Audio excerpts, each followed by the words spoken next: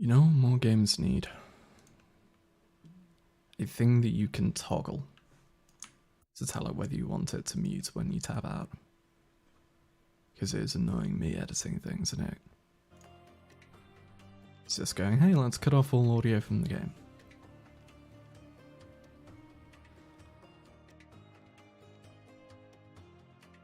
But,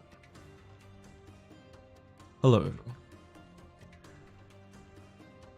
Good morning, good afternoon, good evening, good day, whatever time in the world it is, wherever in the world you are. I hope you're having or have had a lovely day.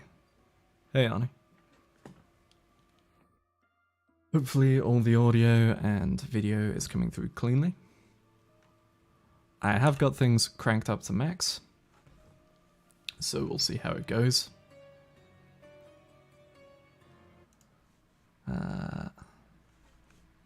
I'm going to actually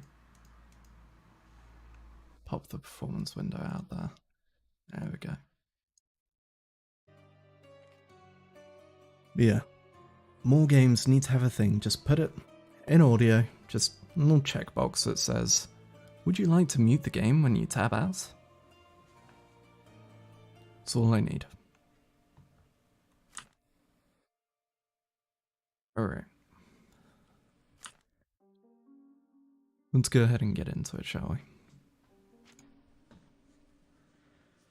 So I have literally no idea what to expect. I tried to play some of the old Sherlock games, but the last one I tried had some fucking rancid memory leak problems. Absolutely terrible memory leak problems. So hopefully this one doesn't. It's very different. Oh boy. I did see I took a look in the difficulty thing and saw that there was a combat difficulty. Which,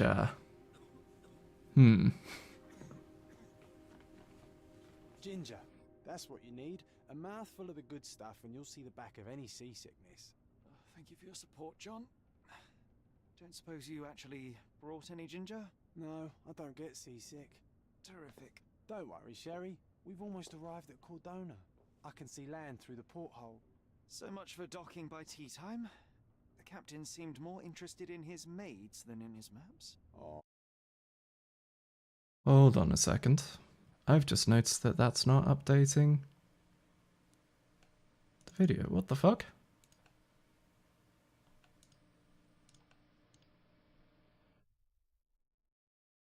To visit a grave? Hold on, can I pause? Even if it is my Let me mother's. pause. Ah, that's just Mycroft's nonsense, still rattling around in your head. Try to forget what No, that's not working. Let's try via this. Let's allow it.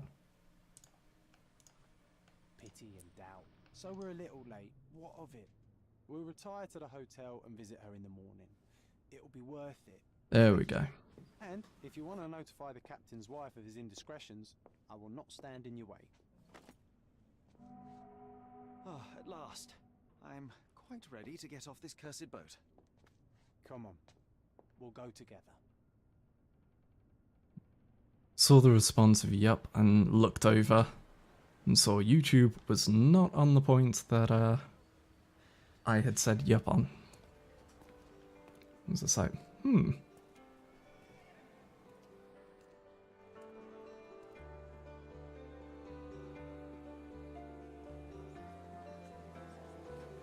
Bumped us up a couple notches, so if it needs to go up any higher.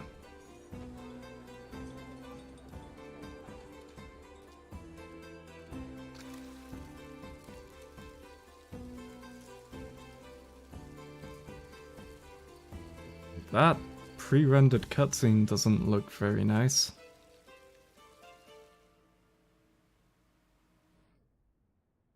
Like, that quality wasn't just on YouTube's end, that quality was on my end. That was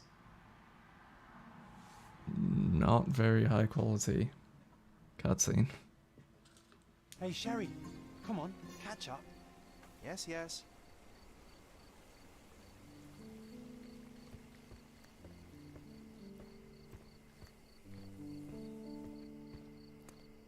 Welcome to Il Palazzo de Lusso, sir. Hello, person. Welcome to the game. Use WASD to move around. Press left click to interact with objects. Anything out here I can interact with? Got a sprint there. Can I interact with you, Sir Dapperton? Bumps up one or two more. One or two more.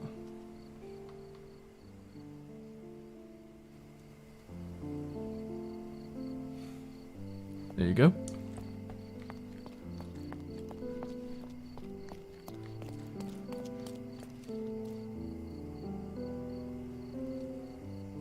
Best part of having this mixer, I can bump it up for you guys without bumping it up for me. We just need your signature. Certainly. There you My are. signature. Ah, Mr. Holmes. Yes, we have room 221 prepared for you. I see it was reserved for 2 people. Would you like a second key? Oh, no, I think we'll stick together. Very good. Rooms are upstairs, sir. Welcome to Cordona. Hurry up, Sherlock. I want to see our room. I hope there's a balcony with a view. Yeah, but before that...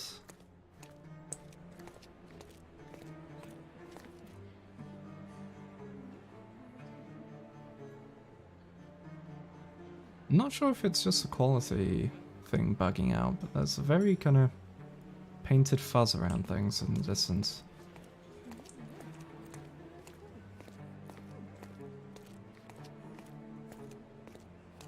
Or if that's something stylized I've put on, or just quality settings bugging out.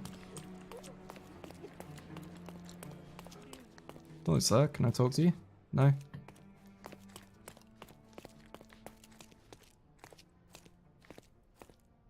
About you. Oh, won't let me go. Right, John, I'll be back shortly. I'm just going to go and explore wherever they will let me explore.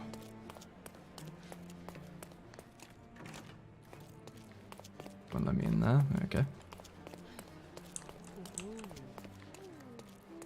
I imagine he's stopped me going in there.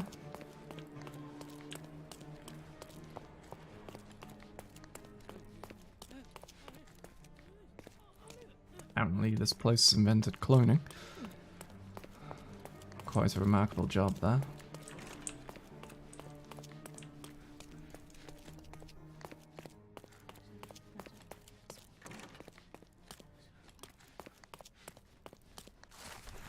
Oh.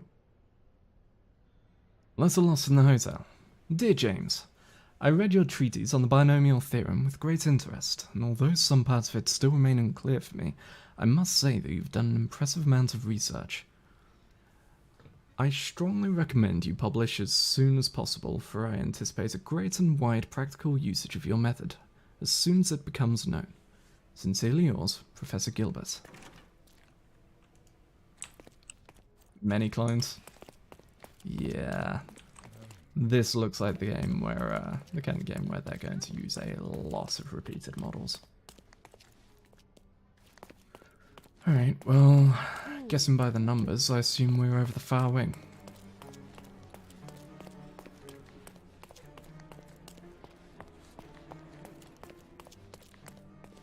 $222, $221, that's us.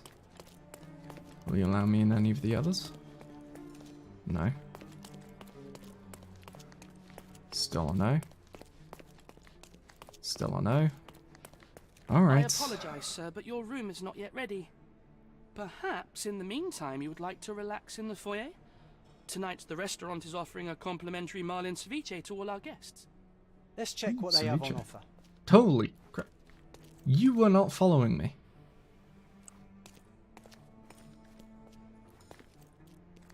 John? You regained your teleporting powers from the previous Sherlock games. I'm watching you. Lots of people with the same voice too. That's a shame. Alright, give me the ceviche. Hey, Sherry. Just our luck. I think he has. A medium, John. Haven't we been through this already? The incredible Luca it's not like we've got Gallici, anything better friend of to the do. spirits. Hello, probable. Excuse me, sir, but I believe Mr. Galich is conducting a séance at the moment. Perhaps you'd care to have your portrait drawn while you wait? Why? Pardon me? Why should I sit for a portrait? Sir, it's art. It doesn't I'm going need to a why. assume It is its own victim. justification.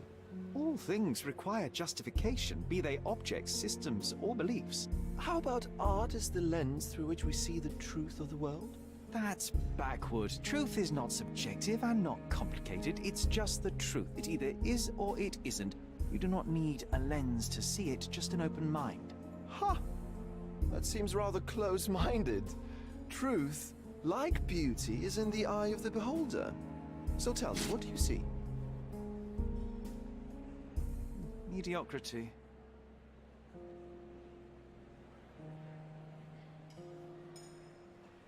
Charming as always. Sherry, what did he do to deserve that? The servant mentioned ceviche at the bar, Sherry. You should grab us some, and I'll find us a table. I'm starving.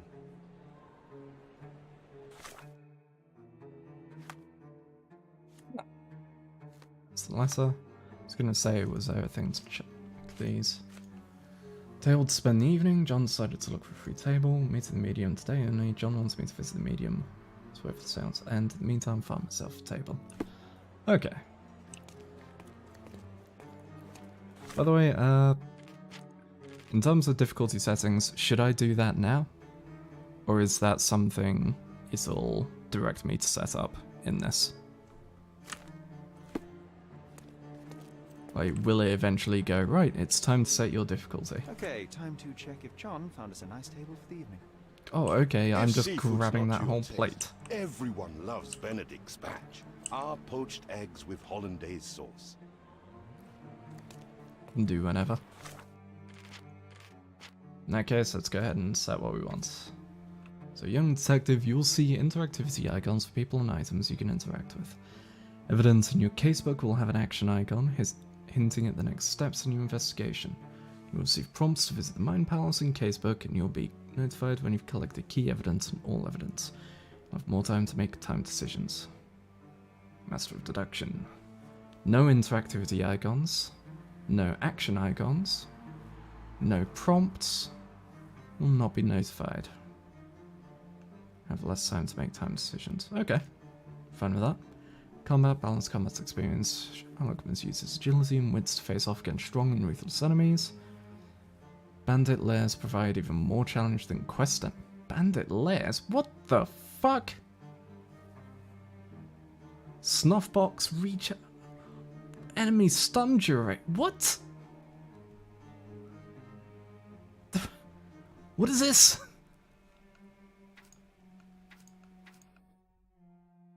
Let's go balanced for now. To apply it.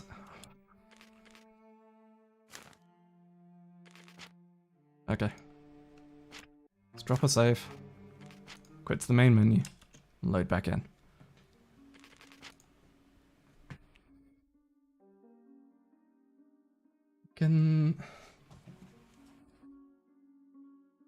Since when there's a combat tutorial so I can wait? Yeah, fair enough. They've taken the Robert Downey Jr. Slow-mo to the core, I assume. Of let's have some slow-mo boxing times.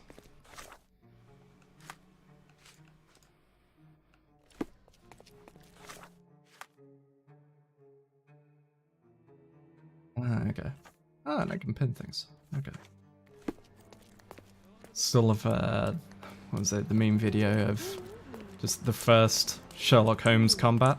Sherry, I'm over here with my new Of just... companion. Someone edits it and just goes... discombobulate, Well, don't discombobulate, quiet, discombobulate, It's going to be a discombobulate. long Just smack, smack, smack. Ah, come now, Sherry. What say we amuse ourselves with a little game? Well, John, what do you have in mind? What are you thinking? Oh, promise me it isn't nonsense. After being cooped up on that boat, I am itching for activity. No. As you can see, someone left a cane on our table. I simply thought you could identify its owner. Ah, so it is nonsense. It'll take me a minute, John, at most. Well then, You can deliver it to him as well.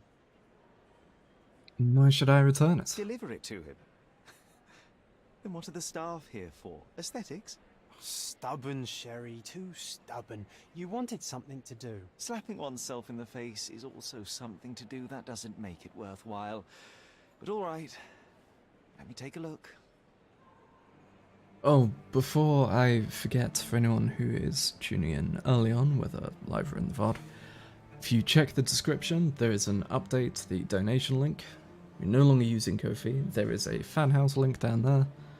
Gives a bit of a better split to support me, and you can even set up a subscription if you wish to do regular ones. So that's there as an option now. Alright. Well, first of all, The hand grip is a head of a golden Javanese statue, probably stolen from a temple. The dents suggest it has been used as a bludgeon. it's been used to beat something. A crest depicting a bulb of garlic in a meadow, perhaps the Fielding family or Meadows, or Craven, from the Old English name meaning garlic place. So Javanese, dented, so used as a bludgeon, likely someone who can afford to use it as a bludgeon. So a lord, The cane maybe? is made of ebony, it's worn uncared for, and bears the scars of numerous hits. hits. This cane is an Interesting. expensive and ostentatious weapon. Its owner must be vain, volatile, and of noble English blood. Take it with you, Sherry. Let's return it to its owner. All right, I hope you noted down your observations in your casebook. But how are you going to find this nobleman? The cane itself is not enough. I may have to ask other guests if they saw who was here. Sherlock can ask bystanders about a piece of evidence. Press C to open the book, pin the evidence with X, and then speak to someone. Try it now with the cane. Chef's inquire.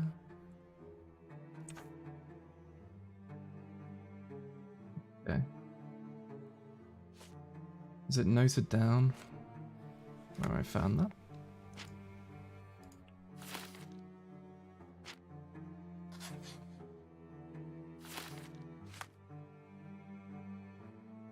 Or is it just in here? Okay. Bulb of garlic. Gold Javanese statue in the Wayang style. Alright, well, with it pinned. Help me, please. My dear fellow, you're talking to the right man. There were 3 people at the table, a couple and a retired Navy officer. Observers weren't sure what happened to the couple, but the Navy officer was seen going out to the front garden for some help. Well, even with your keen senses, Sherry, I doubt you'll find the cane's owner on your first try. And would you be confident enough to bet on it, my friend? Why not? Let's see how good you really are. Press U to concentrate and reveal details to identify your target. Don't forget to pin the relevant evidence. Some clues won't be visible without it. Okay, in that case we want to pin this. And press Q to concentrate.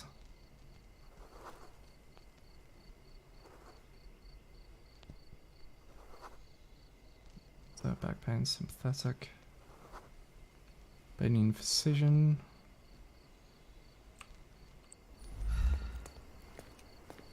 Okay, so he was heading towards here, but perhaps didn't go all the way out.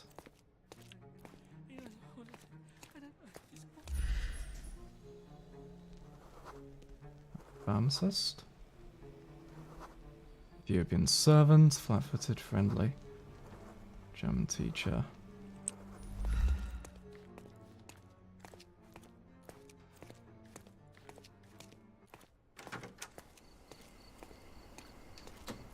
Ah, there are more around here.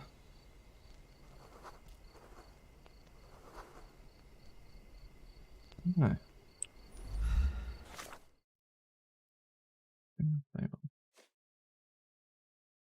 Three people seen going out to the front garden for some air. I have to find them.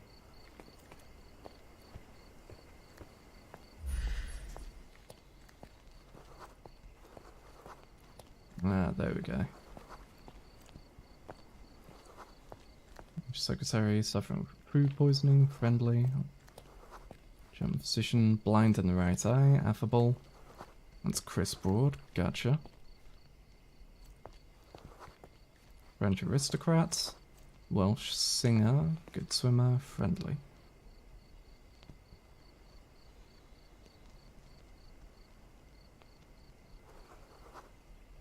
I mean, going out for some air, good swimmer, sings.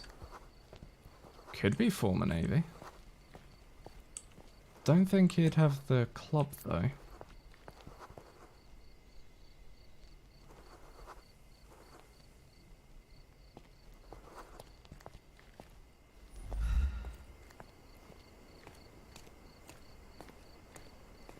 Check around inside just to make sure.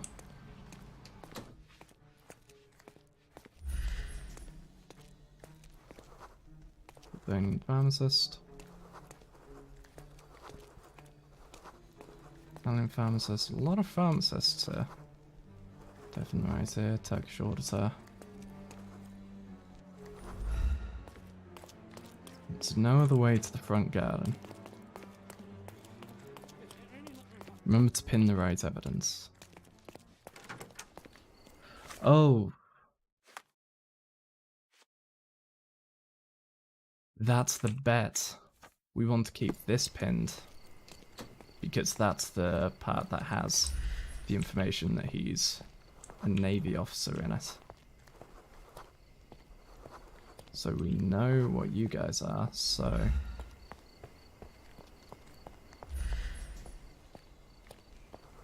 Singer, good swimmer friendly.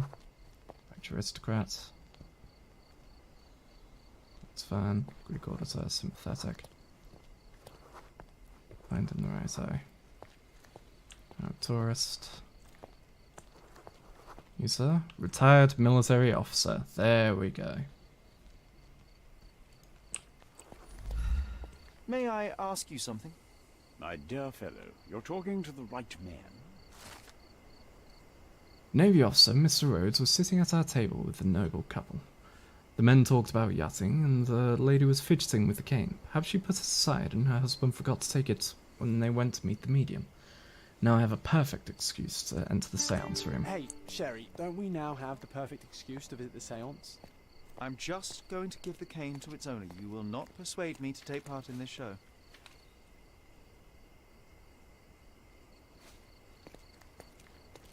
Okay, so now I can go to the seance. And I can go, hey, have this cane. He can teleport. Oof. There was my chest in case I was hurt. This hotel, this island, it's full of thieves. First my cane, now the diamond. Take your hands off me! Do you even know who I am?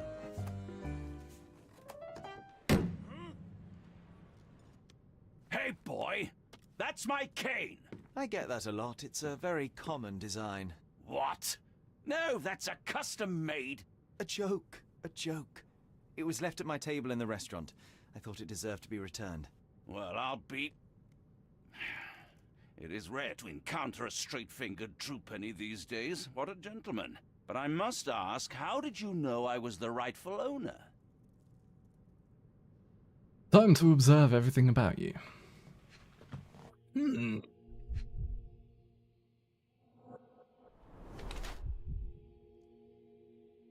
Face, torn reddish skin. Tie, expensive, new clothes, rich and fashionable. Signet ring. Head of garlic, matches the club. Slightly red knuckles, recently hit someone with force. That man in the back there.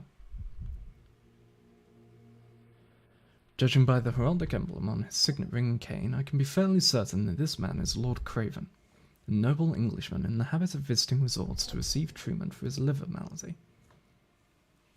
His florid face indicates that he has succumbed to the temptation to drink a few shots of alcohol. Perhaps he was unsettled by the seance. His red knuckles, I presume... by his red knuckles, I presume that he takes boxing lessons to strengthen his physical condition. Already annoyed by the disappearance of his cane, he is now infuriated by the theft of a diamond, unsurprisingly.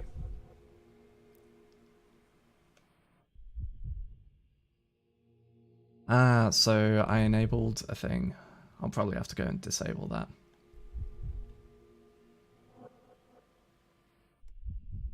Yeah, apparently this has stream integration, but for Twitch only.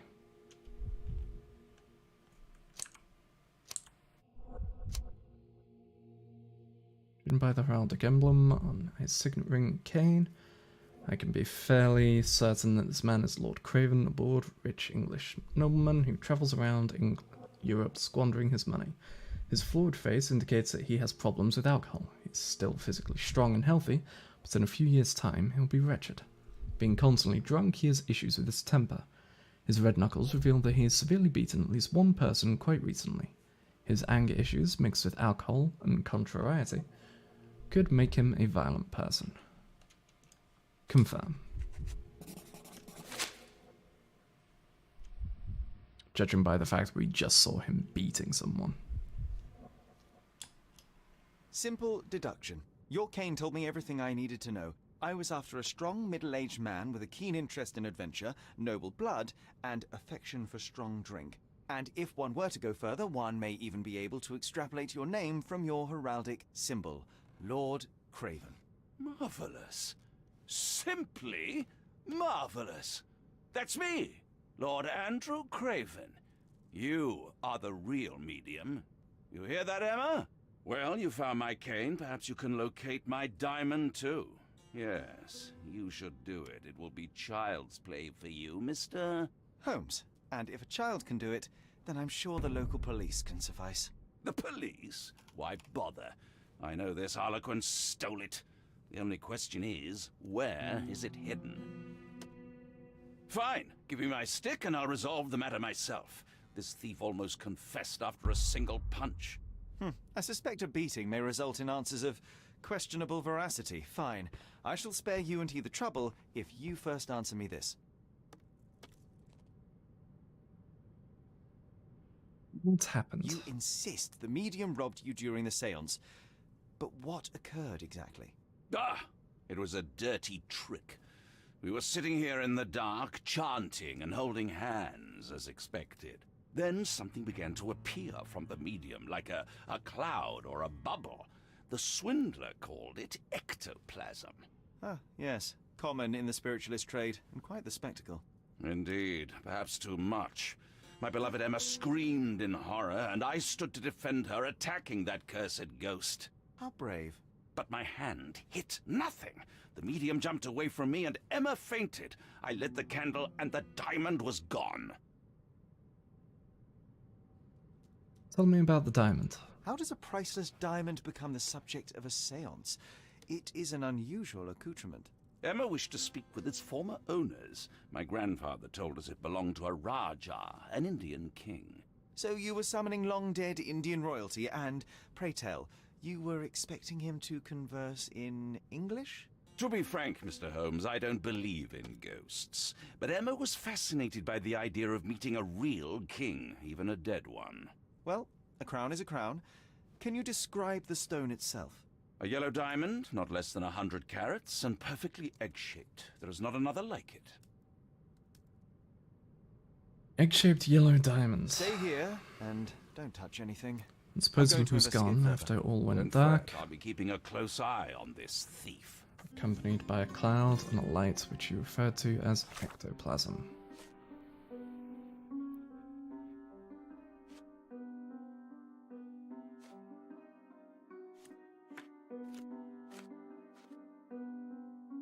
Expected? I won the bet.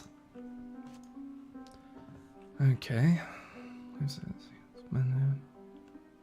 During the seance, spirits appeared and frightened the lady to the extent that she fainted. The stone then disappeared.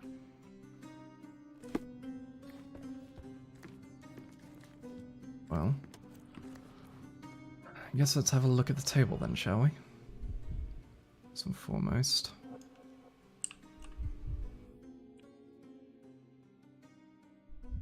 Concentration helps you pick up small details about the world around you. When you see a scribbled white circle, press Q to observe the object more closely. Full groove. The diamond was placed on the table so that all participants could reach it. Okay, so anyone could reach it from there. You have shattered There are wine light glass. traces of rouge on the edge of this wine glass.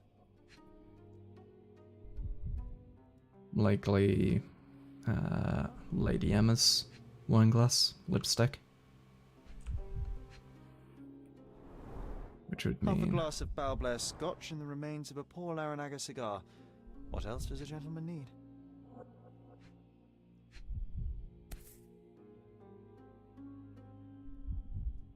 This brooch is old and cheap, but the moth design has its charms. okay. This must be the ectoplasm.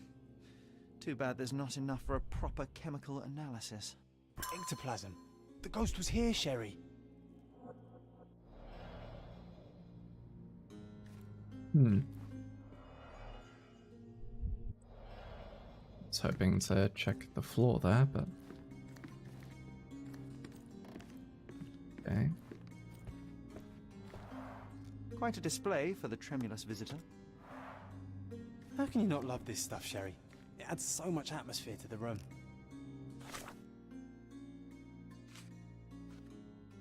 So, the center of the seance room has a table for conducting seances. There is a holder where the diamond was kept within reach of everyone. A cigar butt and whiskey glass were on the table and the place nearest the main door. Opposite the window, a glass of wine had been partially spilled.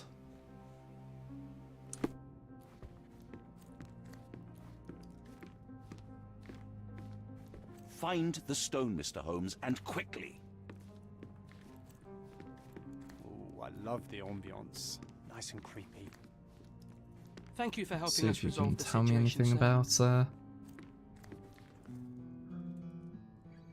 was hoping to get an unbiased opinion. What happened here? I don't know. The ghost. Okay. I summoned it as usual, but then it all went wrong. The lady screamed and pointed at Lord Craven. And there was a shadow. Such a mystical force. It terrified the lady. And it must have taken the diamond. Who else could have? Any spirits Do you here feel the now? presence of any supernatural entities at the moment? Are you joking, sir? My nose is broken, this maniac wants to kill me, and you're asking about the spirits? I suppose this can wait. I will investigate, and the culprit will be identified. But the stubborn brute Lord Craven blames me right now. As if I could do something like that. Perhaps you can reason with him? Please? Seems like you're ready to delve into your mind palace, Sherry. I'm sure you'll make some good deductions. You found enough clues to make a deduction. Open the casebook with C, then navigate to the Mind Palace. Inside, pair the clues you've gathered to make deductions. Very well. Lady Craven faced the window. During the seance, Lady Craven's place at the table was opposite a window to the courtyard. Yes. The lady then pointed across the table. Not because of the ghost, but what she saw in the courtyard.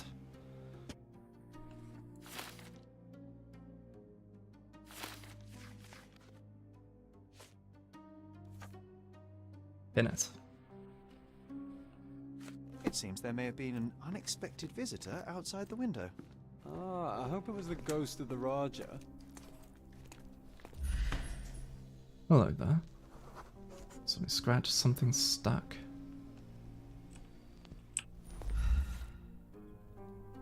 You heal? Means there was a woman out here.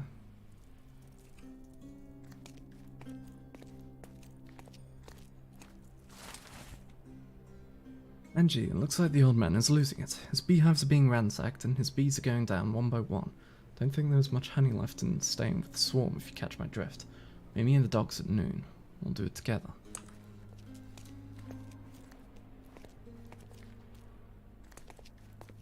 Okay.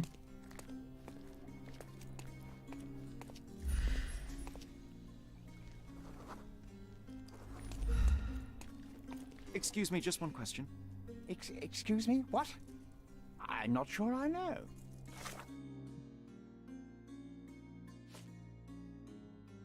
Did not going to note anything about the shoe? Is there something of particular note I needed to examine on the shoe? This looks recent. There we go. A shoe with a broken heel will surely leave scratches. All right, John. Do you think a ghost could leave this footprint? I'm reserving judgment. Use your keen eye to follow the trail. Are you... You have trousers and shoes. Why are you just... John. You disgust me, John. And I'm half inclined to believe that you're not real, considering you keep on teleporting about the place.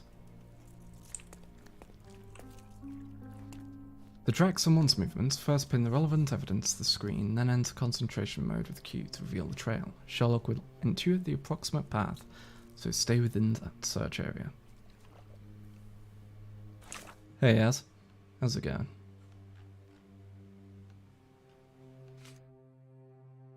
Broken heel. So that's now pinned.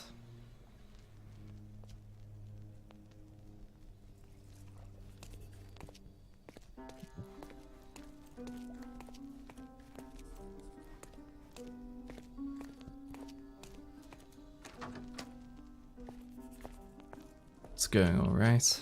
Things have been stressful as ever. But not entirely terrible. Size 4 with a broken heel.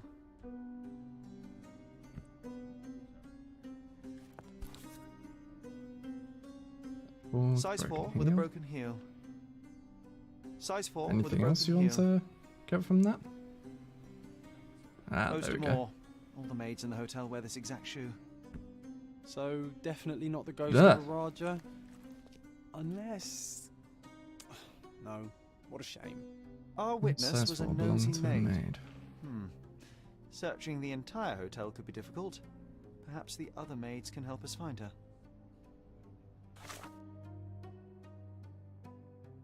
Size 4.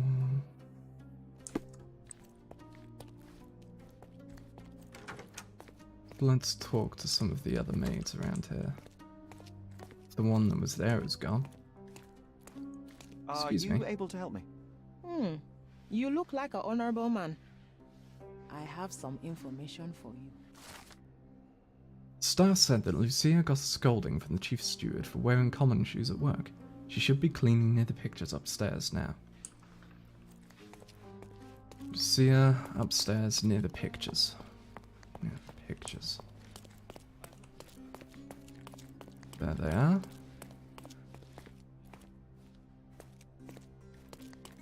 Me, but I got an interview with one of the sterile processing centers here tomorrow. Very nice. Good shit. Hopefully that goes well. Finally, there you are. One would think a maid would be easy to find in this place. I'm sorry, sir. Do you need more towels? No, no. You are the maid who saw the ghost in the seance room, yes? How did you know? Simple. You changed shoes after breaking a heel while fleeing the scene. I'm sorry, sir, but if I may ask, who are you? I'm a writer.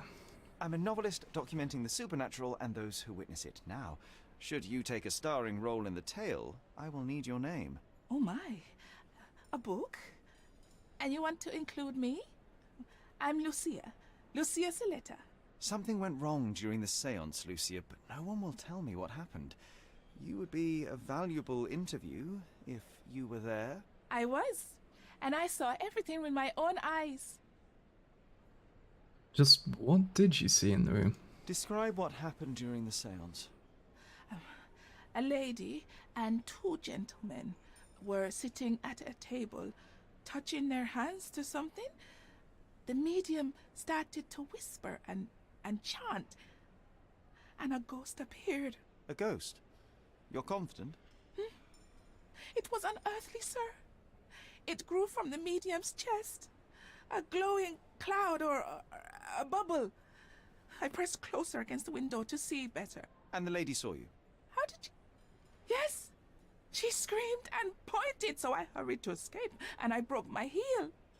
But I did see the ghost. A sickly, evil thing. Did you see anything else? And that's all you can tell me? Did you see any of what happened next? The medium, Mr. Galici, he was doing something with the ghost. He grabbed at it like he was trying to catch it. And then I ran.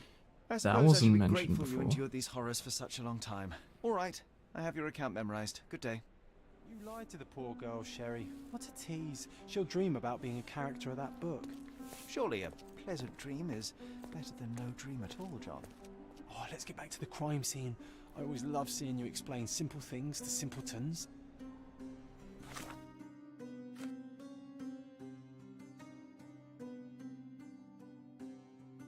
So the medium was hastily doing something with the spirit.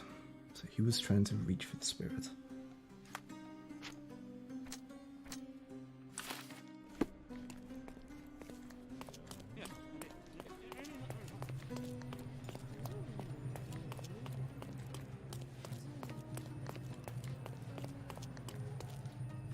Lady Craven retired to her room to rest.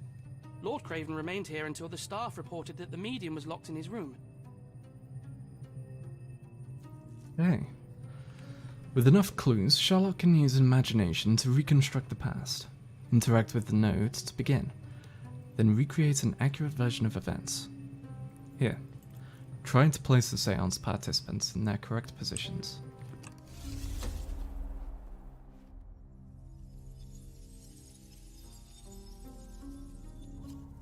Let's see. Ah, and now we're John. So yeah, John isn't real in this, I assume.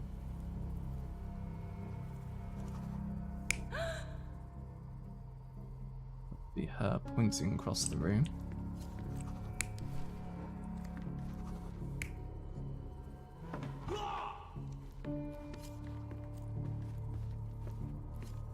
He lunges. Seance. Medium. Mr. Galici stands there, trying to do something.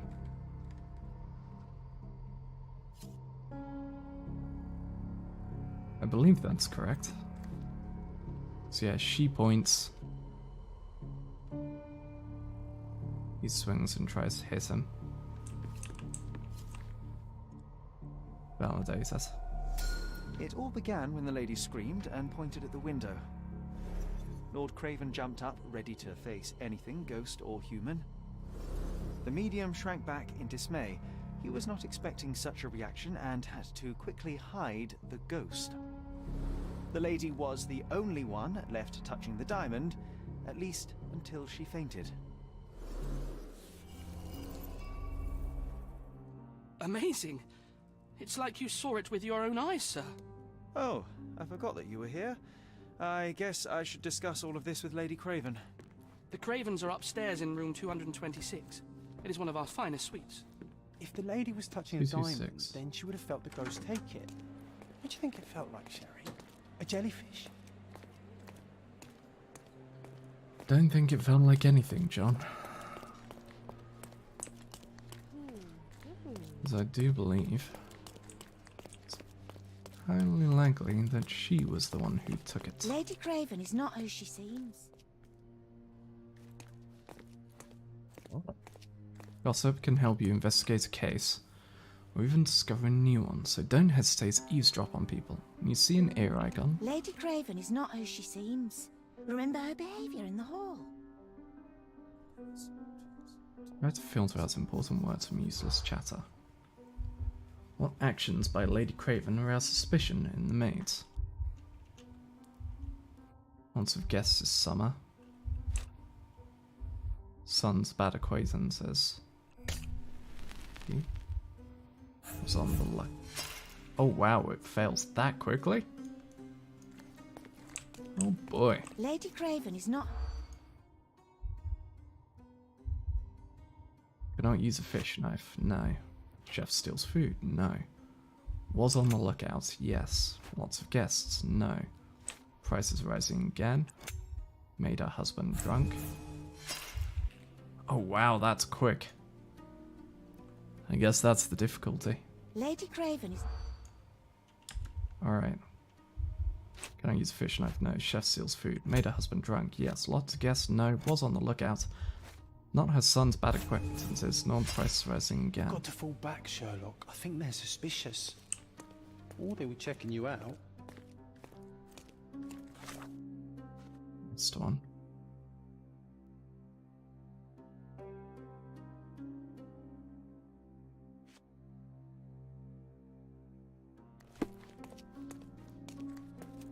Oh. Lady Craven is not who she seems. Hold on. Son's bad acquaintances. No. Can I use a fish knife? Chef steals food. Was on the lookout. Price rising again? No? Because it did that over the son's bad acquaintances as well. Lady Craven is not who she seems. Remember her behaviour in the hall. She's not who she seems because it's not talking about a fish knife in a kitchen. Was on the lookout. Chef steals food. Price rising again. Cannot use a fish knife. Because fish knife is common etiquette. For a lady and a lord. That's what it is. Because I always think of a fish knife as the fish knife for cutting fish. Not for the fish knife you use at the dinner table. Gossip that the woman may not be the wife of Lord Craven. By their observation, she was on the lookout during the evening while trying to get Lord Craven drunk. They also noticed that the lady was unsure how to properly use a fish knife.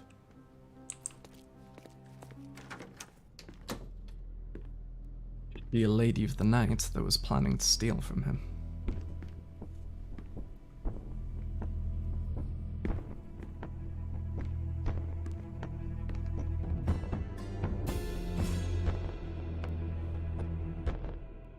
You're here, at last. I didn't do that. I swear, I found her this way. Well, I did have some questions for her, but it seems I've arrived too late. Now it's a matter for the police. Mr. Holmes, you said it yourself. They're children. They'll only make things worse. You promised me you would investigate. Investigate a theft, not a murder. Fear not. I will tell them all I've uncovered. Please help me. The police will surely accuse me of Emma's death. You were the only one who can find the truth. Fine, but only because it's slightly more interesting than the walls of my room. Tell me what happened. Look, after you left, I waited in the seance room until the servants locked up Mr. Gallici, the medium. Was Emma with you? And was your mistress there too? Oh, so you know? I suppose I shouldn't be surprised. Regardless, the staff took Emma to her room. She was still feeling dizzy. So you didn't follow her. Interesting. Where did you go next? Where did you go instead? To the bar. It had been almost an hour. I see. And how long did you stay? I partook of a well-earned whiskey or two before retiring upstairs. Ask anyone there. Where is the medium? Is Mr. Gallici still being held? And where did the servants secure him? He's in room 225. 225. That pigeon-livered man at the reception desk refused to give me the key. Well, I will have to visit reception myself then. Perhaps he will listen to reason. Now we arrive at the tragedy at hand. What did you do next? So what transpired after your detour to the bar? I headed up to my room to find Emma on the bed. I didn't pay her much attention at first. I was still preoccupied with that damned medium. But when I realized she was silent, I drew closer and discovered she was dead. What's more, the diamond lay right there beside her. Oh, well, that is splendid news. Splendid?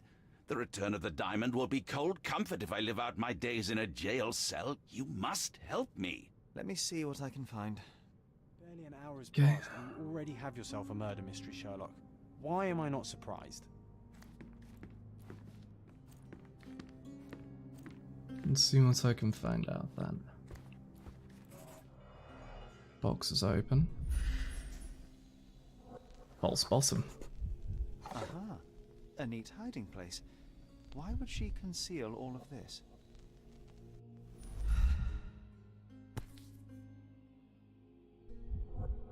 Ah. This ring looks out of place among the others, and the design is familiar.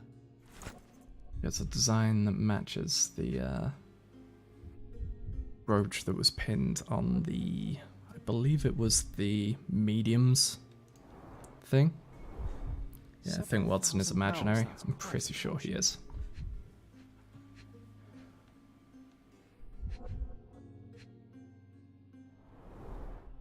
Fard Rouge Calomel Mascara, a real altar of beauty for the travelling temptress.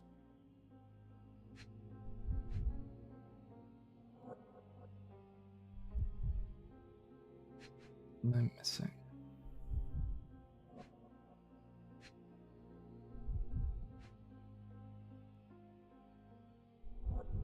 Right, I forget I can move in this.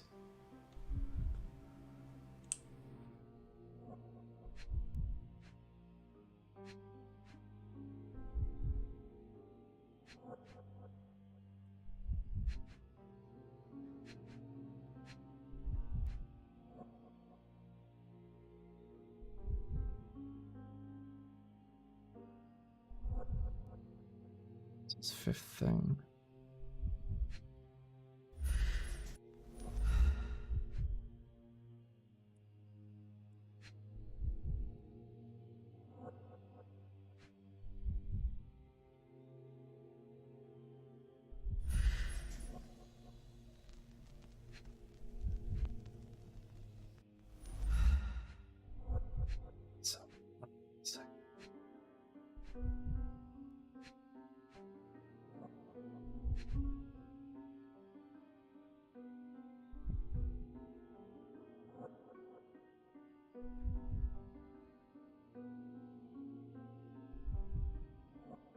Just blind. It may well be.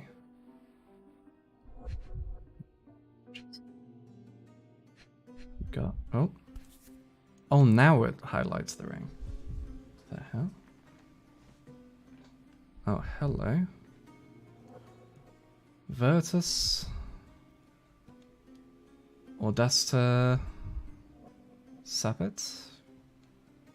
Truth something? Virtus Audacta Sapit. Courage. Oh no, tastes it's bold. courage. Right, A virtue. unique family motto. Courage tastes bold. A victim with a checkered past and poor taste. Well, we can go ahead and link the moth pin and the moth ring. Luca and Emma could have met before. Luca and Emma both have jewelry with the same moth design. Could they have something in common?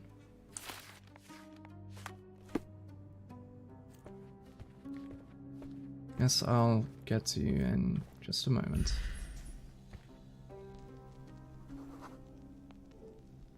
A remarkably simple lock.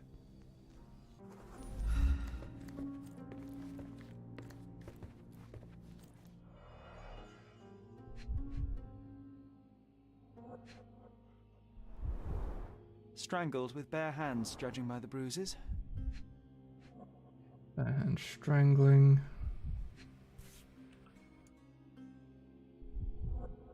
Diamonds. This must be the missing diamond. A tremendous specimen, now forever tainted.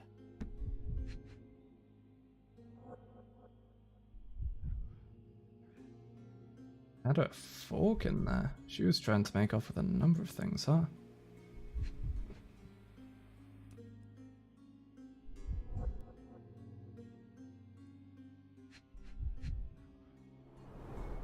Everything was tipped out of the bed as if it was searched.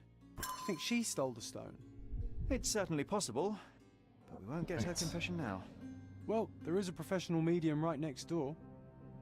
Her bag was searched, but the egg-shaped diamond wasn't stolen. Lord Craven, you promised me compensation for your gross misconduct in order to cover the costs of my treatment and quell the scandal. Yet I have not received a penny. You know that I lost my job after your false accusations. Now, even after my innocence has been proven, I can't return to work because of my hand injury. If you continue to ignore me, I should be forced to appeal to the court. Someone isn't happy with him. Someone was not happy with his post? Someone was not happy with his post?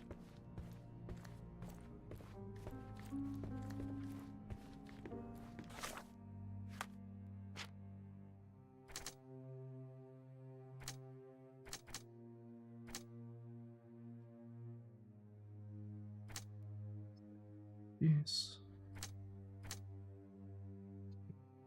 Basic servants, sales theft, damages beside Emma. The murderer left the diamond. Lord Craven caught Emma with the stone.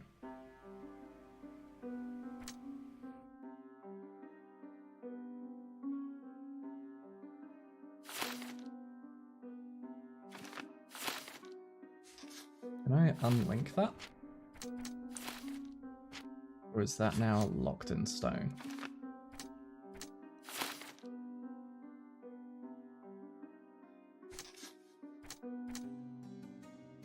Set in stone, rather. Punch the medium. Craven was in the room with Emma. Compensation for abuse.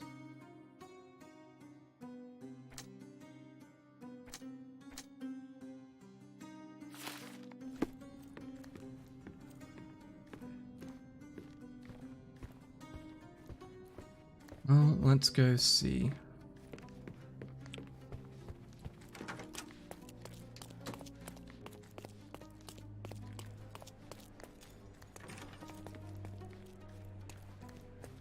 Right, I need to go and see the receptionist. Let's check, is there a way I can undo that? So I'm going to be annoyed if me clicking that has now permanently locked that in.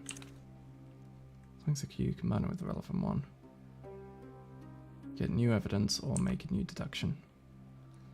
Choose the interpretation that you believe. Resolve any logical conflicts. Okay, so it doesn't say anything about doing that, so I assume that's a legit possibility.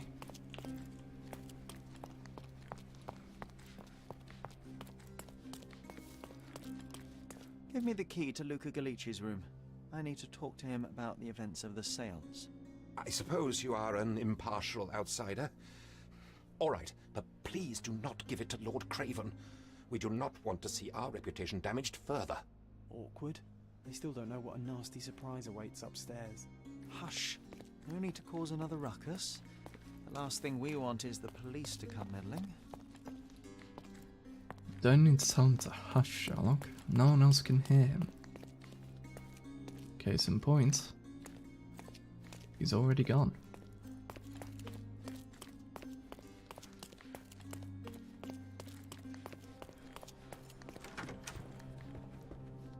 Galici. Hey, John. Someone is making the most of his stay. Dear Luca, I hope you will have time to visit our estate and perform another seance. Since I was last able to speak to my husband through you, I feel that my life has completely changed. I cannot wait until I can speak to him again. I'm anxious for your visit. Sincerely yours. Can you blame the man? I'd say he's Countess not Lamore. ordering enough. A familiar substance. It's the ectoplasm that stained the seance table, but this time there's enough for analysis. Some clues can be examined with chemical analysis. Open your casebook and highlight the evidence marked with the flask icon.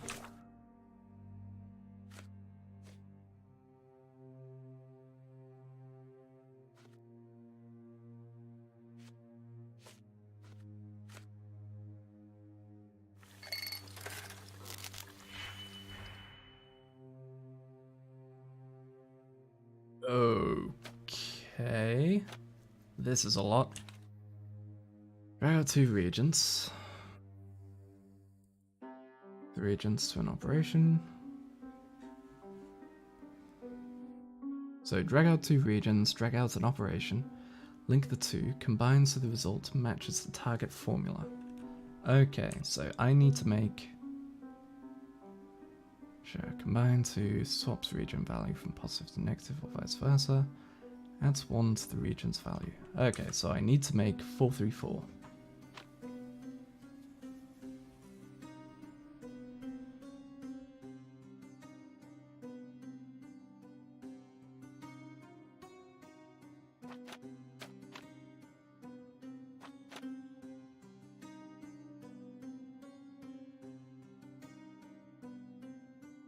Okay.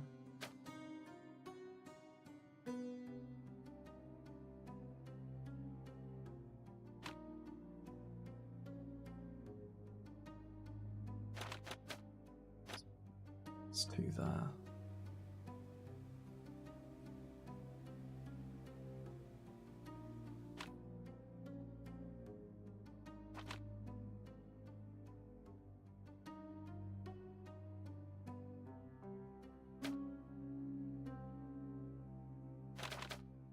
Do I have any that's just +1?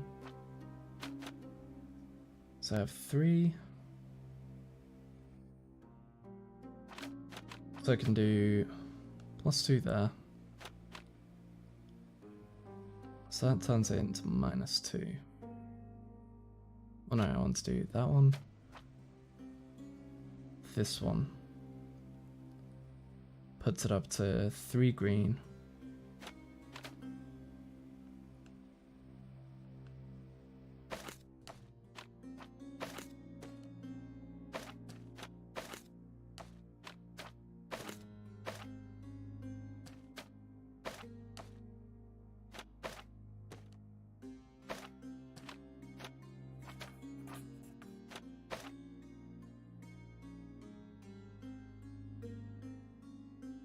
We now have 1 and 3. So we do that. Now we have 4 and 3. 4, 3, 4.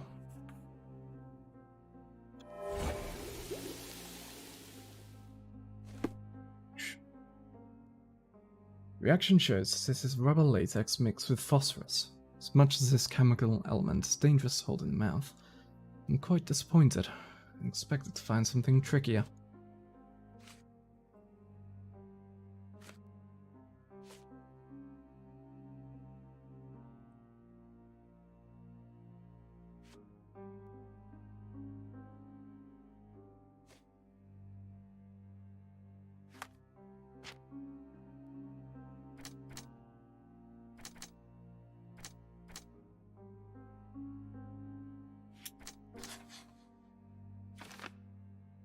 Luca could easily pick the lock. The lock between the 2 hotel rooms was weak. Luca could quite easily pick it. My faith in this medium has burst, just like a rubber balloon. Tools and accessories for masterful prestidigitation. Or weapons and defenses. Tools and from the accessories great for beyond. masterful prestidigitation. So, that right there is the same as was in her room. Do you always travel with your books, Mr. Galici? I do. In my line of work, one needs resources available to help deal with the unpredictable and unworldly.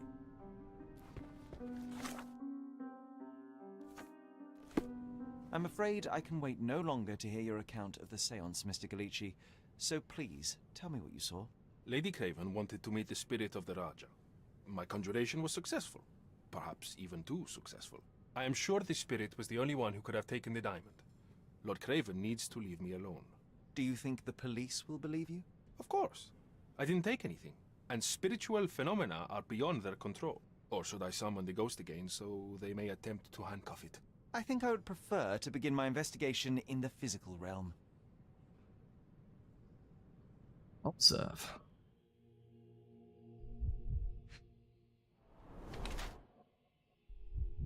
Bleeding nose, took a heavy blow.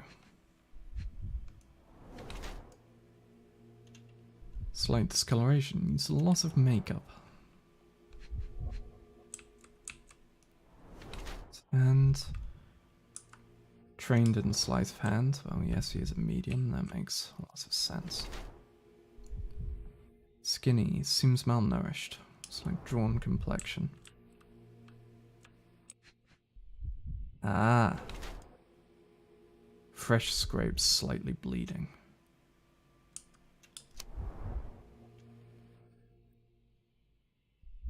Gugalichi is lean and appears malnourished. His nose is bleeding from a heavy punch. His hands and thin fingers are definitely those of a thief. Trained in the delicate work of pickpocketing. Uses makeup to hide possible jail tattoos. He has fresh scratches and scrapes on his wrists from a recent and short fight. I believe he is more criminal than a medium. It's his new way of earning money by deceiving the wealthy. His lean appears malnourished. Heavy punch, yep. Hide the traces of his illness from malnourishment. His hands and thin fingers indicate that he is skilled at conjuring tricks used to manipulate concealed items.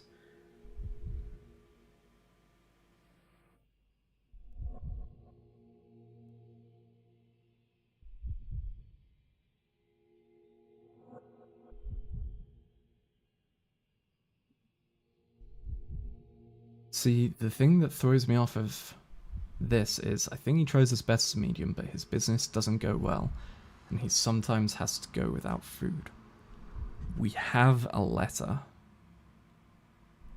from a lady inviting him to her mansion to speak with her dead husband.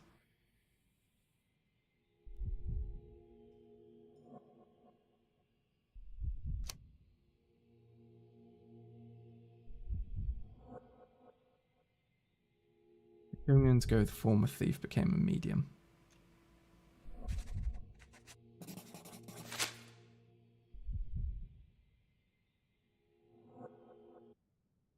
I have shocking news that changes your situation entirely. Oh, no, wait.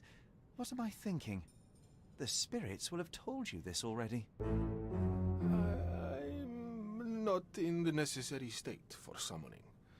The spirits prefer clarity of mind and soul. Please, tell me. Lady Craven died in the very next room while you were in here. Did you not hear anything? What? How? In fact, I did hear noises. That Craven is a very loud man, but I never thought he would do that to his wife. Well, you claim to be a medium. Perhaps you could ask her spirit why. What? No, it's too dangerous. Oh well, at least I can make the dead talk.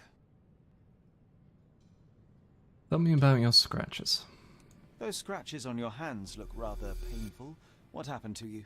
It was those savage servants. They were so rough bringing me here as if I was trying to escape. When I'm free, I'll demand compensation.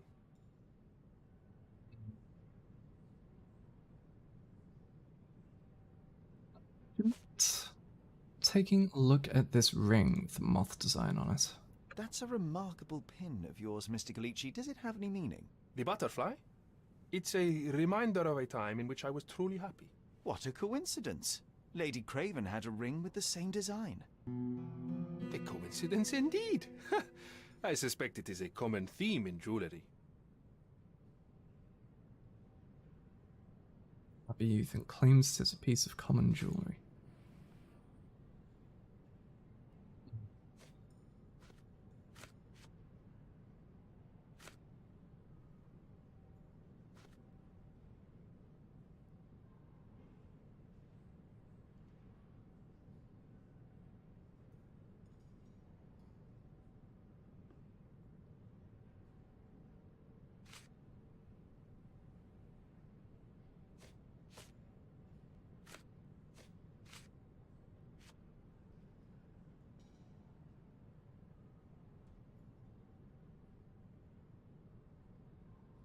This object simply isn't resonating with me. I thought I'd check, just in case. And tell me about Do this. you realize just how dangerous it is to hold phosphorus in the mouth? I beg your pardon? I'll bet it makes your rubber balloons glow impressively in the dark, but you'll regret it when the hypertension and vomiting sets in. You mock my talents, sir. You shouldn't be so flippant about things beyond your earthly understanding. How ignorant one must be to compare a spirit's ectoplasm with balloons. It was merely a word of caution. We both know how match factory workers look after several years on the job. Okay.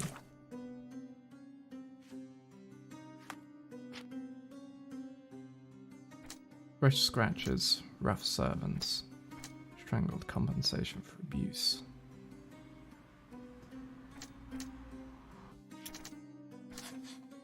Perhaps from her fighting back. In which case the murderer left the diamond for sure.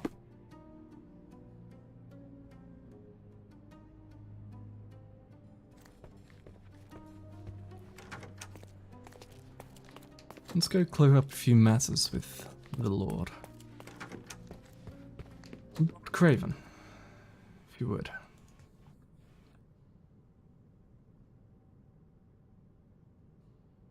I'd like to inquire about this. I found these jewels secreted away. Are you familiar with them? Ah, it cannot be so. That deceptive wagtail. How could she do this? That sounds Do like what? a yes. These items were supposedly stolen from us during our trip. I must have spent hours reporting it all to the police. And it turns out she had them all along. The trollop. I'd kill her myself were she not dead already. Harsh words, but okay. What's about the ring? Do you recognize this ring? Should I? That's a third-rate piece if ever I've seen one. I'd never buy something like this. Did you ever see Miss Emma wearing it? No. And why should she? I gave her enough jewelry that she could wear a superior ring every day of the week. See.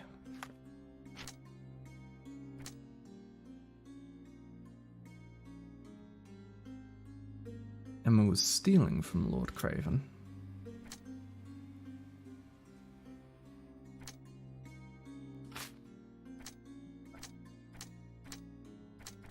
Compensation for abuse, maybe? It did say...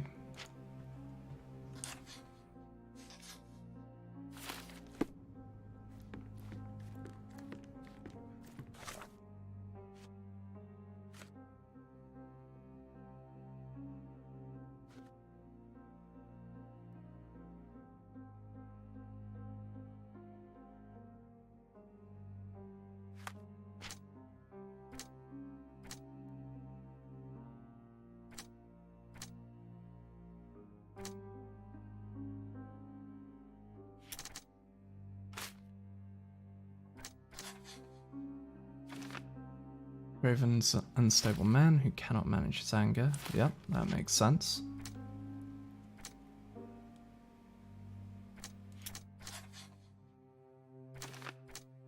Luca's scratches were left by the servants, or he scratched Luca. Scratches on Luca's hands while fighting for her life.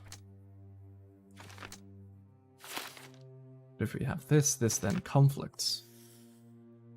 From that we would be able to draw Lord Craven found out the truth and turned furious.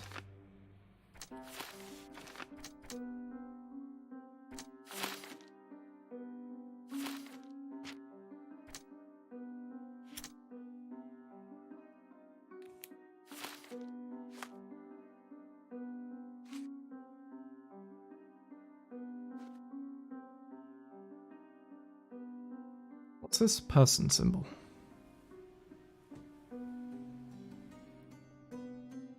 That just saying that it's testimony.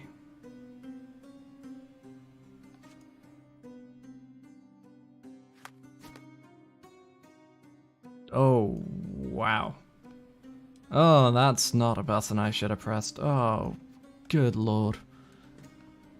We'll look at it later. Casebook. Evidence item may have additional icons above us. It's hints to what you can do. Inquire with people around you. Gotcha.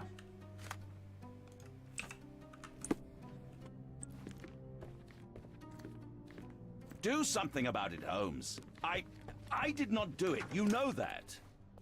Yes, I'm sure.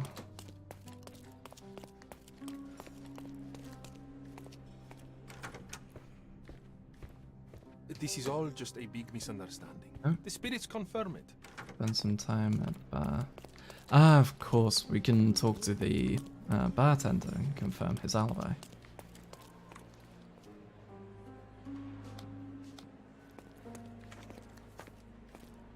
Sorry. Maybe a guest noticed him. Maybe a guest. Are you able to help me? Yes, sir. It'll be an honor to help you. Found a witness who advises that Lord Craven spent only a short time in the bar after he left the seance room. Ah. In which case, we can say that he was indeed in the room.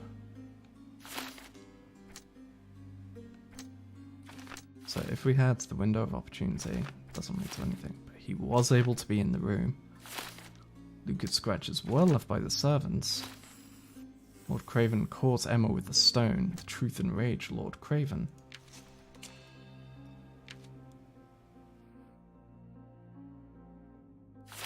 Potentially led to him being the murderer.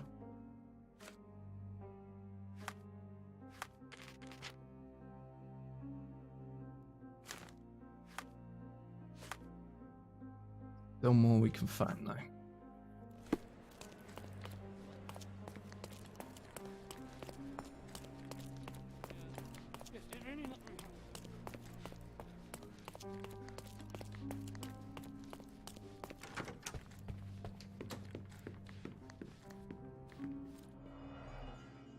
So we found all 3 points for you. Found all 5 points there. Sherlock Holmes, huh? Didn't know this game existed. Yeah, apparently this is a new one. Oh, nope, nope, nope, nope, nope, nope. Elsewhere. Got stuck on this for a while.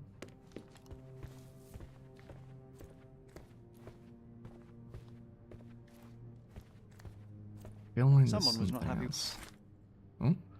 Letter regarding the stolen ring. Dear Sir, I have to inform you that the theft investigation continues, however the ring has not yet been found.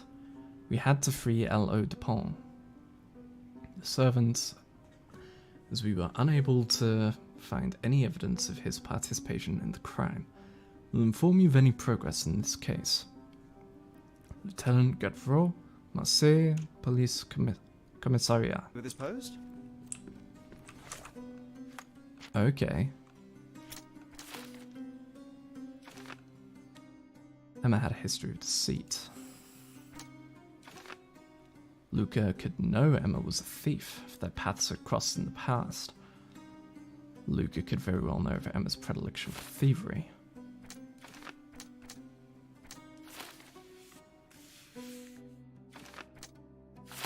Yes, the murderer left the diamond.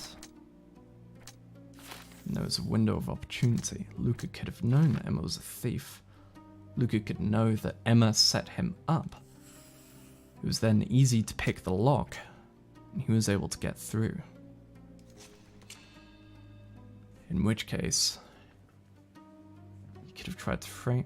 When she tried to frame Luca, the medium, for her theft of the diamond, in revenge, he killed her. I think that's the one. I think the moth symbol is how they knew each other. She purposely feigned the situation, and then died, and that's why the diamond was left behind. Because the whole thing was he was framed. If she's found dead with it, he didn't steal it. Not to mention she's found dead in his room, therefore it looks like Lord Craven did it. Bring Luca Gallici to justice. Luca Gallici is a murderer. He couldn't stop himself from killing Emma, even though he could have just told the police everything. Help Luca Gallici escape. Luca fought for his life. Given his checkered past, if he were arrested, nothing could save him from a death sentence. And Emma knew it. I will not stop him from fleeing to start a new life. We're Sherlock Holmes. We don't care. Bring Luca Gallici to justice.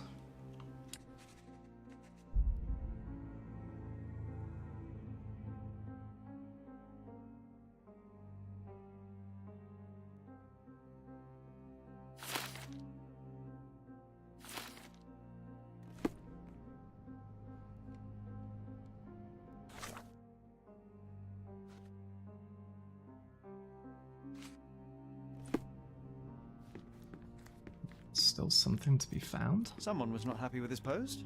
Someone was not happy with his post. But yeah, Haitian. Doing decently. A bit tired and usual levels of anxiety and stress. Played all of them. Some are old and bad. Yeah. Again, the famous teleporting Watson, where Sherlock Holmes was a horror game. Is there something else I'm missing?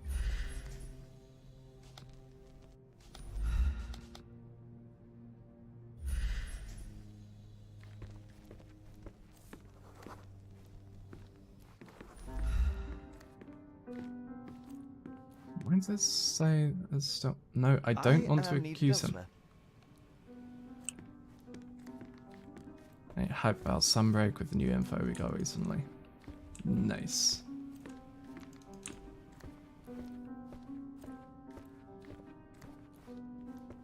I'm still curious regarding this.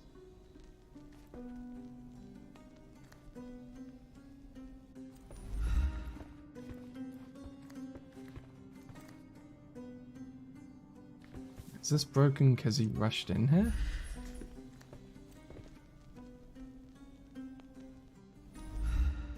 Can I not check it?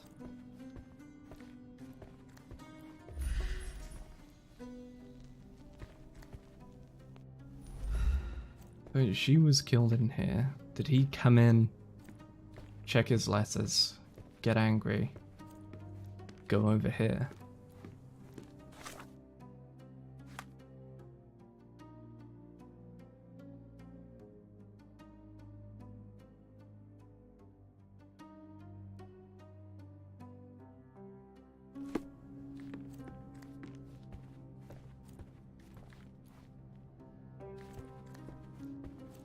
Sets of switch skills. Ooh, very nice.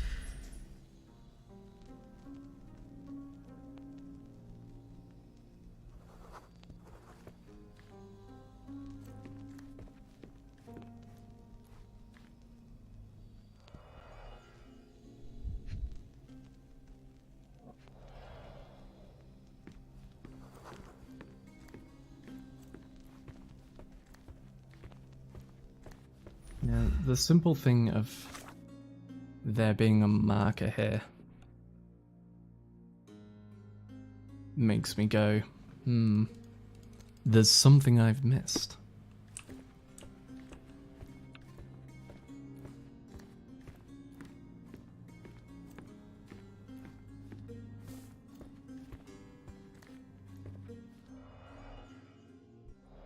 So I suppose I'll ask this. This is the way I'll do it. Now you got it all? Yeah, I was about to say, I'll ask if I've found everything or not. Now to accuse who you want.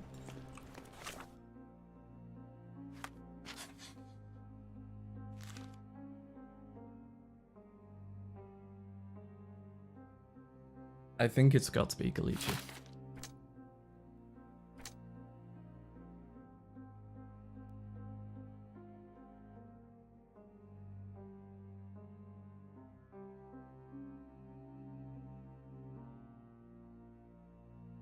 Be quite easily picked. He had the skills.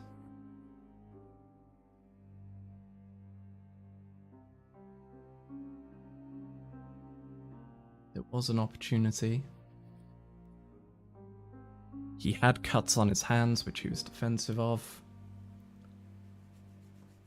But said that, like he said, oh no, it was the servants, they were particularly rough with me. They won't have been that rough. I think it's far more likely she scratched his hand trying to defend herself while he was strangling her by the neck. So, yeah. Luke is the murderer. Let's confront him.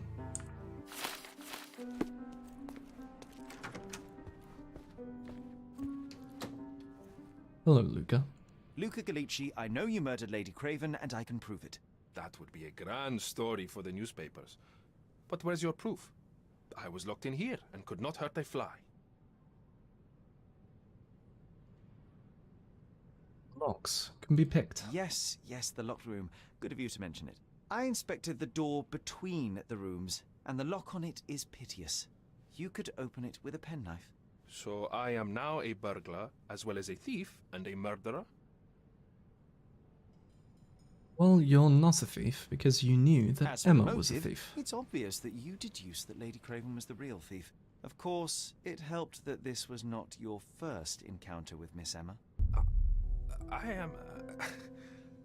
I don't know what you're talking about. How on earth can you believe this? I think the police will easily find the proof when they browse their archives. Not Your to mention wrists are the bloodied, scratches. and there's no way a servant's manhandling could cause such an injury. It was Lady Craven as you strangled her. You are fantasizing, Mr. Holmes. Confess, Luca. It is done, Luca. You will be arrested. Your best strategy now is to confess and hope your reasons were justified. I don't know how you figured it out. But yes, I killed her. I had to. This woman could not get away with ruining my life twice. Twice? I knew Emma before she was a lady. I mean, she pretended to be noble back then too. But only so our gang, the Moths, could steal from those snobs. She betrayed us, stole all our money and disappeared, leaving us to rot in jail. I was young. I spent 3 years in that hell. And tonight, she tried to set you up again. Did she recognize you? She didn't. I came to her afterwards, pleading that she drop this farce, but she laughed in my face. I just remembered my time in the clink, all I suffered while she indulged. And I grabbed her throat.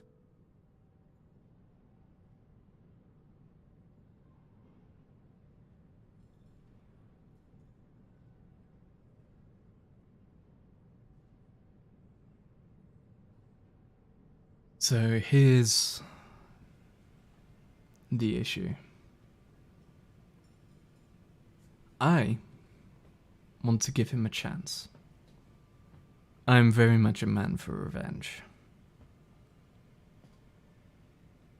She screwed him over once, and now she was going to do it again, and get him put back in prison a second time. There were better ways to go about it. But I understand his reasoning. However, with Sherlock Holmes, if you play the character, Sherlock would not care. He would have him arrested because that's the way it was.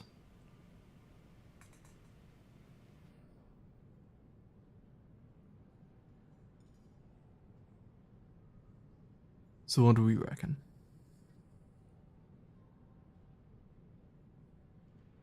Do we play the character?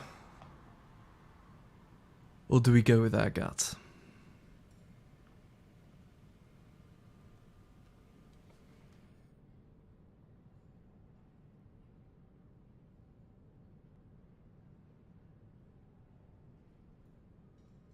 Take a quick drink.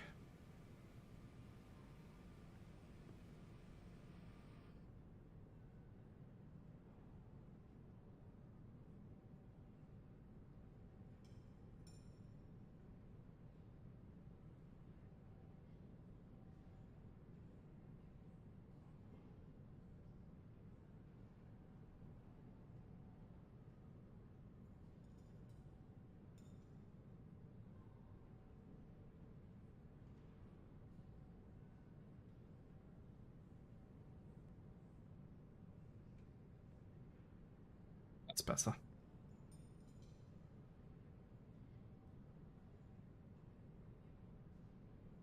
Play the character.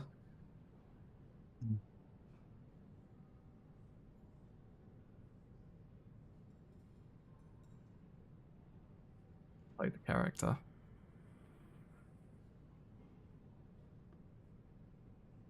It's a tough one. That's the thing.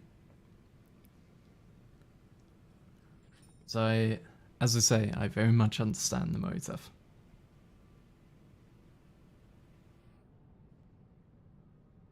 That's why, because if you ever watch Scary Game Squad, I believe it is, whenever they play through stuff like this, stuff like the Man of Medan, Until Dawn, rule number 1 is play the character. They make their decisions as that character, not as them.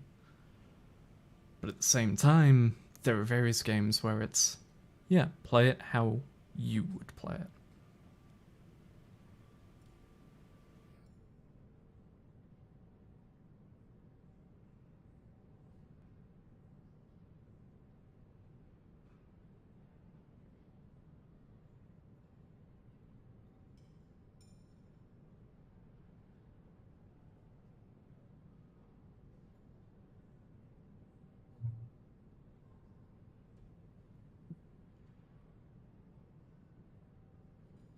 Pain.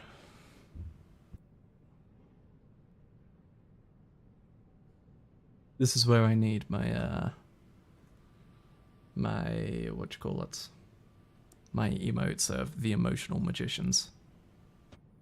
So that I can have, like, Fused Magician just going mental.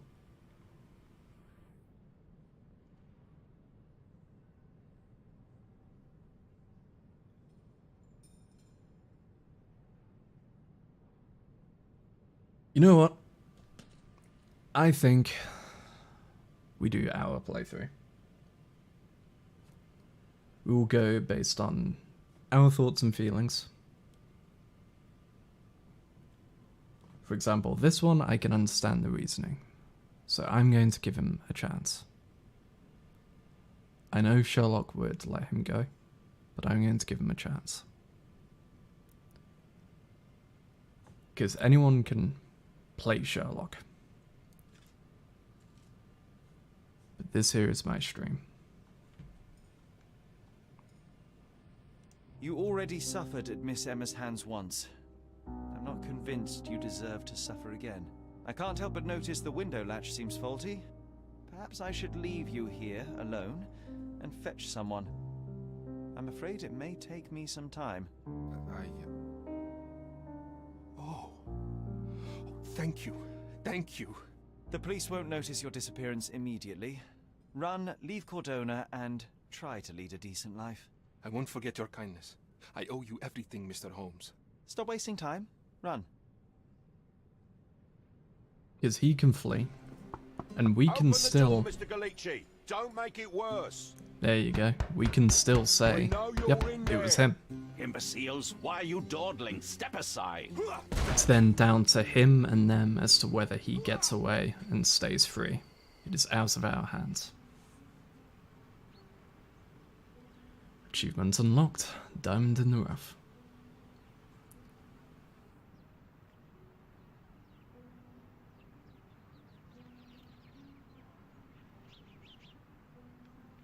Oh, I see. That's how they get around the swimming issue. Sherlock is afraid of water. If he falls in, he will black out. That was too much fun, Sherry. I'm buzzing. Buzzing. Wasn't it fun? A woman died, John. I was too slow to the truth, too hesitant to intervene. How can you...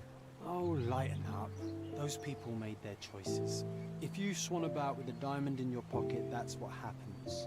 Wealth is a weakness. So we must blame those who covet it. With enough money on the line, Sherlock, a man will do just about anything. Even murder. And then we get to solve it. I suspect you perhaps cannot grasp the true horrors of mortality, John. Oi, I am aware of my perilous existence, thank you very much. I must admit, even if the outcome of the adventure was imperfect, there was some pleasure to be had in the puzzle. Well, Cordona seems more depraved and decadent than we thought. I bet you'll get another chance. A bet, you say? Oh, a figure of speech. Just a figure of speech. Damn. Well, take one last look at the view, then we must be off. It's time to do what we came here for.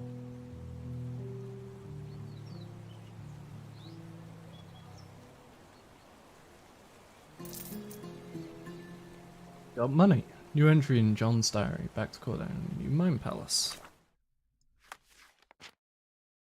My imaginary friend John. John has been my friend since childhood. I cannot remember a time without him. He cannot accept that only I can see him.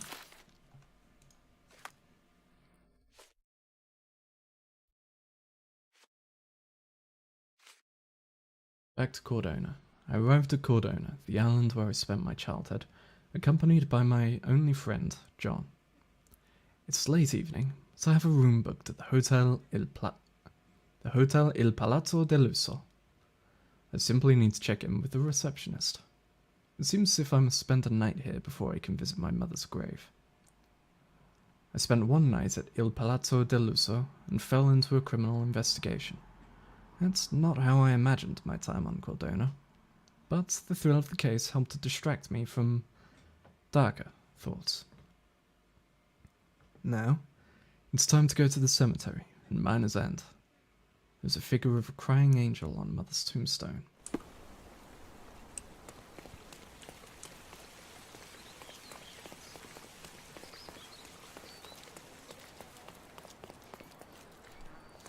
A free ride for every hotel visitor. Just tell me where to go. Oh hey, fast travel.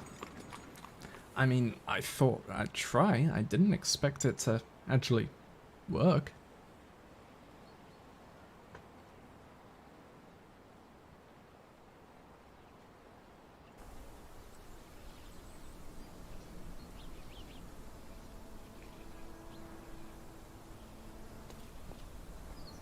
Is everything alright? If you don't feel up to it, I won't tell anyone. It's just a goodbye, John. It won't be difficult. I've already come to terms with my mother's passing. So you really don't remember? To what do you refer? The funeral. Sherlock, you were distraught. At first, I thought this visit would dredge up those feelings, but you've been remarkably level. John, I think I was too young to understand. I couldn't fathom why she would leave me. Perhaps that pain is best left forgotten. On the contrary, it's why I'm visiting her grave. To remember her. I thought you wanted to remember, Sherry. Concentrate, and I'm sure it will come back to you.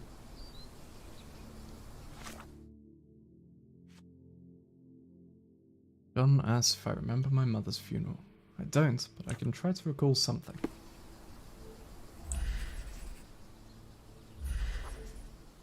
Mycroft was adamant that we leave for London immediately after the funeral. He never told me why, but I saw how unsettled he was by the long requiem.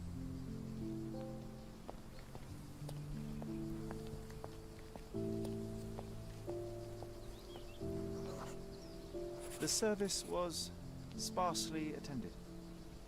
Though my parents were buried separately, the pastor said they're united in heaven. I didn't believe him even then.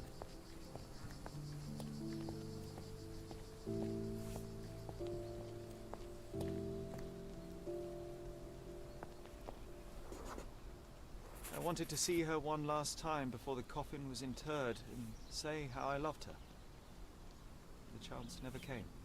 I feel rather faint. You're fine, you're fine. It's over now. You remembered everything. It will get easier soon.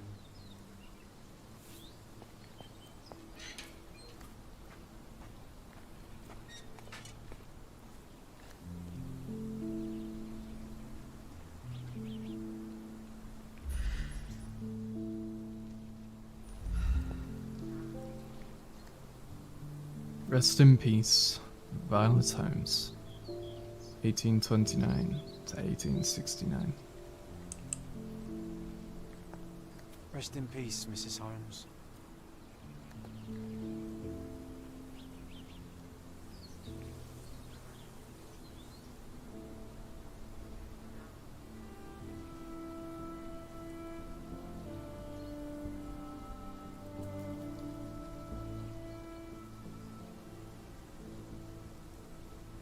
pocket watch. It seems familiar, John. Why is it here?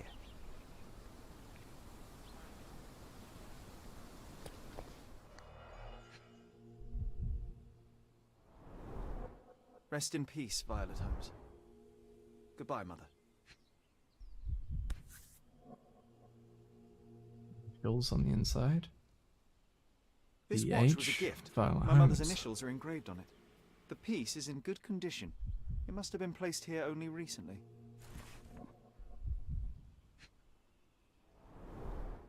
A candle in a small puddle of wax. It cannot have been lit for more than half an hour. Is this really how you want to spend this time? This is my mother's pocket watch, John. Who put it here and why? Are you not in the slightest bit interested?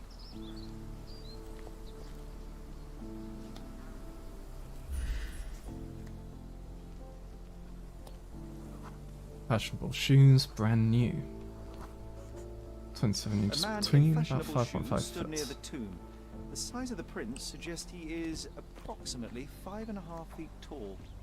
It's going to be Mycroft. By grill trace, left recently, You're moved about from to the tell me entrance. the make and model of tyre, but let me assure you, I do not care. Ah, well, it was going to be very impressive. Come on then, the trail continues ahead. Penny farthing. God, I haven't seen penny farthing like for a while. We have a bunch of them in museums over here.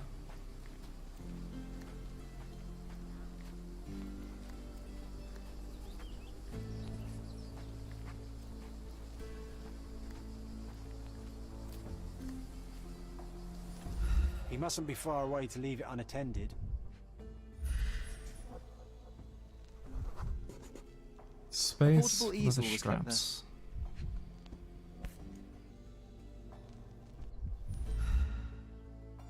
The Hospitaller crypts. If memory serves, they're located at the far end of the cemetery around an old tree.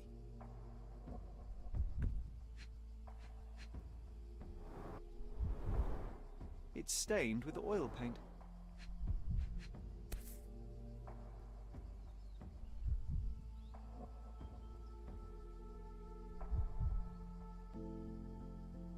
Hope that inspiration strikes upon. I hope that inspiration strikes upon visiting these beautiful vaults. At the very least, you'll enjoy the view. Yours, Mercury. I hope that inspiration strikes upon visiting these beautiful vaults. At the very least, you'll enjoy the view. Yours, Mercuria.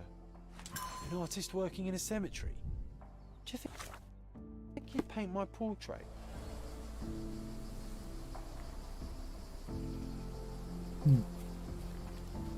Excuse me, sir. Don't mind me, sir. I'm just a loyal servant of my crafts.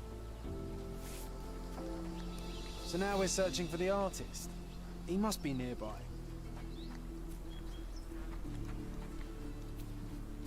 So here.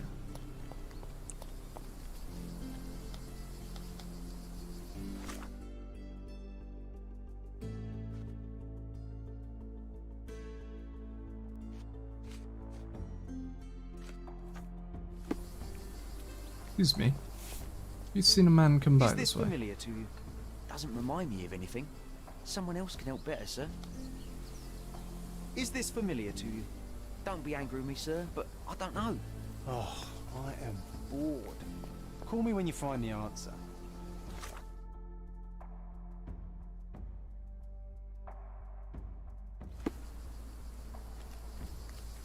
Oh, it's that ridiculous Oh, artist it's right from the here. hotel. Be nice, Sherry. Make friends.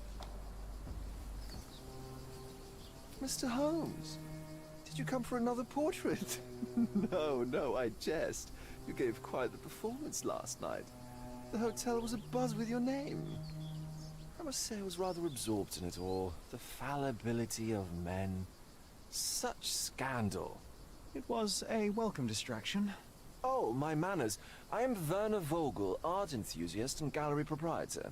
Mr. Vogel, I was perhaps too curt when last we spoke. Speak no more of it. Travel takes it out of any man, never mind when this is your destination. Once I learned who you were, the pieces fell into place. Your mother was well liked on Codona in her time here. I was sorry to hear of her passing. Did you visit my mother's tomb? How did you come to possess my mother's pocket watch? Oh my! It is quite something to witness those powers of deduction firsthand. Yes, I left you her timepiece. After her death, there was an estate sale. All of Cordona's elite picking of her remains. I couldn't let such a lovely thing go to those vultures. When I learned your name, I could no longer keep the watch in good conscience. It is yours by right, and I knew you'd find it here. Thank you. I'd forgotten all about it, but the moment I saw it, I knew it was hers. Amazing what the young mind forgets and the older can recall. Rather odd, loitering in a cemetery. I suspect you'll win, but I'm here for my art. There's beauty everywhere if you look, even in decay. A little darkness brings out the light. Now, a diligent observer might note that you too were loitering in a cemetery. What brings you here? Closure answers penance? Closure, I suppose. And what is closure? Mere proximity? Understanding. Acceptance. You didn't understand from afar. You had to come here to accept the truth of her death? Of course I understand. She died of consumption, drowning in her own blood. Your mother? Yes, my mother. I must have been misinformed. I'd heard otherwise. Otherwise than consumption? No, you'd know better than I. I'd heard talk of a police investigation, but Cordona is a notorious gossip. And what does it matter? She's passed on either way. She has. Well, I shall intrude no longer. I'll leave you to your closure. Do stop by the gallery if your travels permit. Farewell.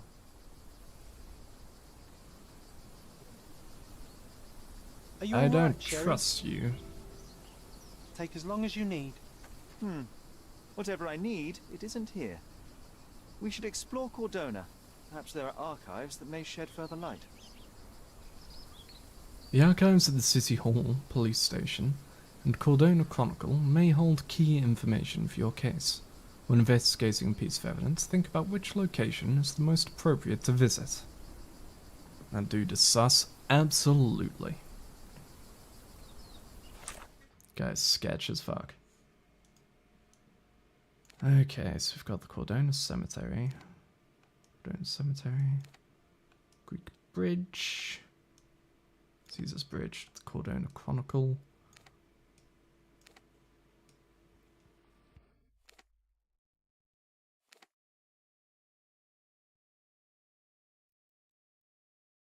Head out now, enjoy. Alright, see you around. Cordona City Hall. Il Palazzo dell'Illuso. Dell'Uso, rather, not dell'Illuso.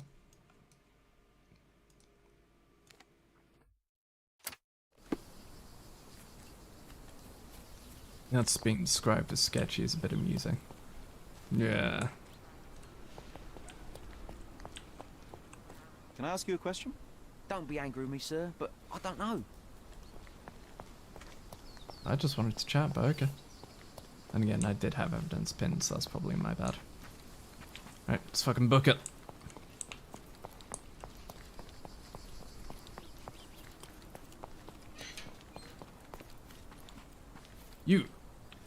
You a cab service? You are? Take me here.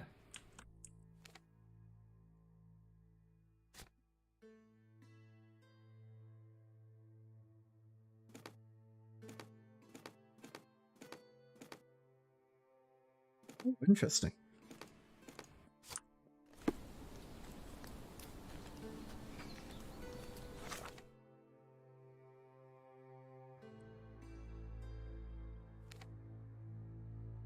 Ah, so I need one of those star markers to fast travel to it. I guess I'll have to make my way there by foot then.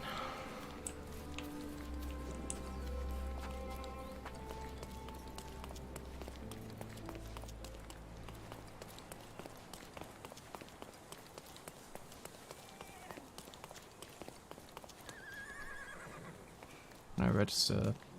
This is fast travel? Is this not fast travel? No, it's not. Okay, keep running. Excuse me. Hey. Sorry.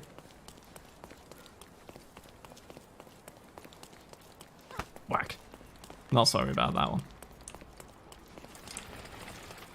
You fast travel point, the old ruins.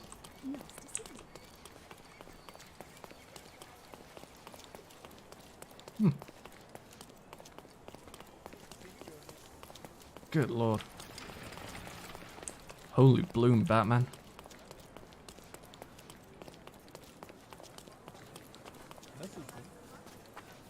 Excuse me, excuse me.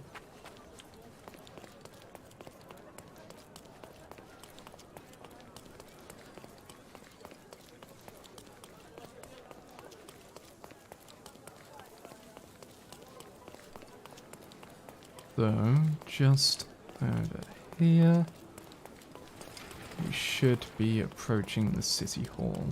Looks like theatre, okay. Look, the cutest thing you'll see all day. Hamlet staged by children.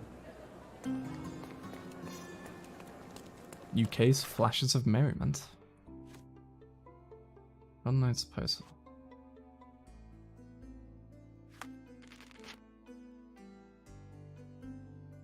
Use for the item.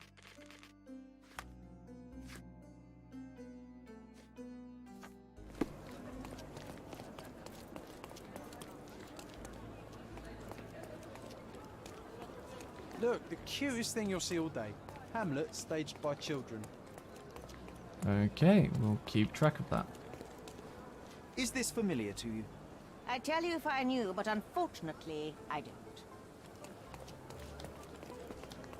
don't. That's apparently a thing.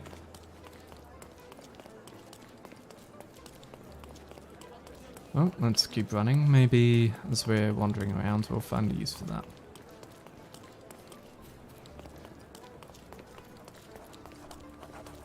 Church of Saint Elizabeth.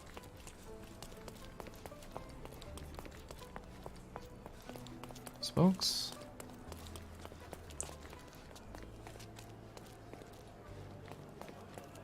Black Casino.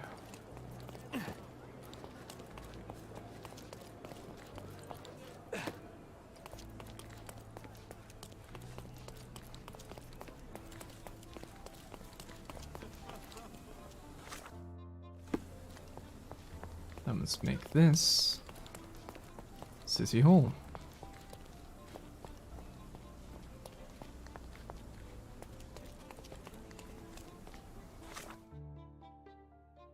This is not where the archives are. There's the Cordona Chronicle.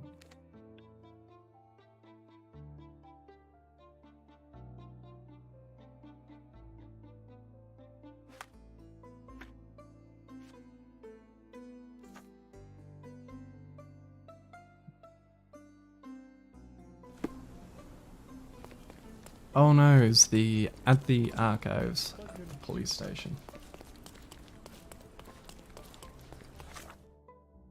In which case I don't want to be here, I want to be here.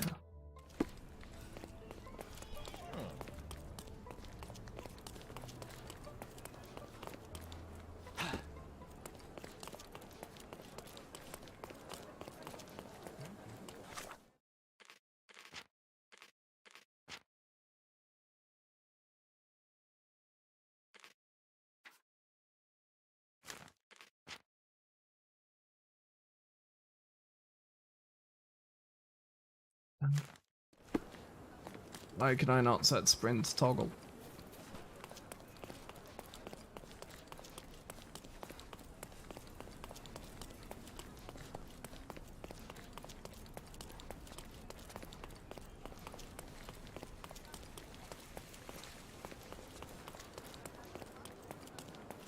This is a market. St. Clement's Cathedral.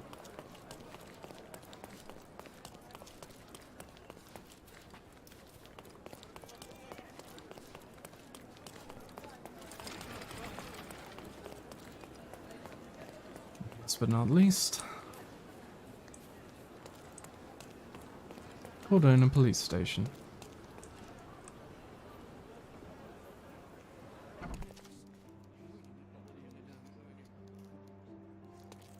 Stark do this, Stark do that.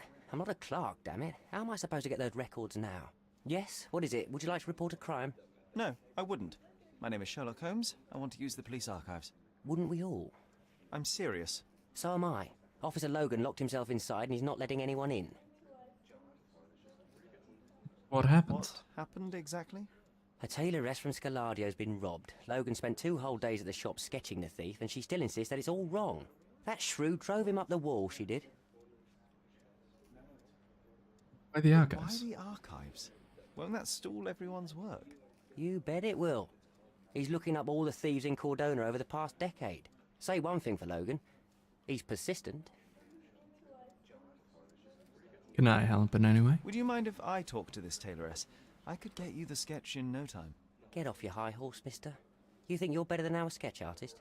Actually, I'm quite certain I am. Let me prove it. Well, I see no harm in it, as long as it gets Logan out of there. In fact, I need to look up some records too. Here's the address. Good luck.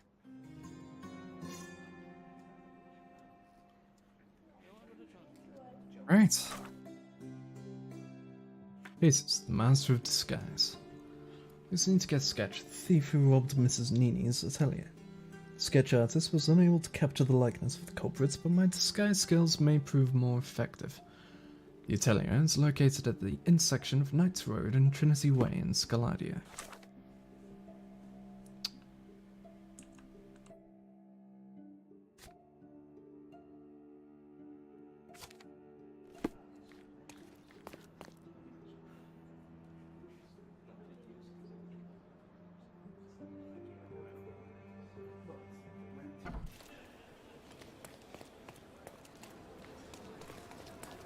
That would be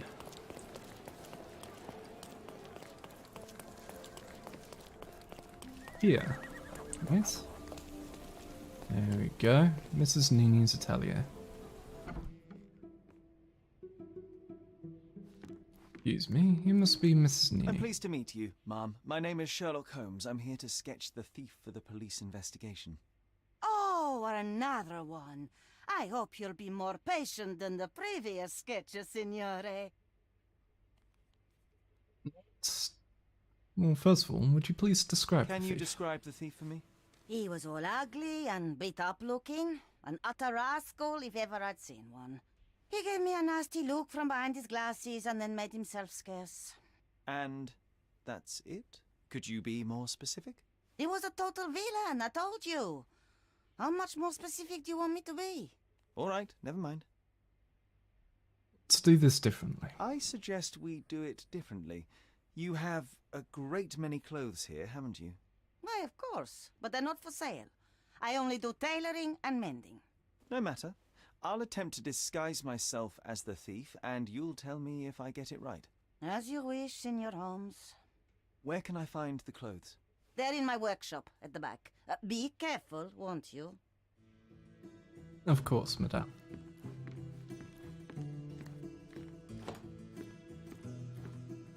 Hello, John. Well then.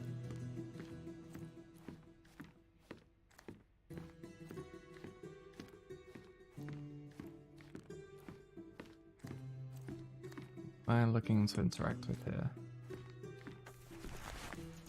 There we go.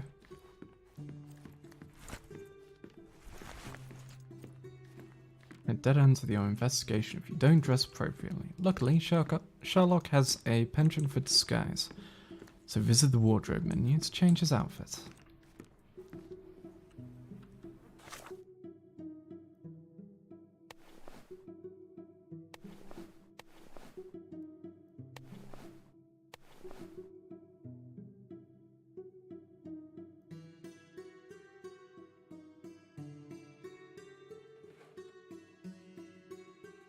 He looked like an utter rascal. He was beaten up and wearing glasses.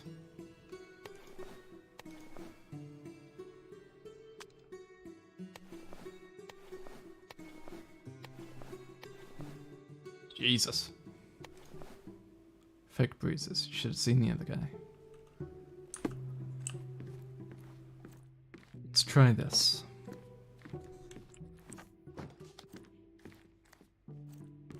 Your face is too innocent now.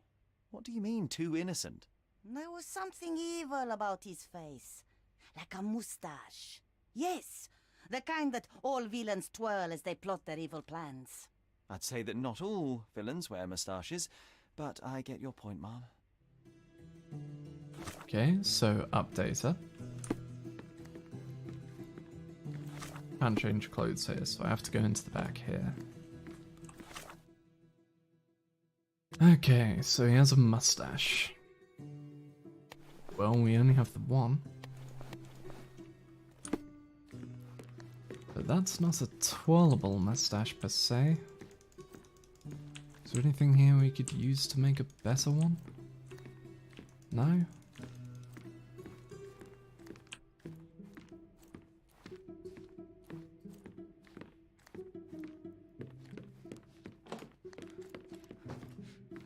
No, those clothes are wrong.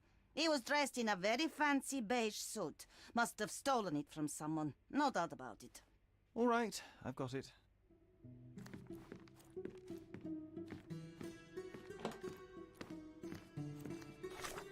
Okay, beige suit. So beige suit, glasses. Looks beaten up. Had a thin mustache. Considering the beige suits. Perhaps fancier glasses to match. He did wear glasses, but not like those. His were angular and evil looking. All right, I'll try another pair. Ah, I was right with the original glasses. He was wearing a hat. Didn't I tell you about the hat? Oh, come on. With his suit. That man had no dress sense at all. Well, what did it look like? Oh, just a regular hat, you know, black. Was this a top hat, a bowler hat, a trilby? Come on. Have you never been to a haberdashery?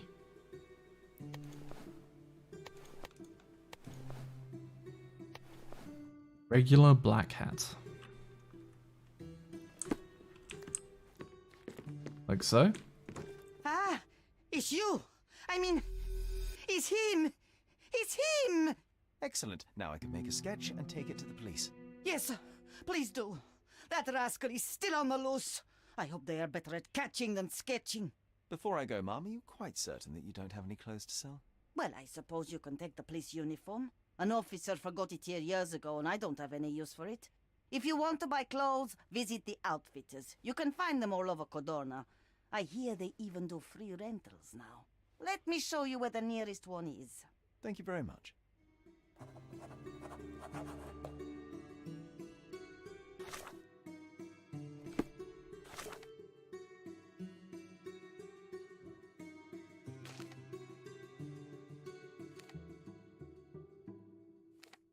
Ah, and there's an outfitter. Let's go ahead and mark that. And see what clues we can get.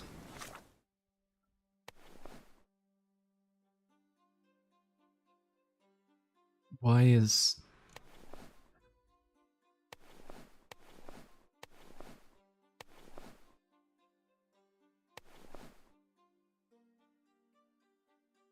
top of the morning to you?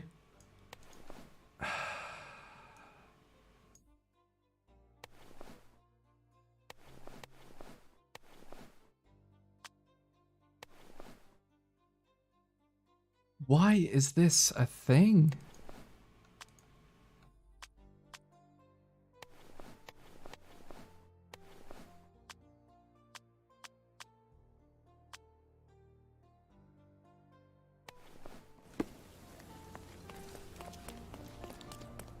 Why is that ice cream outfit a thing? I could have gone a large majority of my life without having seen that and been happier for it.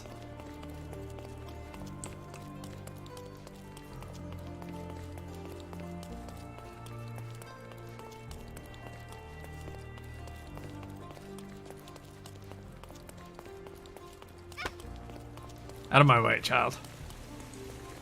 Ah, I can't run through his guitar and disrupt his guitar work. And try something up. The finest clothes for the finest citizens.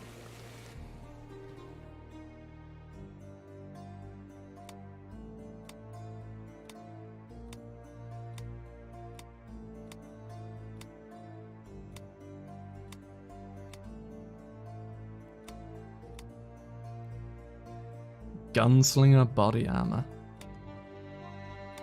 What the hell?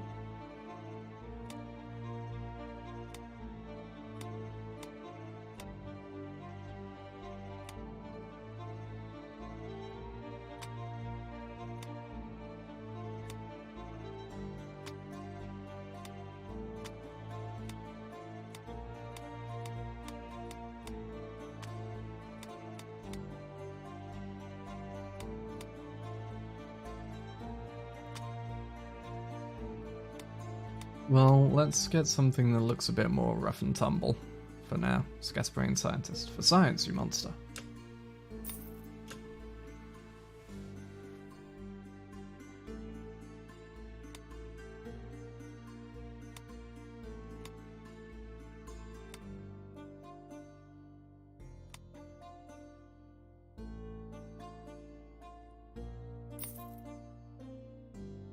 A perfect choice.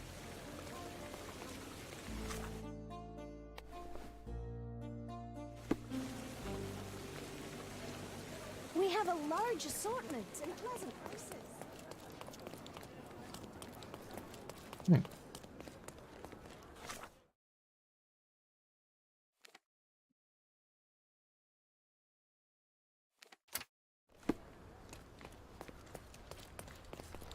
Game is very obviously made for use with the controller.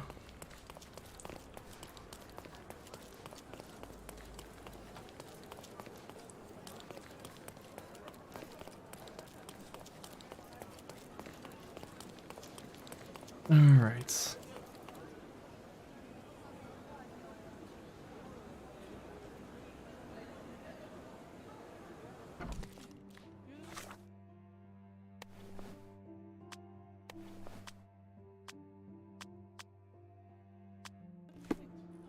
Gentlemen. Hello again, officer. I've spoken to the tailoress and made a sketch of the thief. It was child's play. No, really? And she didn't give you any trouble? No, no trouble at all. She was quite tolerable. Huh. Who would have thought? Hey, Logan, we've got the sketch. Come on out. Can I use the archives now? Well, they're generally not accessible to the public, but you really helped us out, so I'll just turn a blind eye. I appreciate it, officer. What did you say your name was? Holmes? Come and see me after you're done. I may have a proposition for you, Mr. Holmes. Him is Officer Gumshoe, you lad. I mean, fellow officer. Definitely not a spy.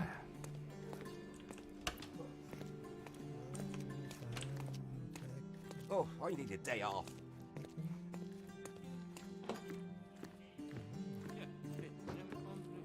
Hello, fellow inspectors. Out of my way. To the archives.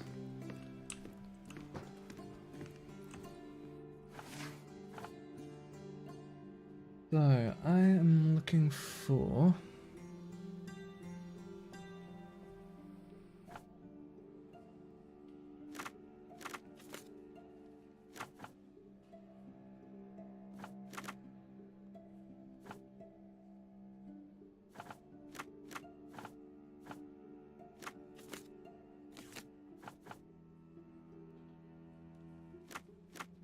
evidence. Person crimes.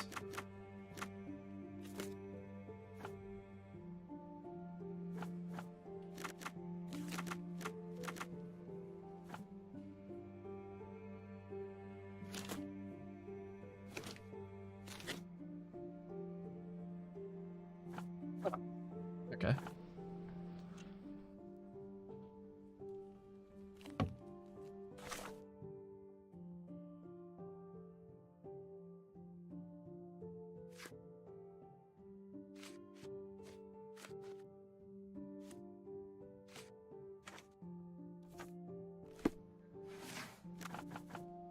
So, Vogel's story.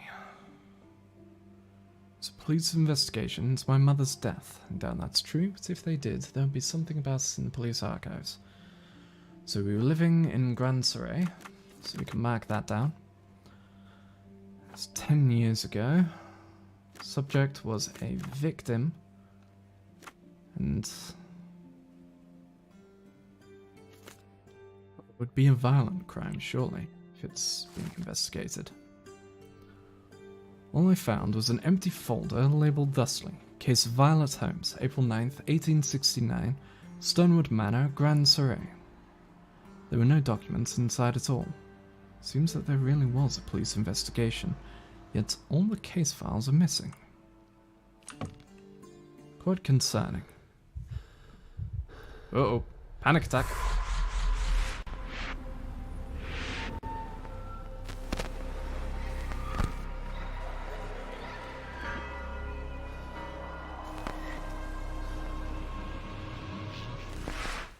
John, I just recalled that we were living here on Oh, Cordona. hello, John. In a manor. And there was a policeman. Really? What else do you remember? What happened to our mother? The memory was vague, a mere flash. I have to find our house. Absolutely. Let's do it. Don't mind me talking to my imaginary friend there, madam. So, we were in Grand Surrey, huh? So we had a house somewhere in this area. I'm going to take a fair guess at somewhere near there.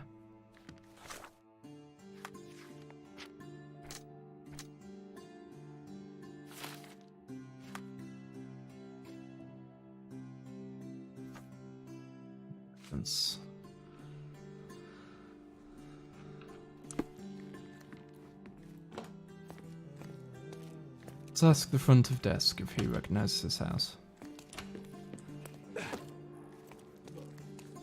Officer? I'm done with the archives for now. Can I help you with anything else? As a matter of fact, you can. The thing is, our chief inspector has vanished, as if we weren't undermanned enough as it is. Wait, what do you mean, vanished? Gone missing on a case. Shady business, but that's besides the point. See that board? Pending cases are posted there for any available officers to investigate. I would take them myself, except that I've been told to work the reception desk, like some clerk. Yes, we're that short-handed. I understand your predicament, but what does any of it have to do with me? I may be available, but I'm certainly not an officer. Oh, don't worry about it. Ignore what Consider I yourself just a said. I'm temporary absolutely one-man an officer. independent police force. That's a bit of a mouthful. There's just one small, minor basic formality. You'll need to complete our physical training course.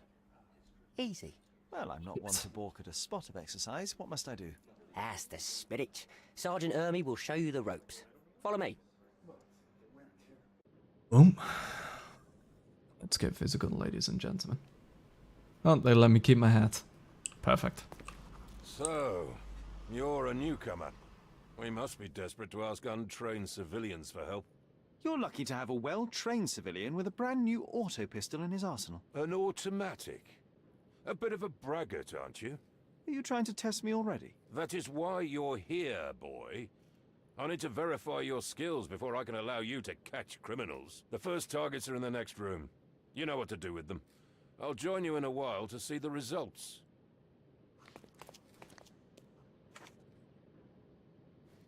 Concentrate, Sherry. You need to hit every target to show the sergeant how we do it. To aim, press the right mouse button, then fire. Aiming activates slow motion and highlights objects you can shoot, but only for a limited time. To manually reload the pistol, press R.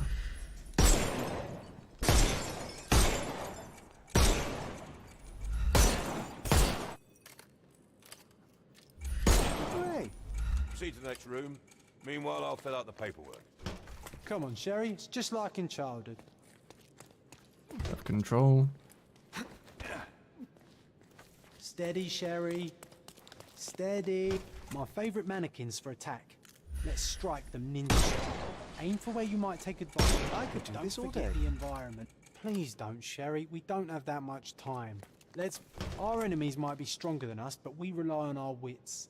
Shoot off their armor.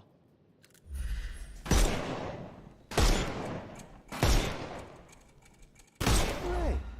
All right, let's move on, Sherry. If you stand here and use your snuff box on them, you can definitely overcome them, Sherry. It's all calculated. Sherlock can blow his snuff box at nearby enemies to orient them. Just press X. This ability must recharge after each use, but every arrest you make speeds up Look the at that helmet recharge. of his. You won't be able to get the powder past it. Oh, Sherry, not a nice shot. You could have killed Helpful the fella advice, John. if he I was would alive. never have guessed. Good job, new boy. Well, I'm almost finished with the paperwork. Okay, so we're not allowed Let's to kill. talk about your results.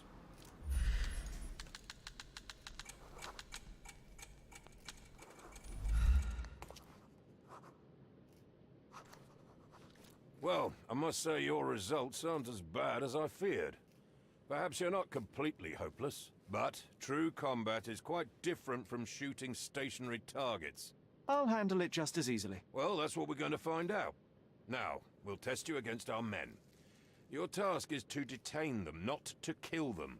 So don't go shooting anyone in the eye. That goes for in the field as well. Even though you'll be working with the police department, that doesn't mean you have a license to kill. Here, take these. But I'm They are Holmes. blank rounds. Sherlock Holmes. So, are you ready? Always ready. Then let's get cracking. Worried? Not at all. I can hit them all with one shot.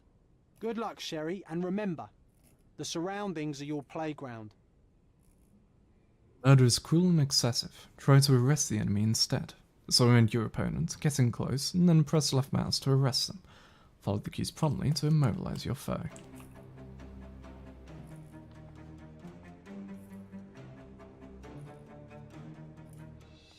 I'm coming.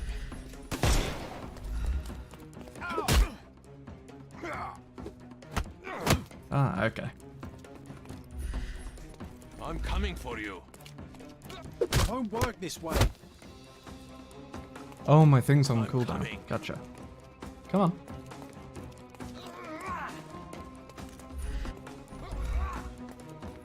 Whoop. Stop throwing knives at me. Go on, a bit further around, will you?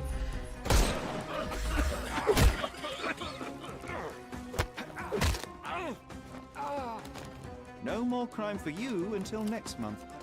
I'm coming for you.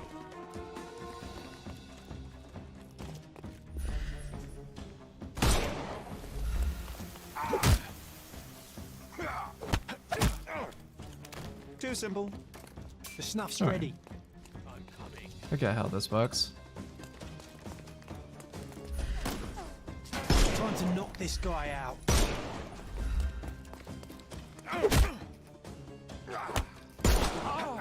Ow! No more. Give him the pepper snuff. That's enough.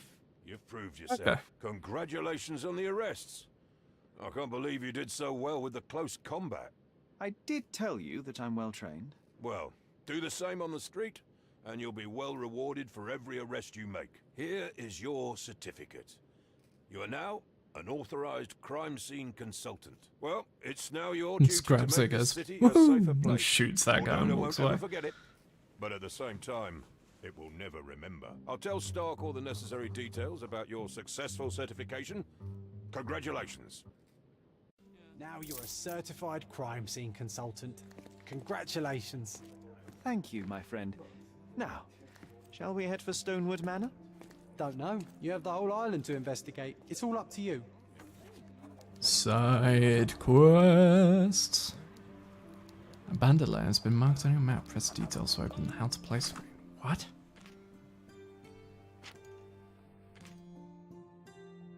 There's one bandit lair hidden in each district. Lairs usually feature more enemies and harder combinations than there are in the story. Surviving the lair rewards you with money depending on your combat performance.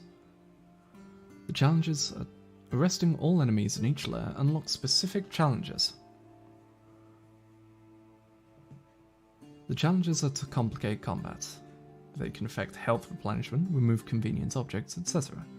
Unlock and activate as many challenges as you can handle to earn one of 5 ranks. Each successive rank grants a bigger coin reward multiplier. and spend your hard-fought money to buy unique costumes from traders in the city. You cannot skip the combat inside bandit lairs, but you can choose to not engage with them at all. Interesting. It's the college angles. Report number 1804. Sailor was stabbed to death in a fight at the Golden Eel Bar, which is located on Scarlet Street in the Old City, west of Sesame Street. Suspects: Brian McLee, soldier; Alec Kaplanidis, dock worker; and Salim Yunan, trader. All suspects were detained, case pending further investigation.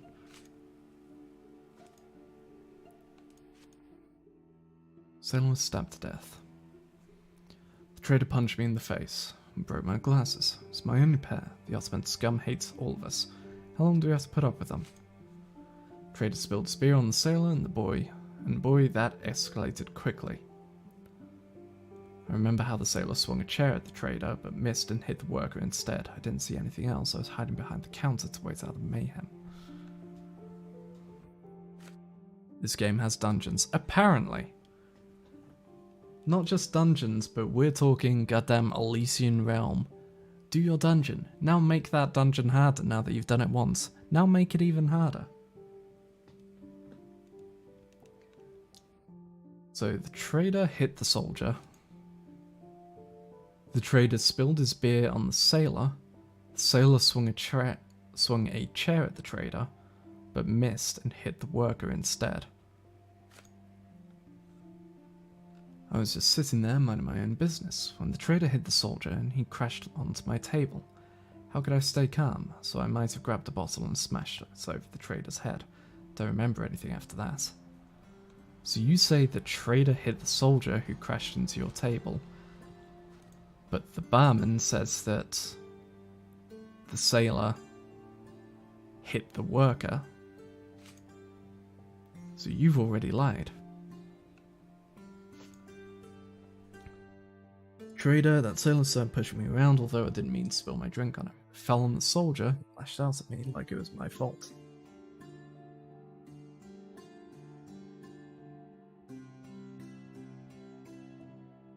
Then someone smashed me with a bottle and I blacked out.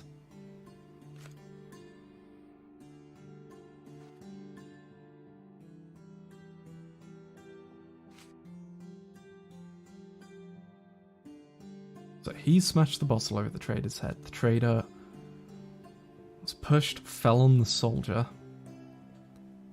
who the soldier said he got punched in the face. So yeah, he started being an asshole. He then punched the soldier, broke his glasses.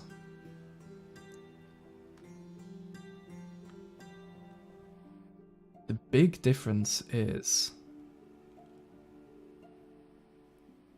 that the sailor supposedly hit the worker, which isn't mentioned in any of the others.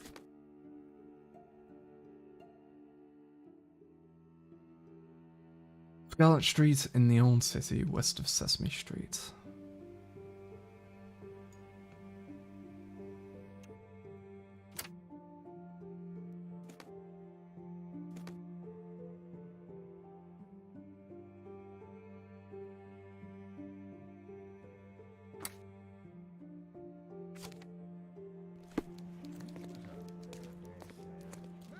Well then.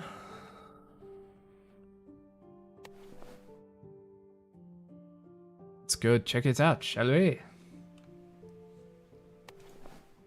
We've got that.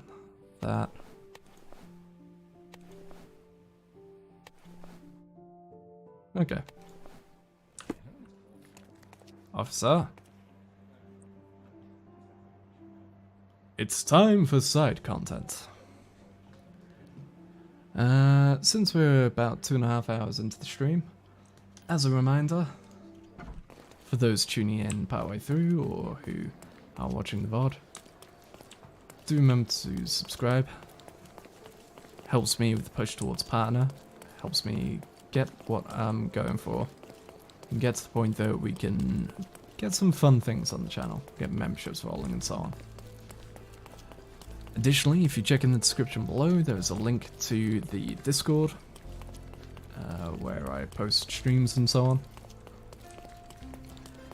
Additionally, down below, you can now find a new donation link to Fanhouse, where it's a nice little split, so we're taking that over Ko-fi. And you can even set up recurring donations if you want to, in a similar manner to, say, a stream subscription and so on. Does it look remotely familiar to you? Should it? Concentrate, Sherry.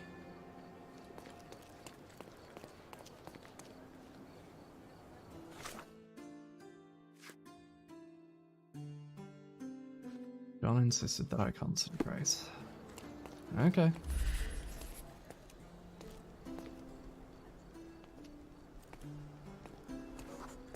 Lots of people gathered.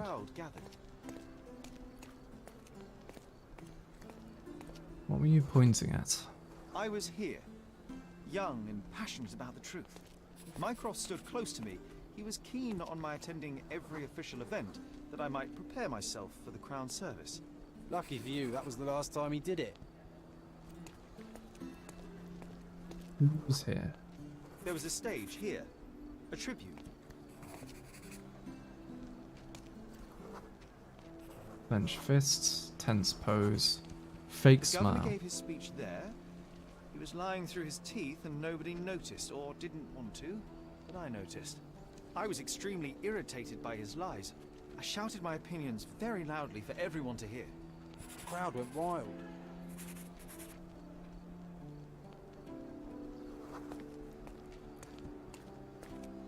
Led away.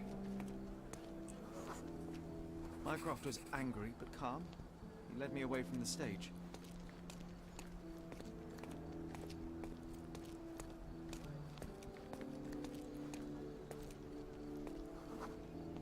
He told me that I should keep my mouth shut, and that silence is golden. I couldn't stand for that. Behold, Sherlock Holmes's famous adherence to justice was born here.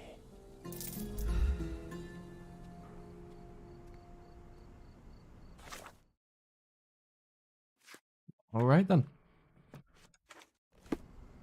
Back on to the matter at hand. Guests of Cordona, the treasures await you. Collect them all and return for more. As part of the governor's commitment to increasing tourism on Cordona, the City Hall is excited to announce a treasure hunt event. The challenge consists of 3 stages, each consisting of 8 photographic clues to the locations of hidden treasure boxes. Once the participant has collected all 8, he or she must return and collect the clues for the next set of treasures.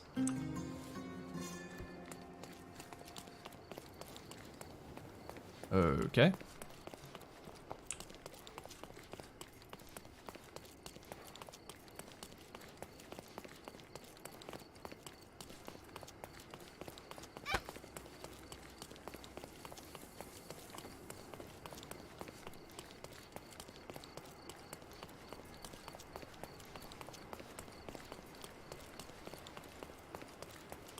Excuse me.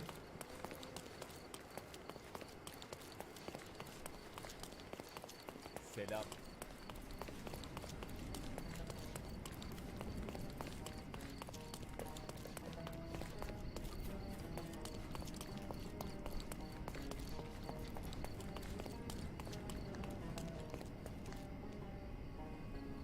Second.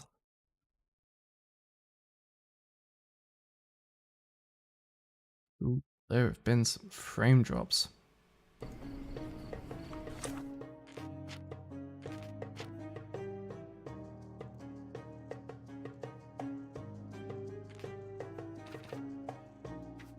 Let's drop the shadows just a bit. Once again, video games, please, please put features into your game that allow you to toggle whether music mutes when you tab out.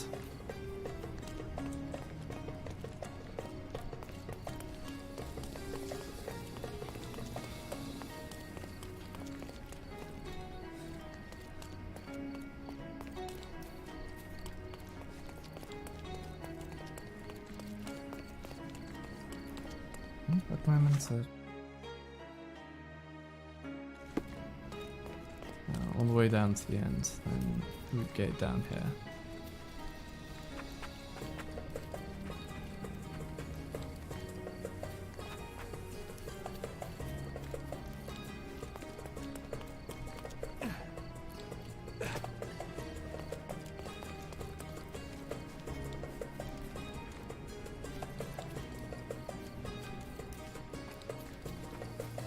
Soup, got an early day tomorrow. Have a good stream, and I'll be finishing later tonight.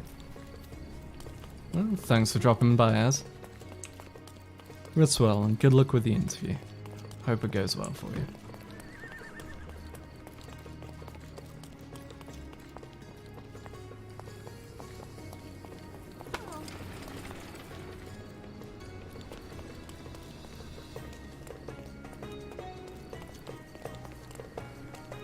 Okay, so as led to understand, somewhere up. Mr. Holmes, your brother sent me. Oh, terrific. Let me guess. A mission of global importance, a nation forever in my debt? Let's get this over with. John doing hopscotch in the background. I see the Holmes demeanor is genetic. Well, it's home to a seemingly innocuous astronomy professor named Jacob Haring. In high society, though, he's rather more infamous. He possesses a collection of scandalous materials that could compromise almost every aristocrat in Britain. And Haring recently got his hands on information that would expose one of our men. He agreed to return it, so long as he was paid a visit by a Holmes. And Mycroft was too busy watching the crown jewels? Fine. I'll visit Mr. Haring the moment I can spare the time. Just wait. The man is a loner, but a cunning one. This invitation implies he has something in mind for you, so be careful. And remember, I was never here. Uh-huh. Whatever you say, Chief.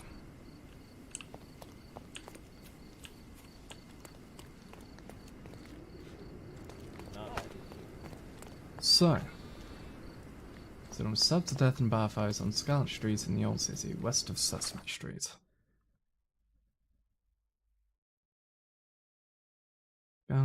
Scarlet.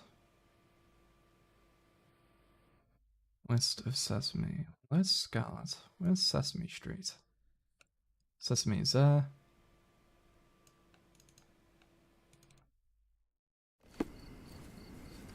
It's probably heading back out. Down the path to the right.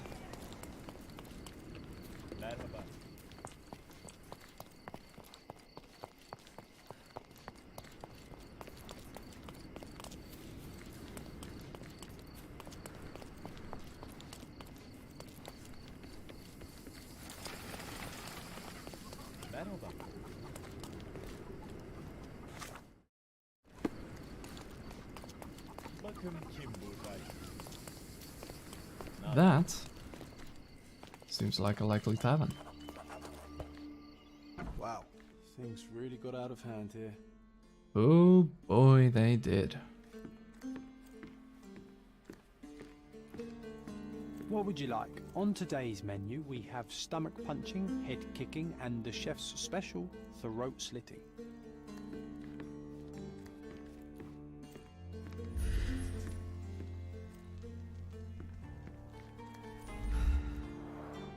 Shards of a broken bottle with blood on them. Okay. Solid oak. It took quite a blow to break it. Solid oak. It took quite a blow to break it. Sharp enough to gut a fish or a man. An ordinary kitchen knife. That's a lot of blood. The victim was stabbed several times.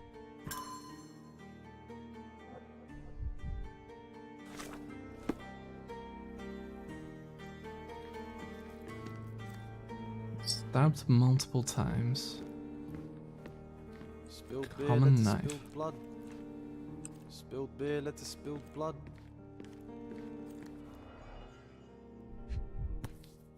soldier's glasses.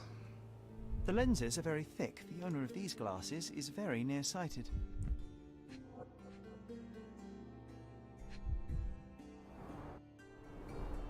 Someone must have landed hard on it.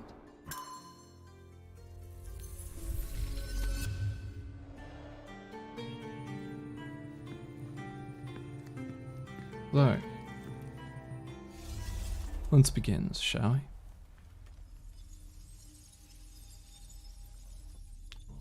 If you would, John.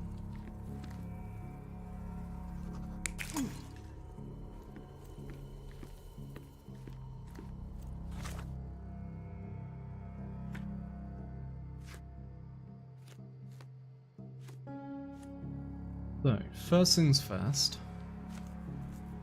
The trader spills his beer on the sailor.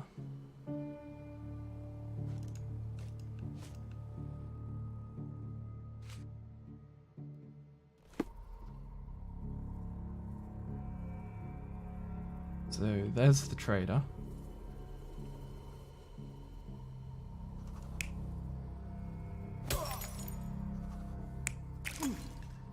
Yeah. Next.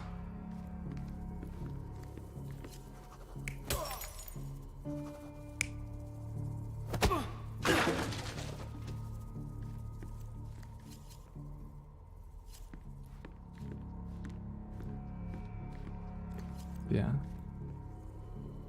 Trader spins his beer on the sailor. The sailor starts getting uppity and shoves him. He gets knocked back into the soldier. The soldier starts a fight over it, and as such, the trader has to fight back, knocks him down.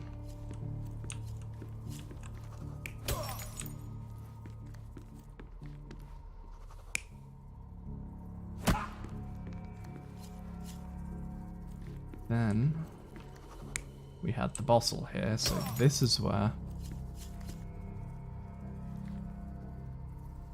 workers stepped in. Trader hit the soldier and he crashed it onto my table. How could I stay calm? So I might have grabbed the bottle and smashed it over the trader's head.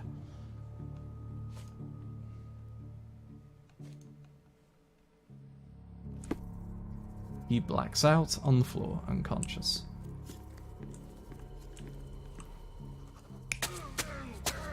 Leading to the soldier getting stabbed.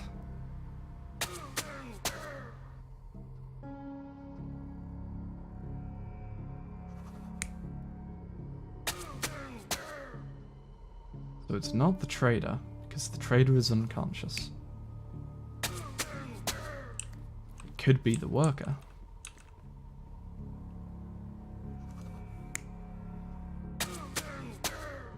Or the soldier.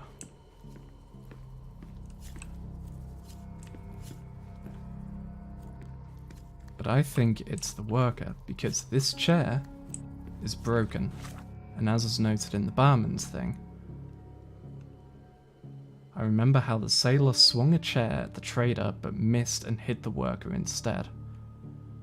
So perhaps as the worker is bottling the trader, the sailor goes to hit the trader as well. Bottle hits the trader goes down. As a result, the chair hits the worker. The worker, in anger, turns, grabs a knife, and stabs the soldier.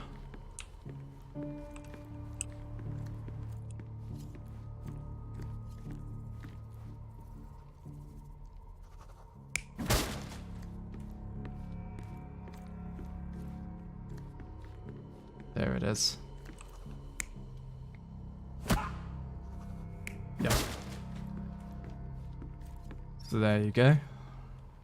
Validator. You're not even trying, Sherry. Concentrate. Really?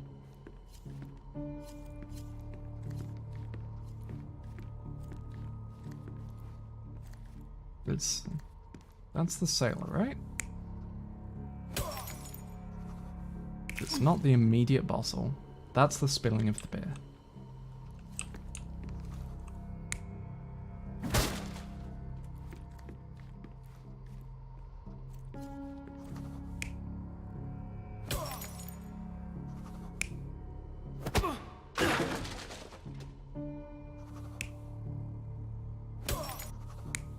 Yeah, that has to be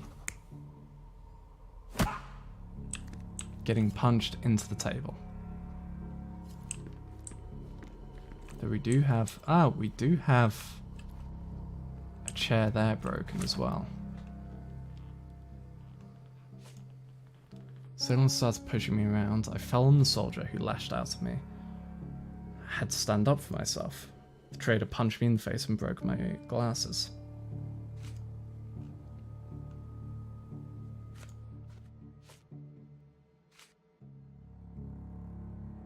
Trader spilled his beer on the sailor, and boy, that escalated quickly. I remember how the sailor swung a chair at the trader, but missed and hit the worker instead.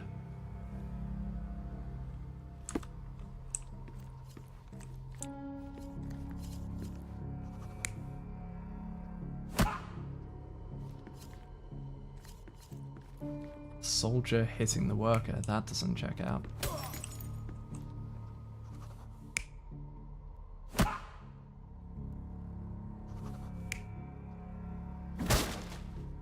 That's that. Right. Which means the soldier is the only one who could be left standing. Because yeah, he knocks him down. The worker gets taken out, or sorry, the trader gets taken out by the worker.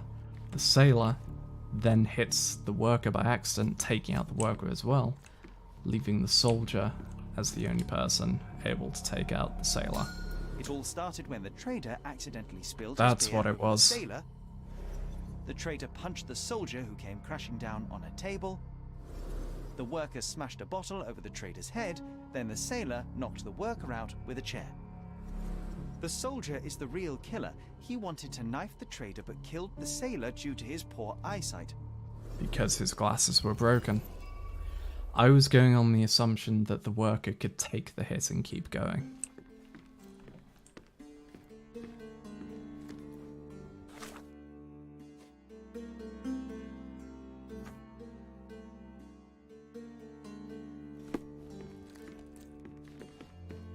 What would you like? On today's menu, we have stomach punching, head kicking, and the chef's special, throat slitting. Okay, so I guess we now take that back.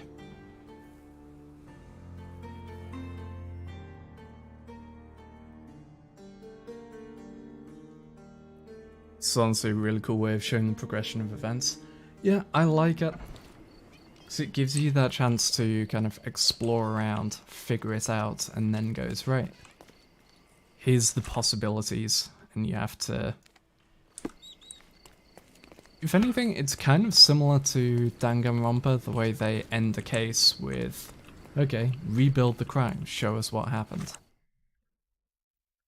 It's kind of like that. To the police station, if you'd be so kind. I like it. I really like it.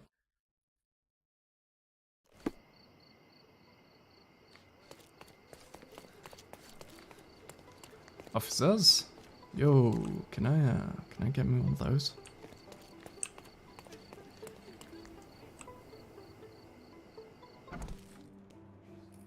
Worker unfortunately forgot to harm gang. True. You have 3 people detained on suspicion of murdering a sailor in a bar fight. All evidence indicates that the soldier among them is the true killer.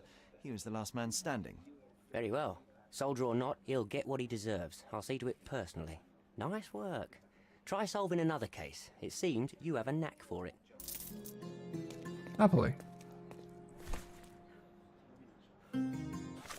What's the one I've just got? Splitting the loot.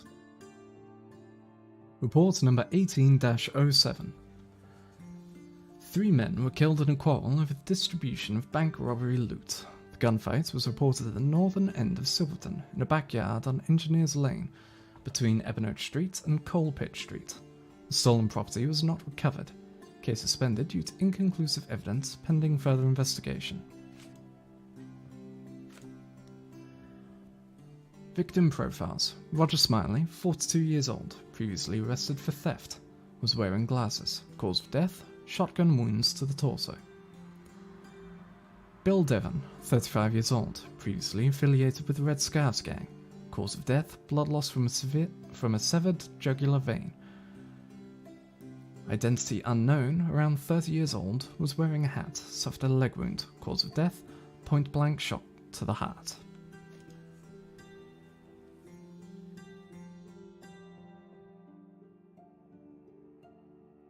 Okay, so I have to find the loot, I guess?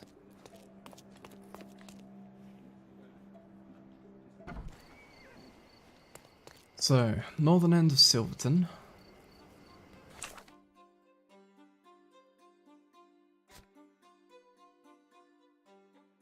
End of Silverton. Backyard. On Engineers Lane, here. Between Ebon Street and Coalpit Street. So round about there. Oh, you best start running.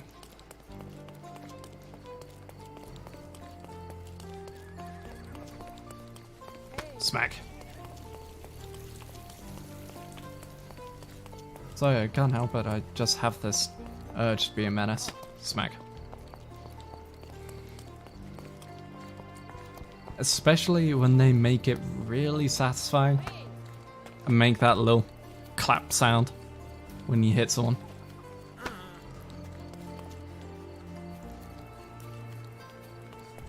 Hey, how can I resist that?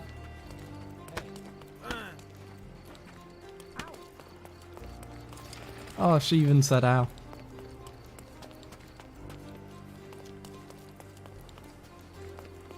Before anyone says it, yes, I am a terrible person, I am well aware.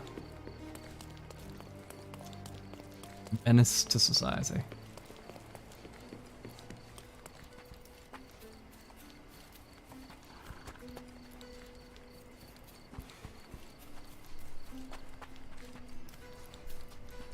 Trust me, if this was Assassin's Creed, I wouldn't have been able to resist just murdering one of these people as I ran along.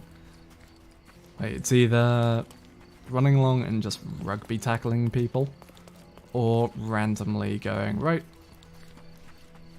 loud assassination and just stab someone in the face. Why is Discord lighting up? Ah, Neko.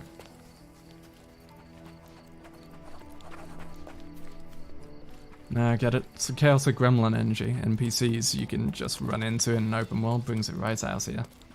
Damn right. So, backyard somewhere here, I assume. It's you again. Be sure not to miss any clues. Stark will piece them together, you'll see. Right. Pieces of brass tacks, piranha rounds.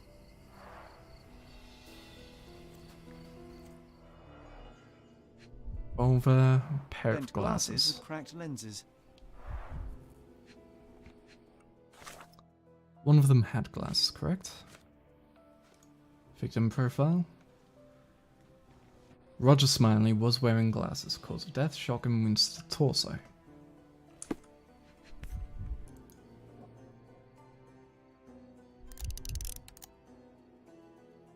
Three shots fired. The shooter fired 3 rounds.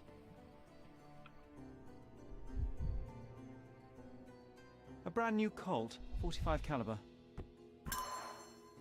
Brand new. Fired 3 rounds. Glasses. Considering the shot on the side there, like piranha shot, likely he was trying to crouch behind this for cover, taking fire at the other two, there and there.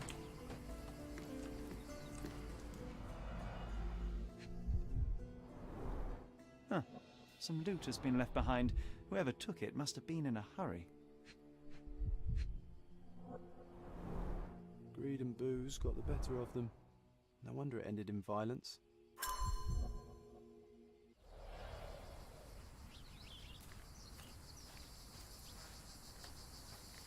Shotgun rounds. The man with the shotgun fired only 2 shots.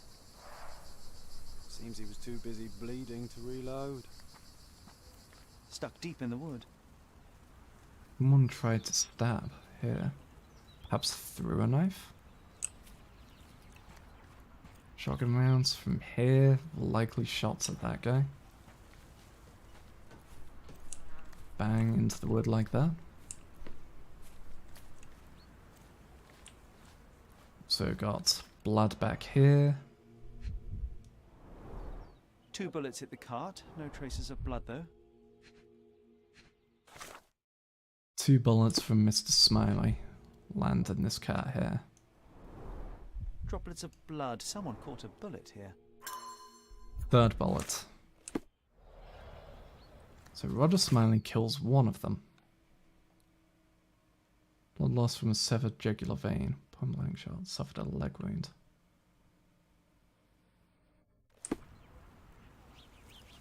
So this person only took 1 hit. So whoever died here, probably Bill Devon. 1, 2 shot their blood onto it.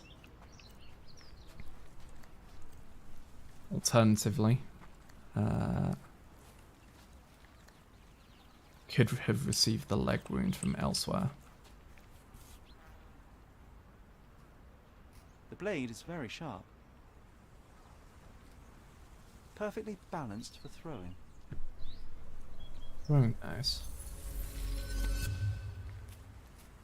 So one of them has throwing knives. Since that's landed in there, chances are whoever was here had the throwing knives, got shot from there by Mr. Smiley, shot whoever it was who had the shotgun, who in turn shotgunned Mr. Smiley.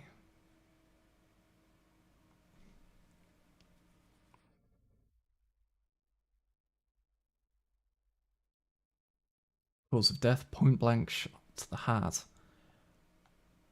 Okay.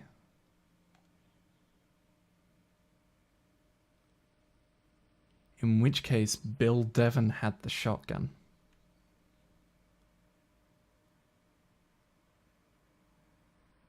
Yeah.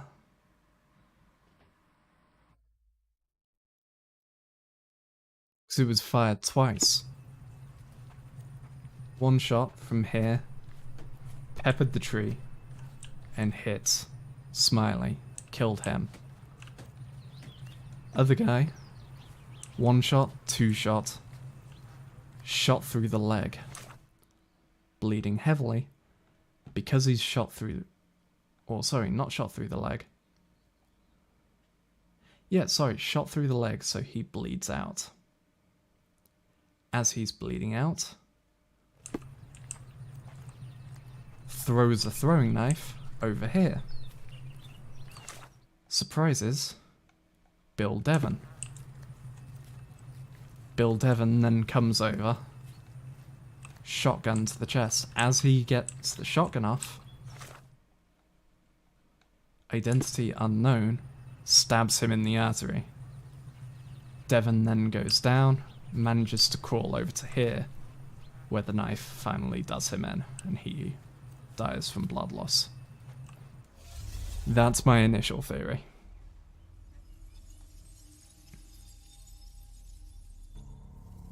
So, let's start with the one we're sure of.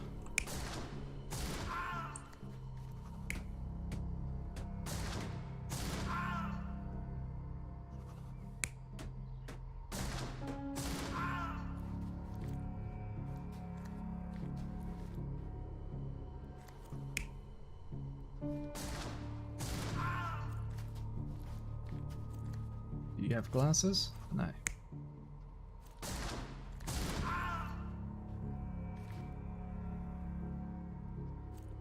There we go, glasses on. That's Roger Smiley. Dies, drops his glasses there after getting shotgunned.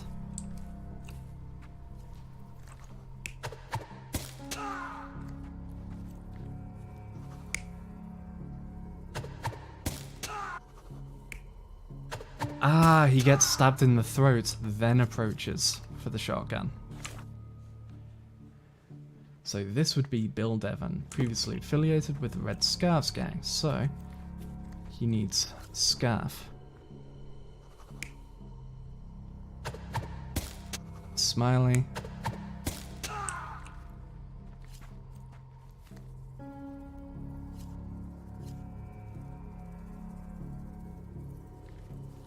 Not particularly seeing a scarf there.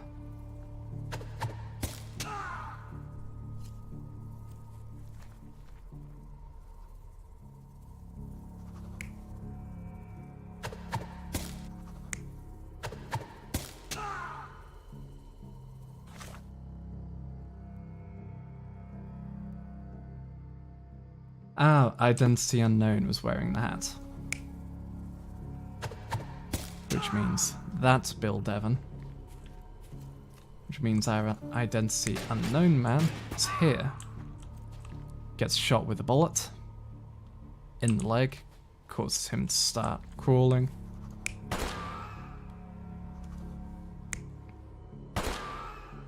Here, he is then hit with the second shotgun round by Bill Devon.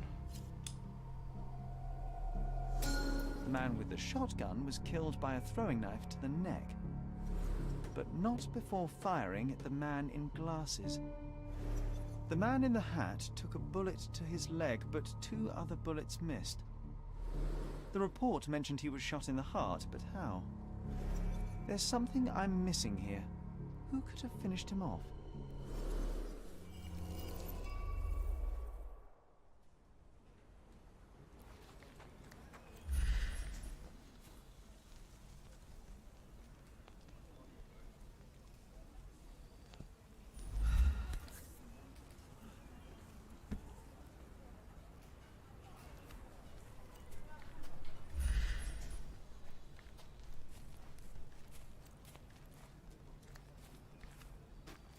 It says it was point blank.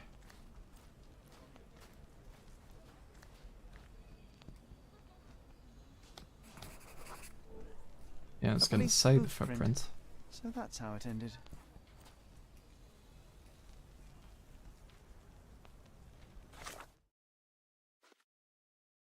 Found the police blueprints near the 3rd victim. Apparently the officer who arrived first at the scene killed the fellow and took the loot for himself.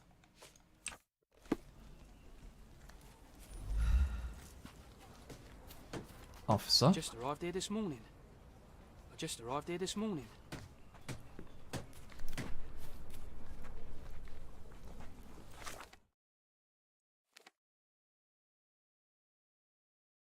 Well, let's have a hunt for our nearest rickshaw, shall we?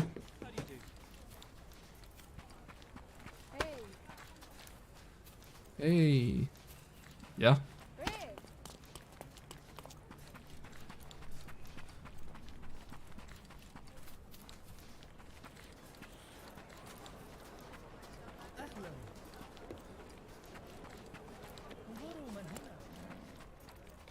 No one's running a rickshaw around here.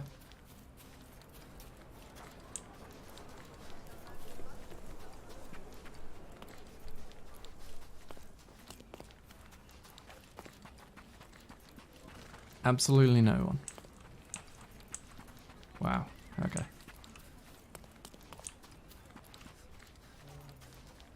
So this is a lot bigger than I expected compared to the usual Sherlock games.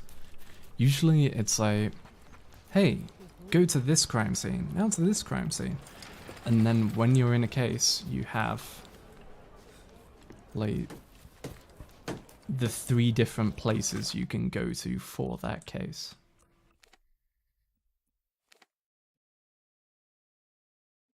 But that's it.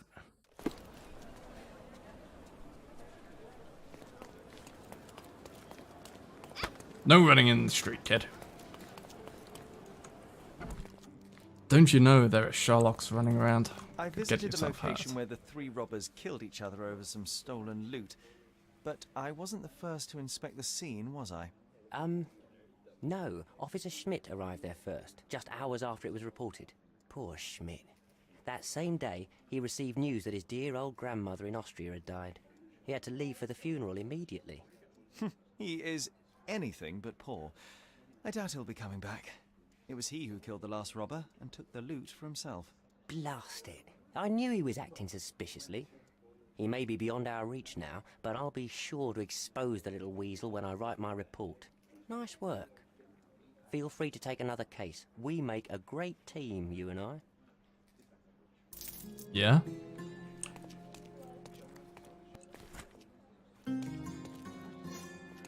What was did in the shadows? Alright. Report number 18-10. 2 men were found dead near an open grave at the cemetery. Both victims had bite marks on their necks. Victims: John Bowden, graveyard keeper; Seed Hafez, assistant professor at Cordona Medical College. Suspects: Hamil Aki, Tanner; Camille Aki, deceased, reportedly a vampire. Witnesses: Leandro Barbieri, reporter, and Joe, vagrant. Evidence points to the possible involvement of supernatural forces. Case is pending further investigation. Yeah? Victim profile number 1. Victim 1. John Bowden, 37 years old, graveyard keeper. Blunt force injury to the head, 2 puncture wounds to the neck. Cause of death: massive blood loss from the carotid artery. Victim 2. Said Fez, 56-year-old, assistant professor at Cordona Medical College. Slight cut to the leg, blunt force trauma to the head, 2 puncture wounds to the neck, major vessels intact, blood loss minimal. Cause of death: intracranial hemorrhage from the blunt force trauma. Suspect notes: Hamil Aki is the brother of the recently deceased Camille Aki. We tried to make him talk, but he's a hard nut to crack. His neighbors saw him leaving his house to put flowers on his sister's grave. They say he returned at dawn looking dirty and tired. Just in case, we also made him eat garlic. No reaction. Vagrant's testimony. This is Joe. I was having my supper when Johnny came to dig another grave as usual. There was someone else with him too. I must have dozed off for a while, but when I woke up, everything was a blur. Screaming, howling, and flashes of lightning, but no thunder. Some devilry was at work. I came out to see what was happening, and there was this reporter, Leonard or something. He told me that a vampire had killed 2 people, mere yards from me. Boy, am I lucky to be alive. Reporter's testimony. Well, I've always had a nose for a good story. I was strolling around the cemetery when I saw him, the necromancer. I'm not joking. He raised a woman from the grave in order to attack the 2 men who were close by, and they both turned into bats and flew away. I was too scared to take photographs of them, but I'll photograph their victims. This will be a front pager. Yeah? No, I swears it, boss. There was a vampire. You've got to believe me. Yeah?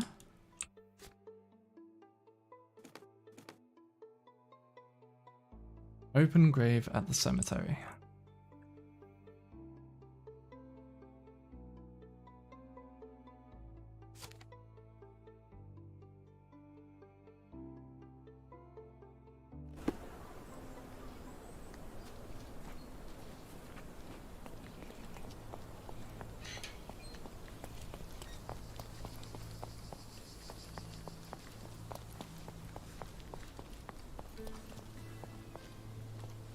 This place gives me the creeps.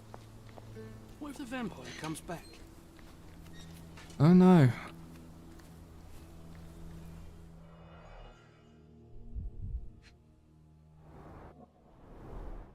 This is a somewhat neglected and dusty hat.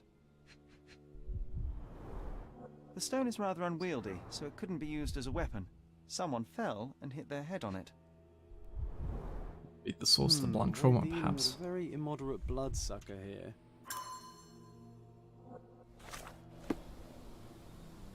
So the blunt trauma could be fall and cracked his head on the rock.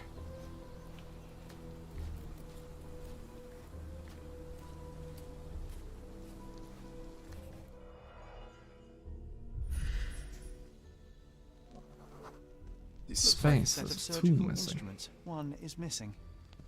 Scalpel. Upsilon necromancer, but an organ harvester. Body snatcher. The label is illegible. I'll have to figure out what that is then.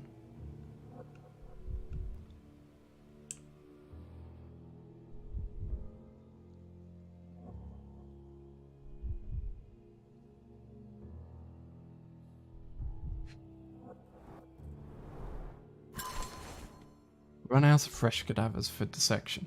You know what to do, Professor Shelley.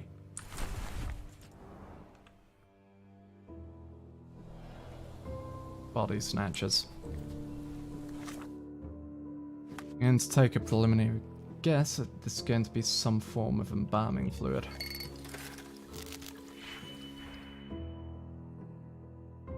Okay, so I need to make -2, -4, 5.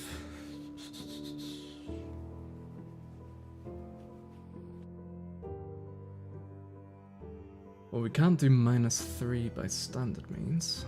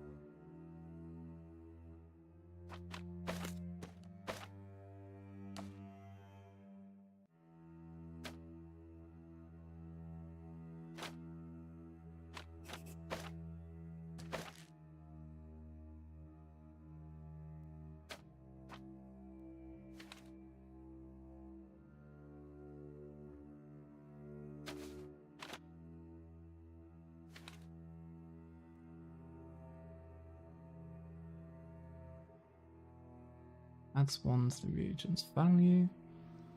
Ah, adds 1, you say?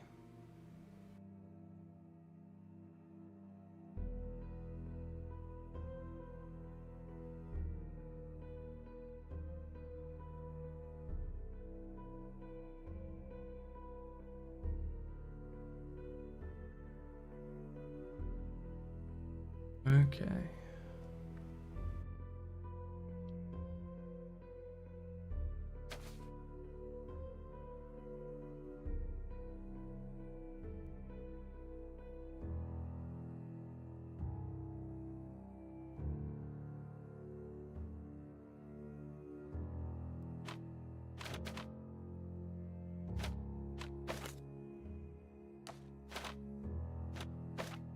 So, here's what we do. Do one of these.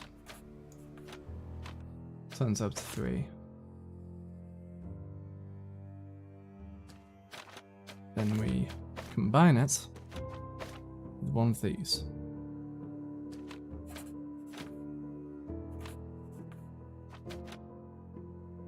And produce 3, 4.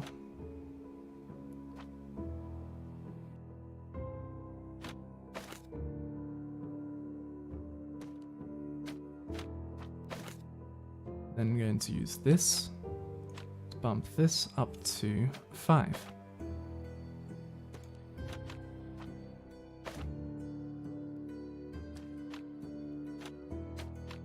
So that's now 3, 4.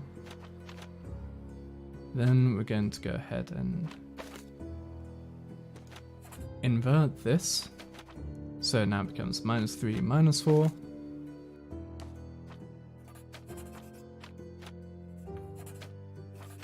Job done.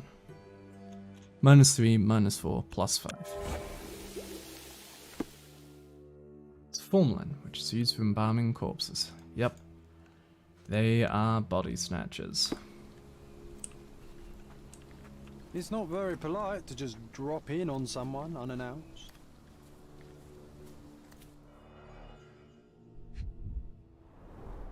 Someone tore their trousers here. An expensive hat with a few grey hairs stuck to the brim.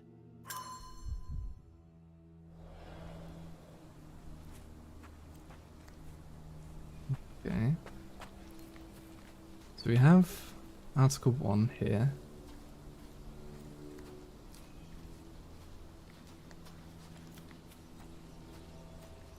Okay, that's 2. This is 3. 4 is marked here. The blade is bent from the impact. The bleeding wasn't severe, there are just a few drops.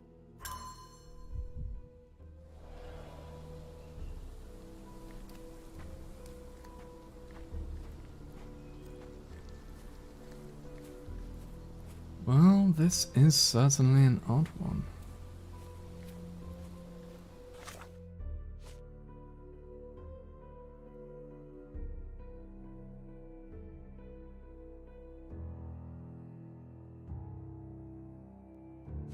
So, 2 men have been found.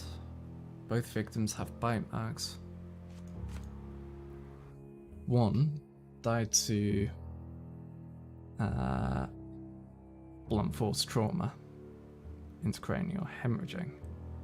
Saeed Hafez, assistant professor at Cordona Medical College.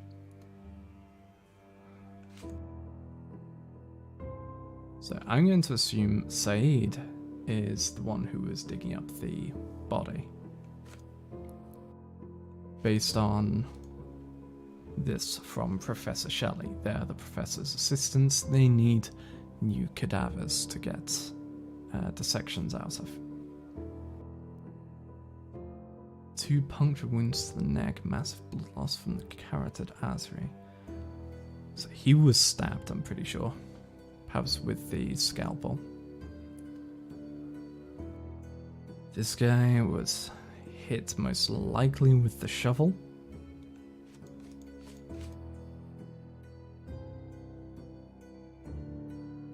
Drops of blood nearby, sets surgical instruments, one is missing.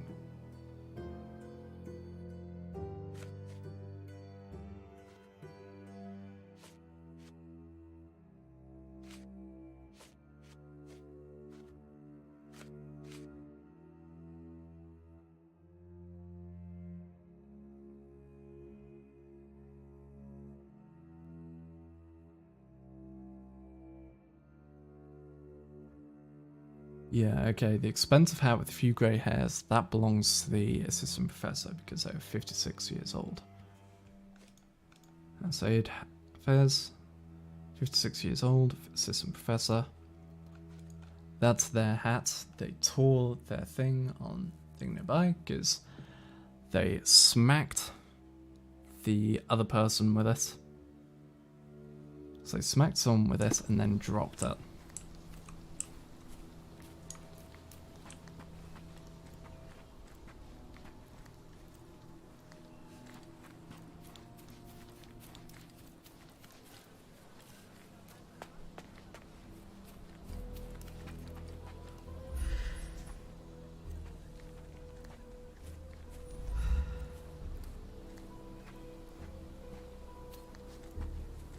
Nothing around here? No, okay.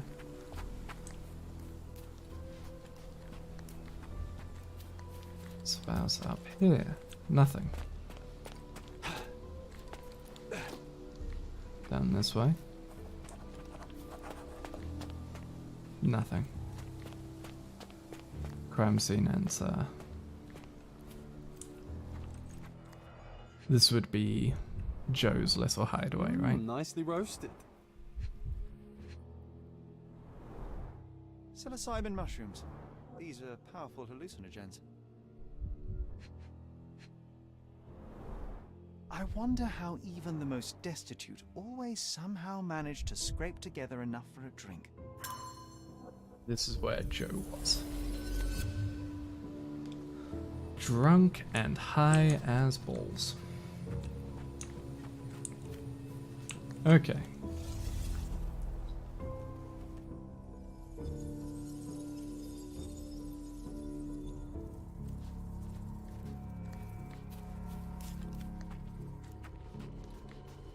We have Joe drinking and watching. Man digging up.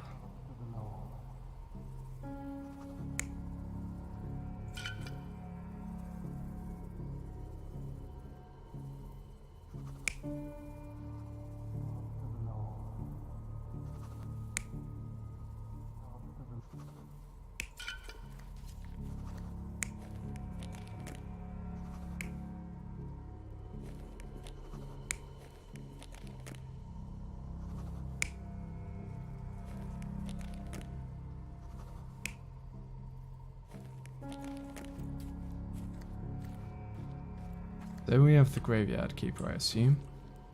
Then we have the owner of the fancy hat.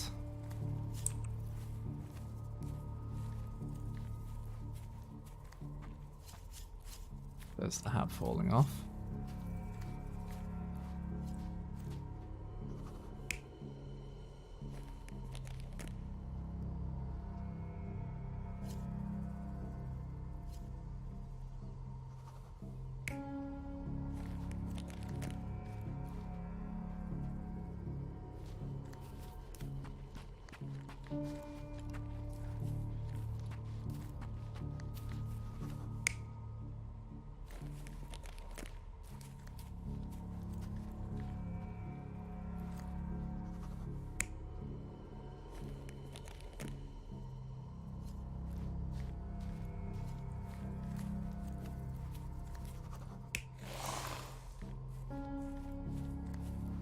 That's what people are saying happened.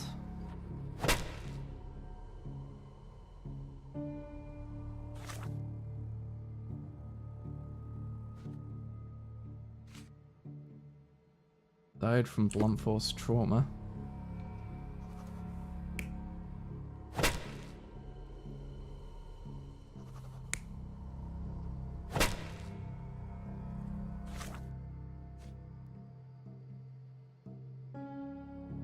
Three to the head, 2 puncture wounds to the neck.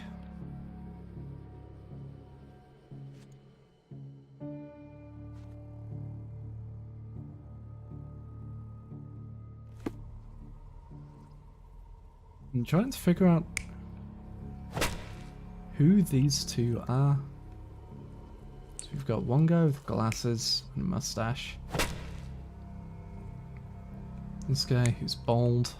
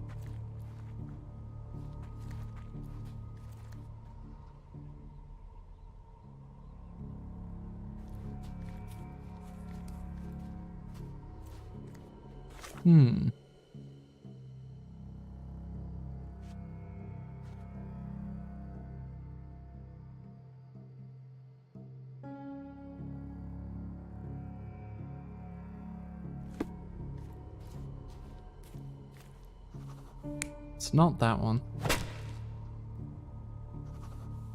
It's between that and this.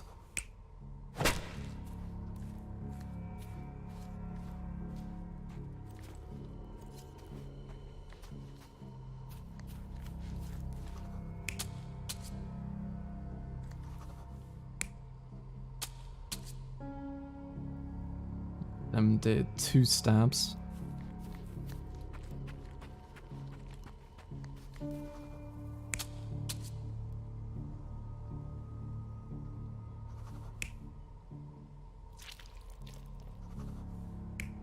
It's definitely not that one.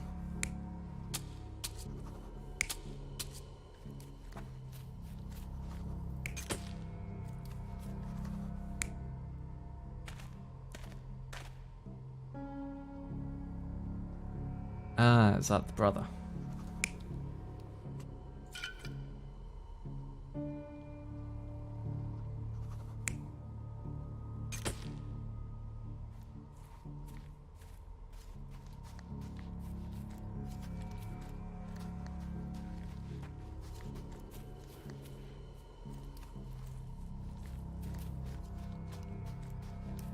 Okay.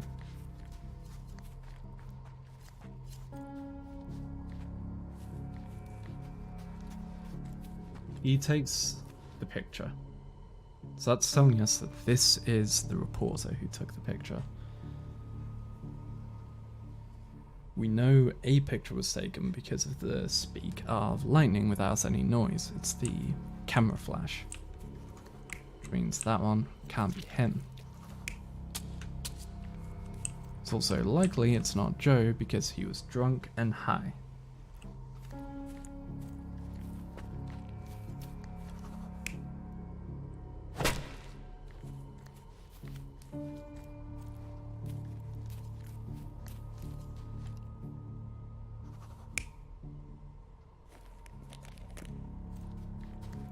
So I think it's this.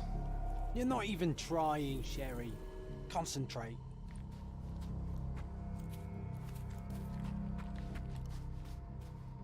It's Joe drinking.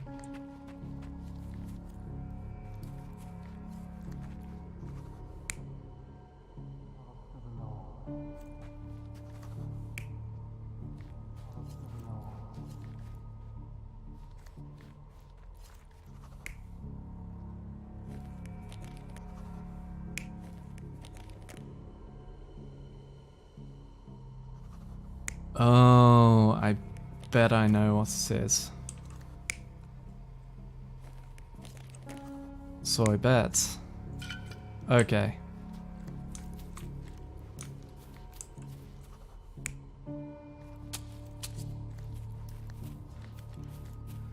Because look at how calm that picture is.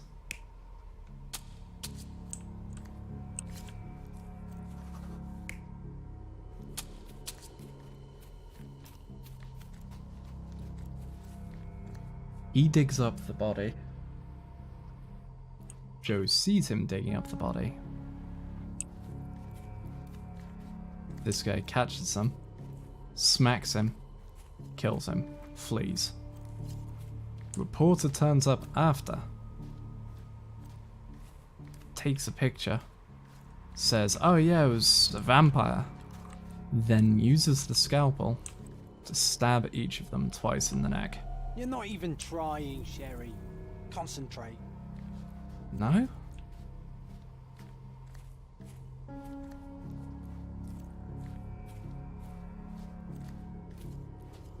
What am I going wrong?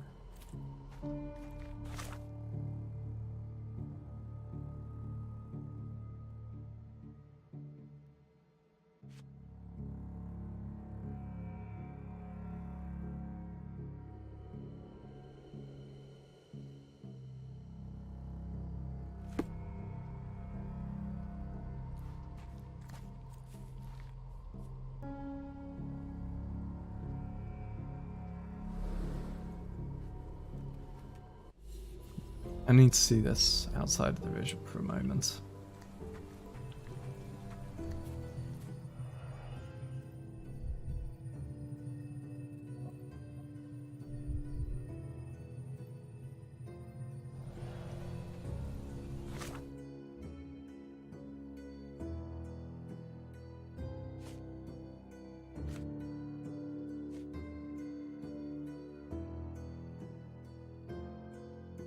Novel with a bent blade.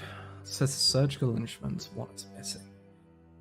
Vagrant supper of hallucinogenic mushrooms. Dirty hats near a blood-stained pool. Pool of blood nearby. Expensive hat with a few grey hairs. A piece of torn fabric on a boot. So yeah. This is killing the doctor, so that hat belongs to the doctor, therefore... If the doctor's not here, he has to be here in the vision. In the reconstruction. This is where this happens. 2 stabs into it.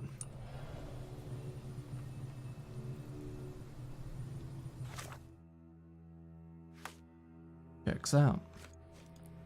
The other guy, however, died from massive blood loss from the carotid artery.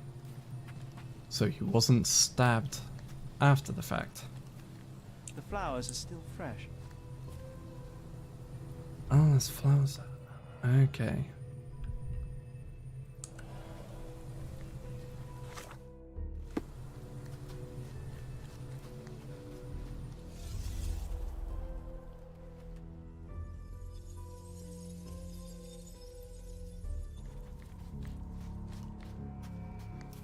So I think this has to happen because there's the flowers. Right? There's him walking with the flowers. There's Johnny, the gravekeeper.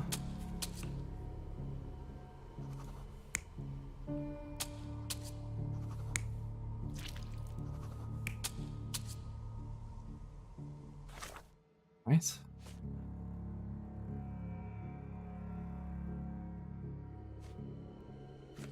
John Bowden. Blunt force injury to the head, 2 puncture wounds to the neck. Cause of death, massive blood loss from the carotid artery.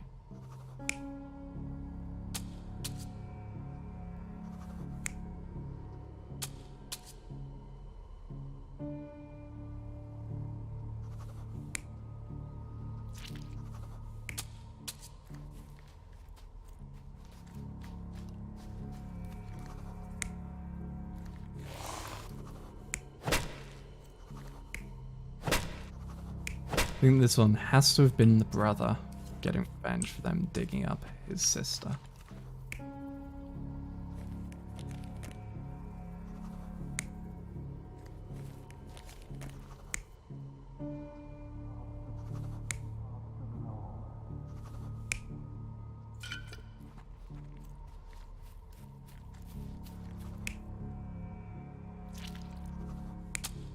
Oh.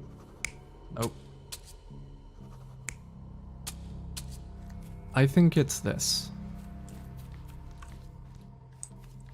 I think the brother comes along, finds what's going on,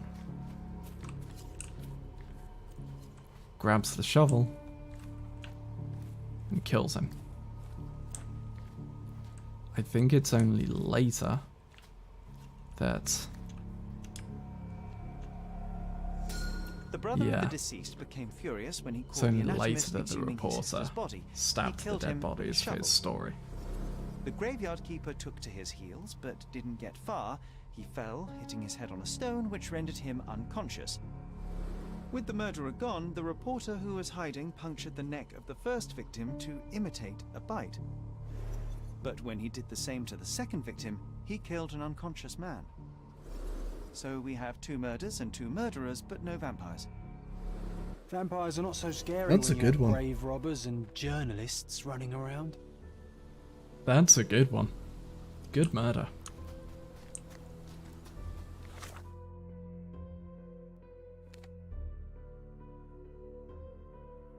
Let's go turn that in.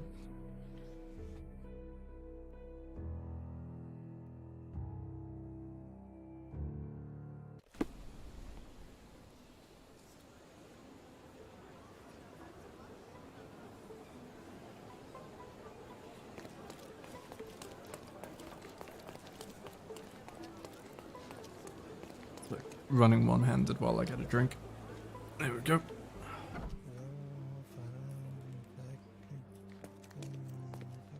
Constable Stark, do you believe in vampires? Hey? What do vampires have to do with anything? Oh, that's exactly what I thought while looking into the murders at the cemetery. The primary suspect is indeed the murderer, but he's not the only one. The reporter, who so easily fooled everyone with his vampire stories, killed the other victim. But why would he do that? He believed the unconscious man to be dead and decided to concoct a thrilling story for his readers. Oh, thank you, Mr. Holmes. I'll have the conniving little scrub taken in immediately. There's only one case left. Don't let me stop you. Alright. Final case. The Scapegoat. Report number 18-13. 4 persons were arrested for theft, property damage, and debauchery. The 4 comprised of 3 women dressed in robes and animal masks, and a priest. The suspects have been charged with stealing and slaughtering a goat in the forest ruins to the west of the cemetery. For this cruel act, they will be prosecuted accordingly. However, the victim has requested to specifically identify who stole his goat. Testimonies of all parties involved are attached to the case. Okay. Victim's testimony. Well, he was the best goat I've ever owned. Very fertile.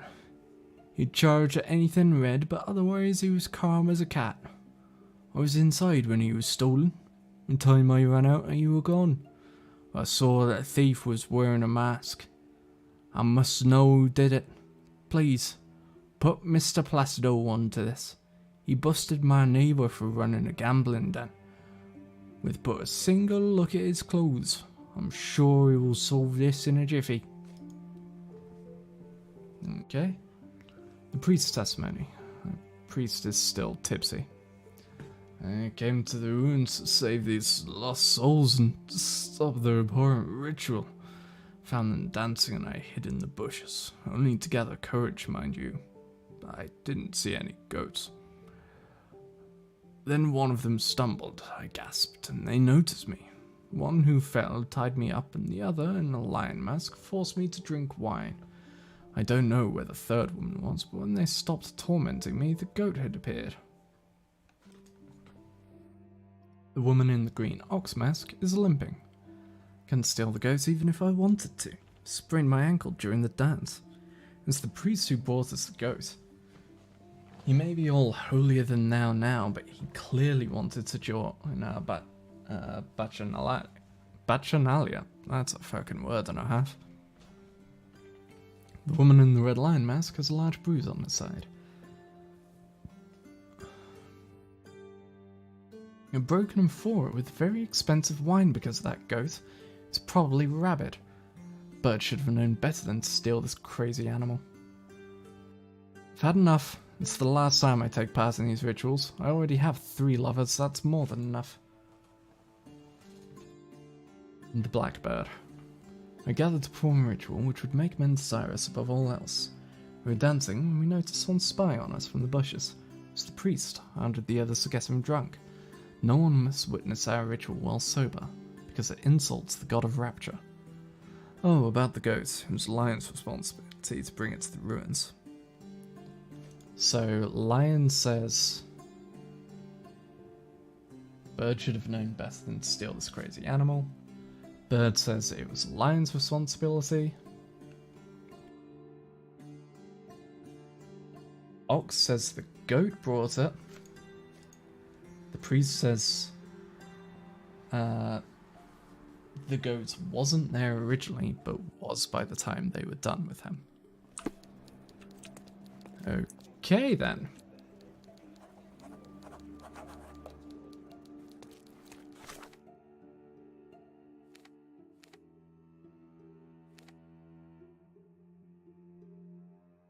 Well, I guess let's go check out these forest ruins then, shall we?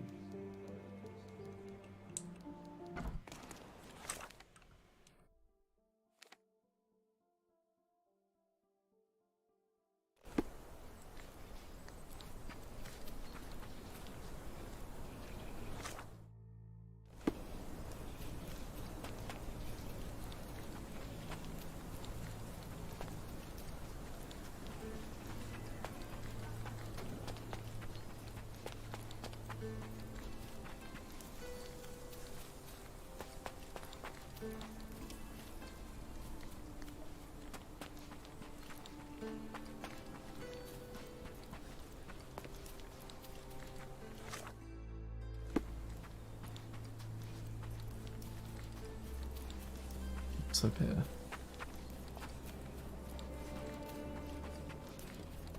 Yeah? Hope you haven't had your lunch yet. This one's bad. The hoof prints end in deep furrows. The animal was resisting. It's being dragged along. What a waste. The amphora of red wine that was broken, as according to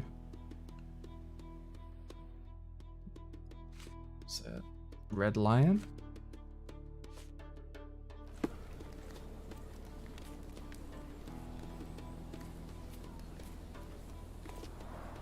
The road is soaked with wine.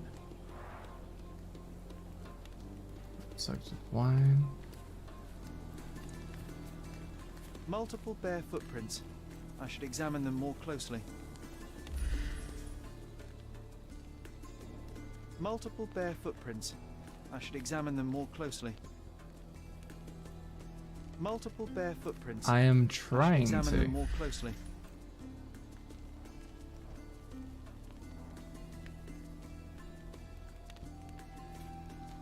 Multiple bare footprints. I should examine them more closely.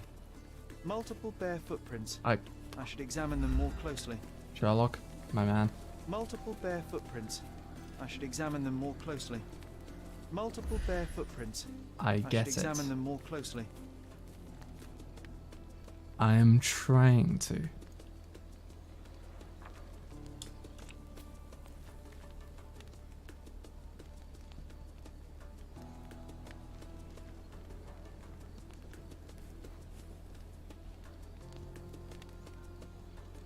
Multiple bare footprints. I should examine them more closely. Multiple bare footprints. I should examine them more closely. John, what the fuck is going on here?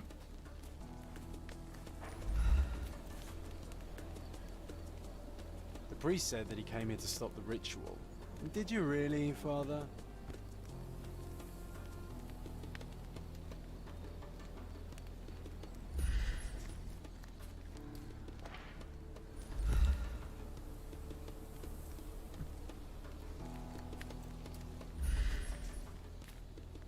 Multiple bare footprints.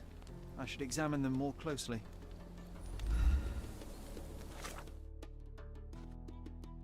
Oh, is it because I need to... I needed to pin it. Overturned stone. Okay. Palm Someone prints. stumbled on a stone and fell to the ground. Okay, someone stumbled on a stone. Okay, then one of them stumbled, I gasped, and they noticed me. The one who fell tied me up, and the other, in a lion mass, forced me to drink wine. I don't know where the third one was, but when they stopped tormenting me, the goat had appeared. So Green Axe is the one who fell. So Green Ox fell. Red Lion forced him to drink and was in charge of bringing the goats. Blackbird was elsewhere, supposedly. The goat was torn to pieces. Ugh. Savagery.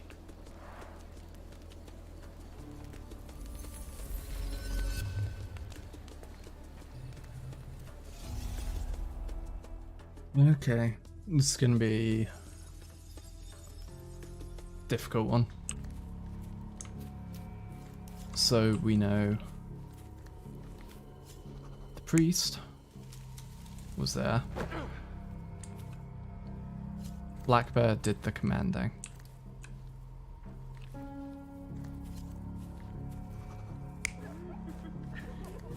This is where Ox fell. He made his noise. What changes if I do this? What Mask did was okay.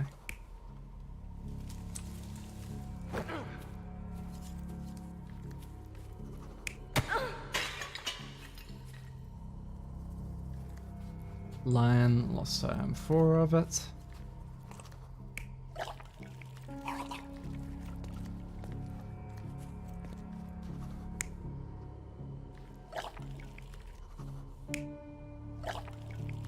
Ox helping with this because he didn't know where she was.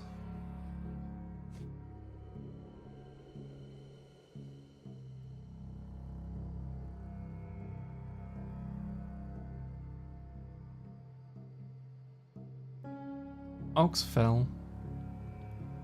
Ox then tied her up while Lion made her drink. Meanwhile, Blackbird gave the orders. It was Lion's responsibility to bring it to the ruins.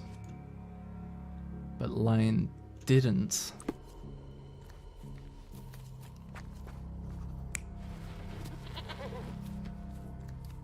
Because Lion was meant to, but instead Bird had to. That's why she wasn't present for that, right? So, we have 3 lusty women engaged in a ritual. They're drinking and dancing when suddenly they hear a noise Melded in one. bushes. Their ritual seems to be working. There's a man they can get drunk already. While 2 of them are busy with the priest, the 3rd one leaves. She is the one who stole the goat and brought it to the ritual. The poor animal smells trouble and charges at the drunken woman with the amphora. Still, he couldn't break free, and at the end was brutally torn apart and eaten alive. Well, they attracted the attention of men. The police, at least. That's good attention in some people's books. Can't wait to get back to the station away from this smell.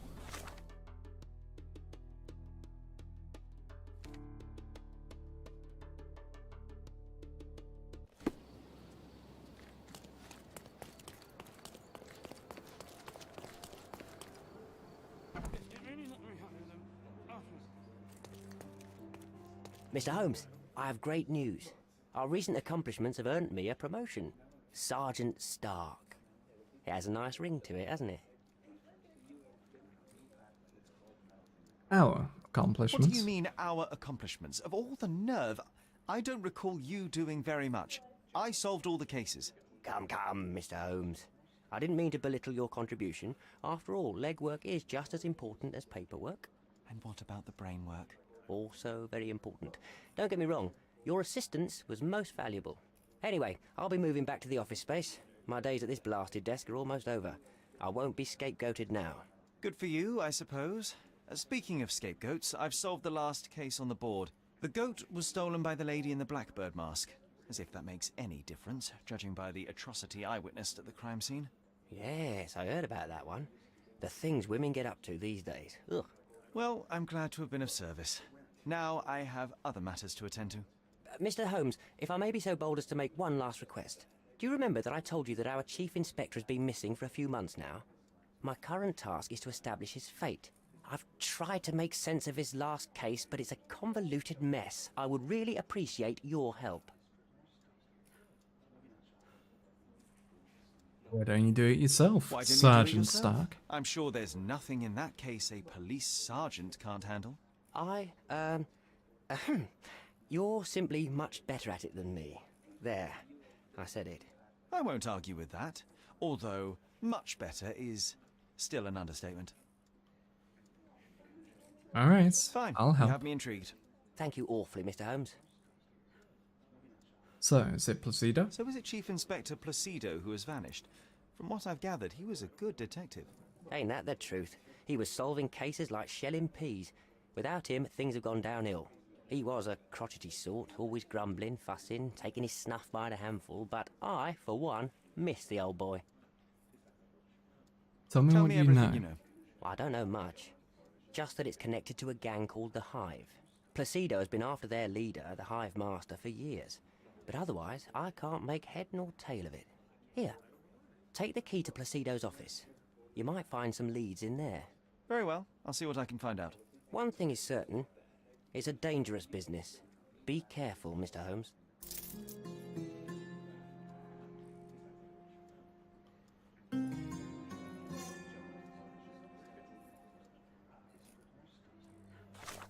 Okay. Plan B. Agree to help Sergeant Stark establish the fate of Chief Inspector Placido. His disappearance several months ago may be linked to his last case and a certain Hive Master. All case files should be inside Placido's office at the station.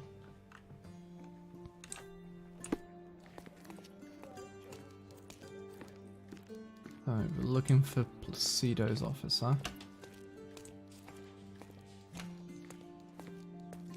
Found it.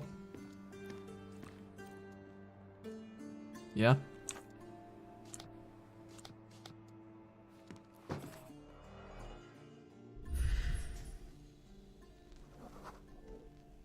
This must have been an missing award for long snub and revolver. faithful service.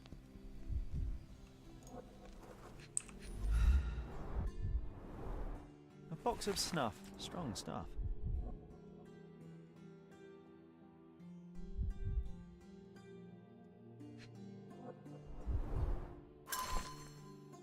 Hive Gang police raid. Is the Hive Master dead?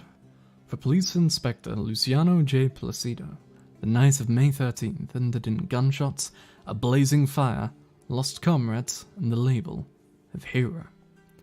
After an investigation lasting several years, Inspector Placido led his squad on a raid to shut down the operations of the infamous Hive Master and his crime syndicate, the Hive. The largest of the gang's warehouses, also dubbed B-Yards, was raided in Miner's End. Although the operation was thoroughly planned, the police encountered serious opposition and were outnumbered. The gang set the warehouse on fire, ambushed the officers, and engaged them in a gunfight. We received confirmation from several sources that Inspector Placido managed to corner the Hive Master, the gang leader subsequently perishing in a failed attempt to escape from the burning warehouse. As a result of the operation, Placido was promoted to the position of Chief Inspector. We congratulate the hero, and are already preparing an exclusive interview with the governor that will include an official statement on the operation.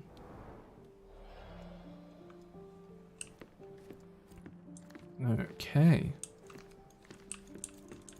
Fancy bit of art. Not gonna check his pockets. Okay, that seems a bit daft to me.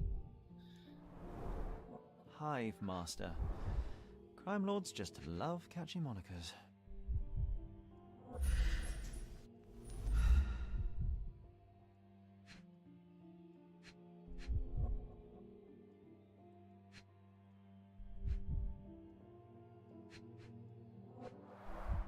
The files are gone, that's odd.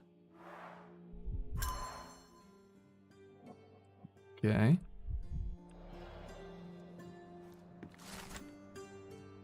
Chief Constable's message. Been through this before and you know well that I cannot allow it. You're an indispensable asset to this department, Placido. Sorry, but your retirement's out of the question. We need you now more than ever. This city needs you. Think about it. Chief Constable Donovan.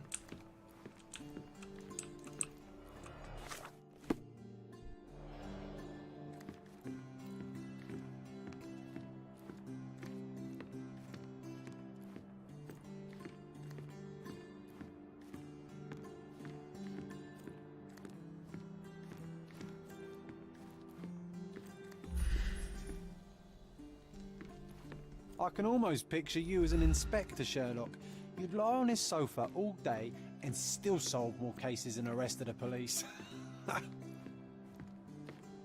can almost picture you as an inspector, Sherlock. Didn't mean to click on You'd you lie there, on his Watson. sofa all day and still solve more cases and arrested the police.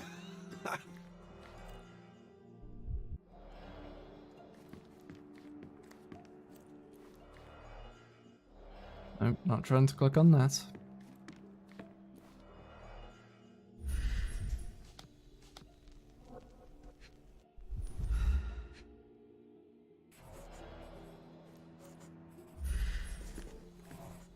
Say there's something missing. All the case files, nothing related to the Hive. Fingerprints, loose frame. Knew this picture stood out.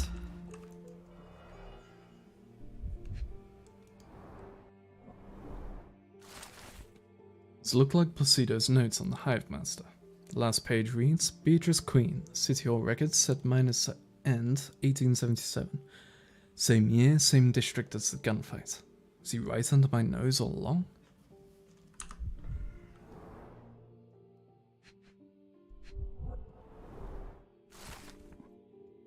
Collection of local and nationwide newspaper articles all mention the Hive and Hive Master and are organized chronologically. Chief Inspector Placido had been collecting information on this gang for years. May 1875, exclusive, new crime syndicate sweeping Cordona. January 1876, buzz off, elusive weapons smugglers, the Hive, supply Irish nationalists. October 1876, Hive Master mystery, all we know about the underground gang leader.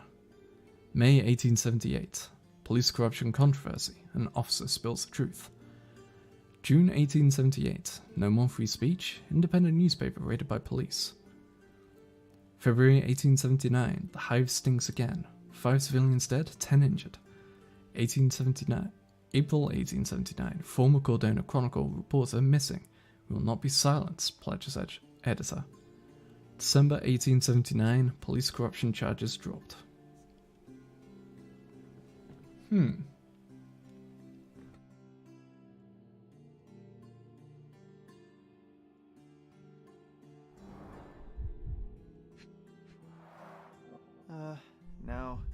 Now that is odd, to say the least. Let's take the ear, Sherry. It'll bring us luck. You'll see. Good lord, you can't be serious.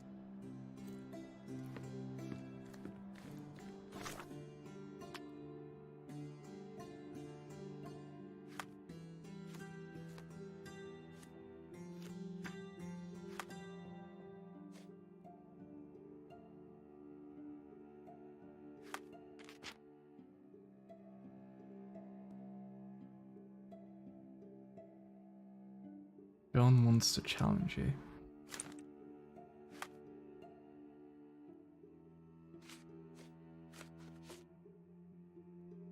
Let's look like Placido's notes on the Hive Master. As page reads, Beatrice Queen, City Hall Records at minus end 1877.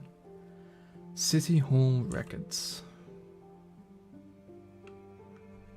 Okay. Nice. Always play it by ear, pal.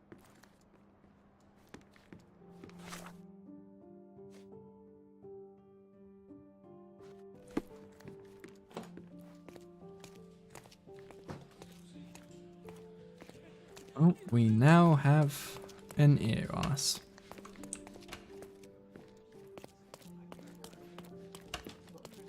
Just walking around with severed ear. It said Beatrice Queen, City's Halls at Miner's End.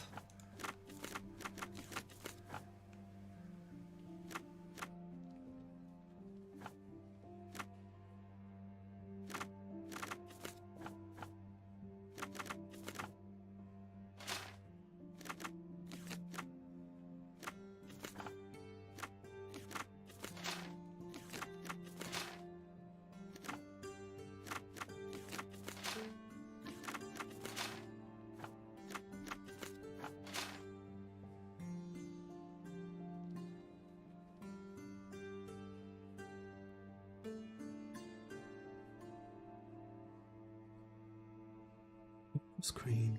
So, Miner's End we know is true. Beatrice Queen, City Halls.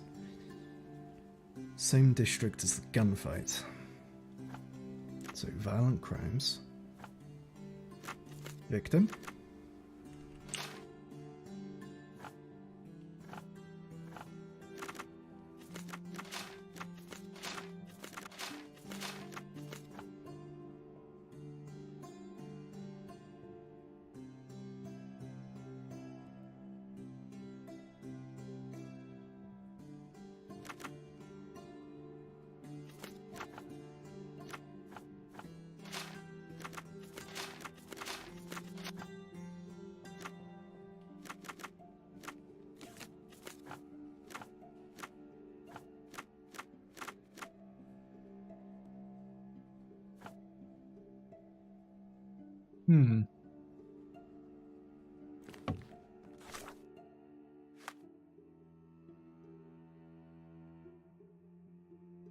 That book means we have to archive it, right?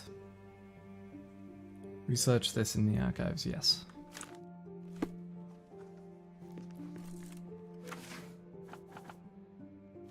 District Miner's End.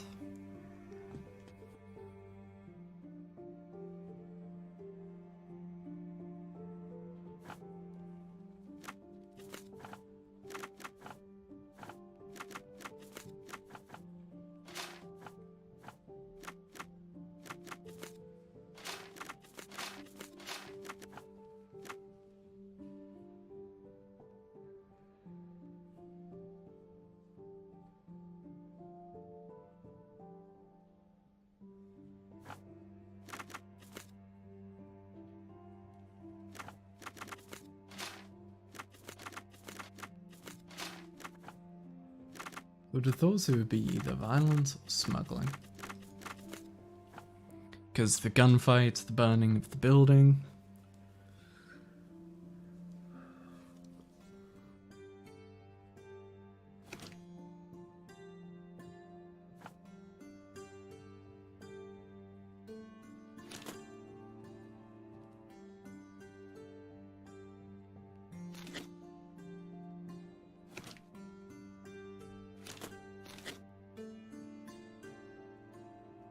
I've mastered case files. Collection of Hive articles.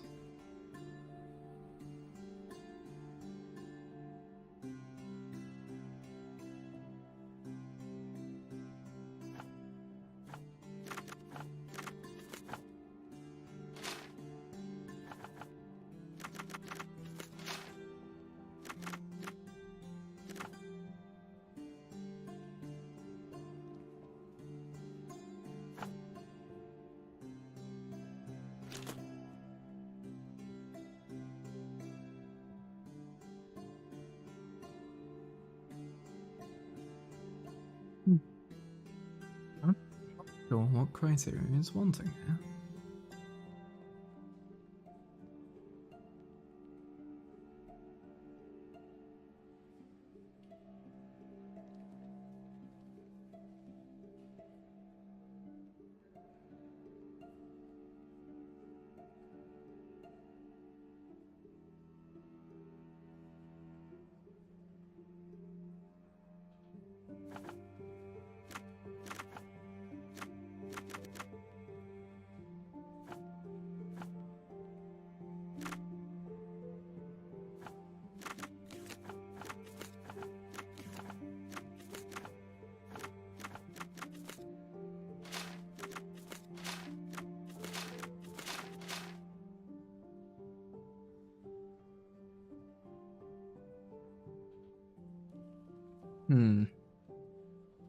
Same district as the gunfire, who's right?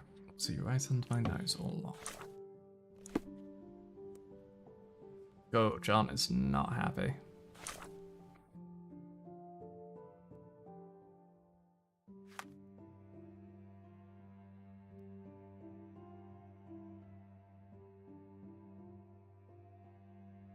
Just helped a woman deliver her baby, a little girl.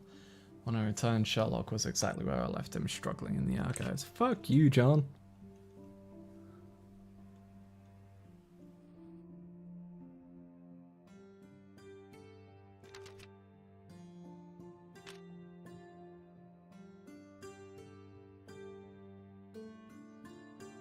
Digging through the archives, who listens to me? So, Lizzie lost track of what.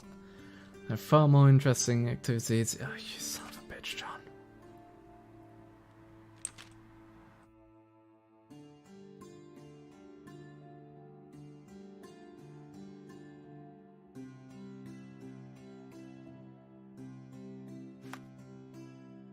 God damn it, John.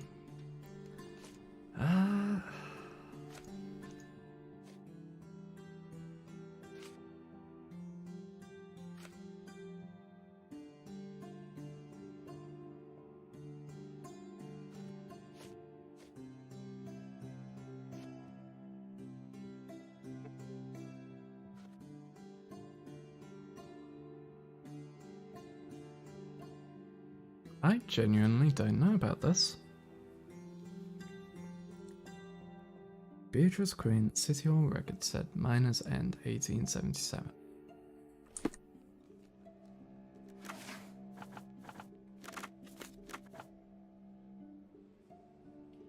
This is all we have.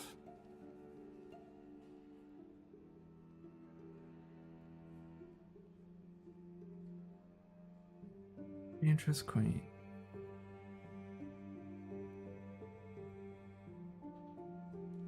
Like, I'm inclined to say that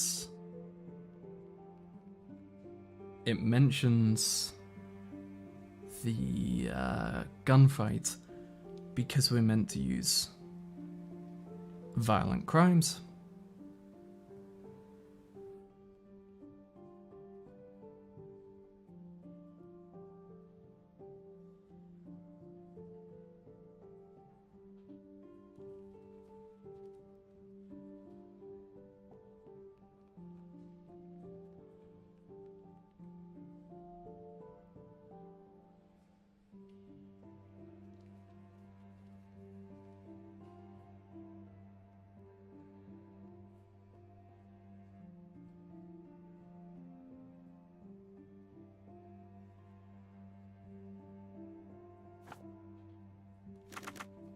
We don't have any of these, as far as I'm aware.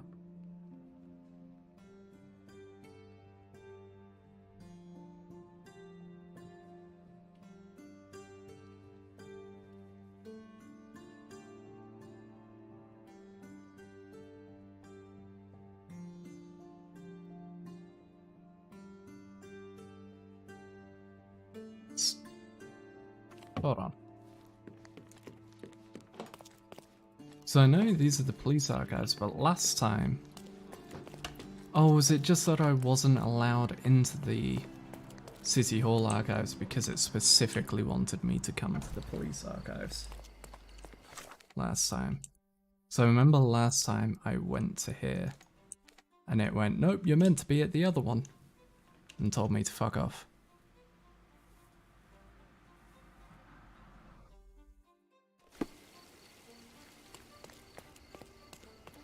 Can I actually go into the City Hall now? Oh, now it's 11th. Okay. Are you lost, sir? Not at all. I'm right where I need to be. I'm Sherlock Holmes, by the way. Ursula Oni, the chief archivist. How can I help you exactly? I need to take a look at the history of Cordona and its islanders to retrieve some, hopefully, useful information. Your brother Mycroft told me that you were direct, and now that we've met, I can see that is true. Someone in our family has to balance the evasive nature of my brother. Well, may I use the city archives? You may, of course, but in return, perhaps dinner? That's a high price to pay for looking at your archives. I was teasing you. Pay no attention to me.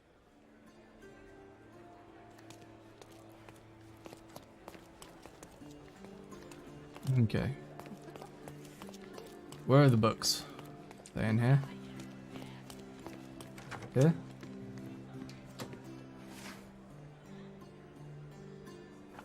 District of Miners End. Ah, there we go. British 1800s. They, I assume, are just a citizen. Fuck me sideways. Okay. Queen Beatrice. Business entity registered in 1877. Documents filed for closure in January 1880. Property registered in the name. Warehouse in Miners End, sold in February 1880. Distillery in Miners End, shut down in February 1880. Villa in Grand Surrey, auctioned off for charity in March 1880. Warehouse in Miners End, currently for sale, located on Clay Street by Stevenson's Bridge to Silverton.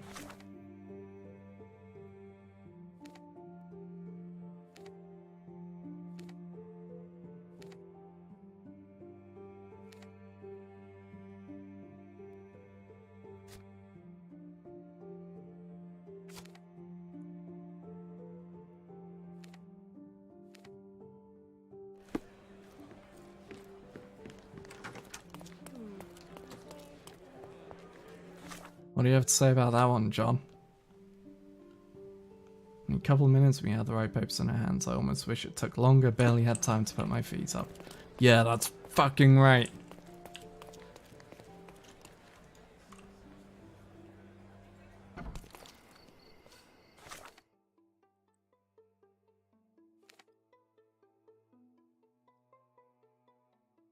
Fucking. You were there after my first trouble. It's your own fault. Fucking. Hey! Fucking, the fire.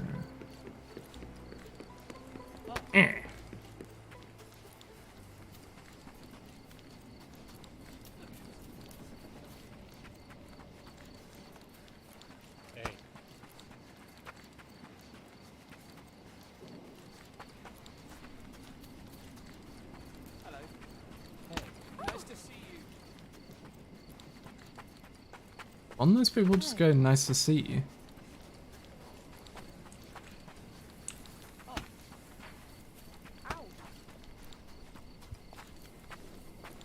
I'm sorry, I'm addicted to hitting these people as I run past. I can't help it. Is this the place? Clearing out on Hive Master's orders. Cornelius said he knows what he looks like, but he's full of it. Saw the Hive Master.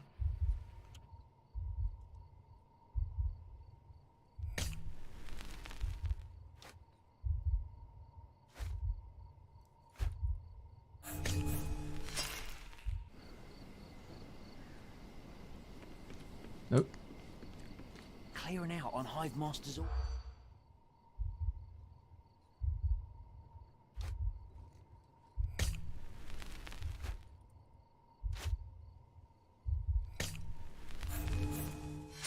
Oh, well, I guess we'll have to try again. Remember to focus only on what's relevant to the rumour. What's relevant to the rumour? Clearing out on... There were descriptions in there and you just went, nope.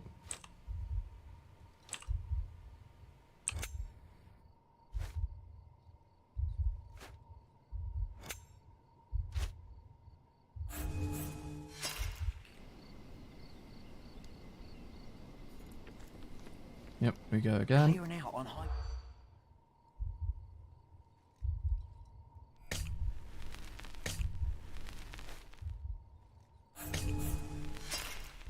Oh, well, I guess we'll have to try again.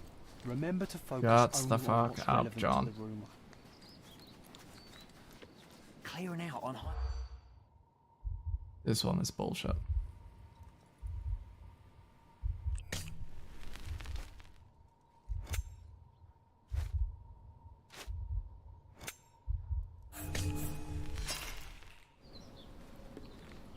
Okay, so it's got to be typed messages then. Clearing out on Hive... Who saw the Hive Master? No one.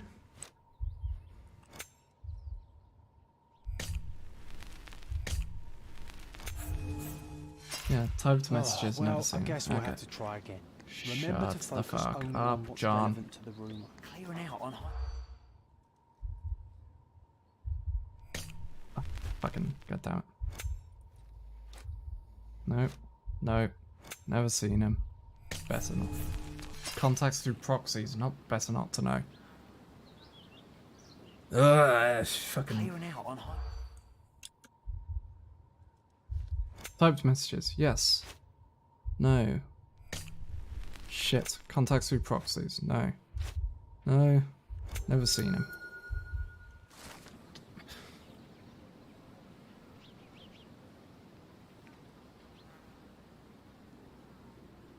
That one was fucking stupid. It's like, pick out the relevant information.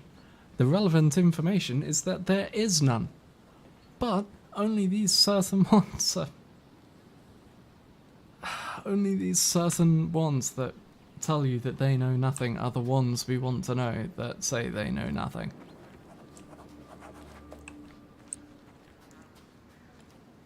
That was fucking stupid. Evening, gentlemen. Anyone for a shootout? Hey, this is high territory. Shoot him, boy.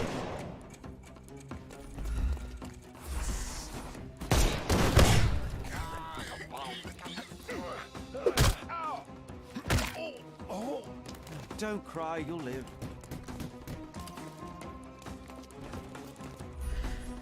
We can overcome the brute now.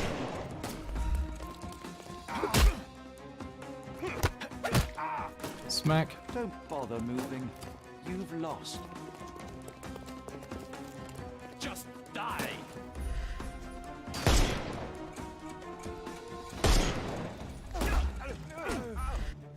Really?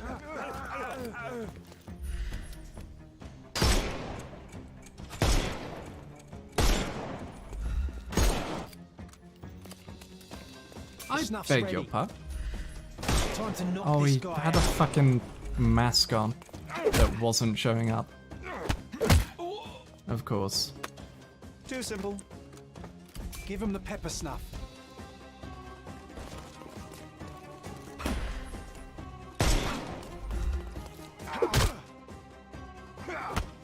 Smack, smack, smack. Don't bother. The snuff's ready.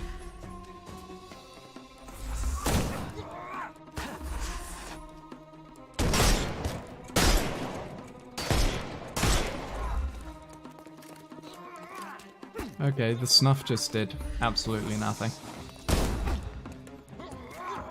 Weaken him first. I'm coming.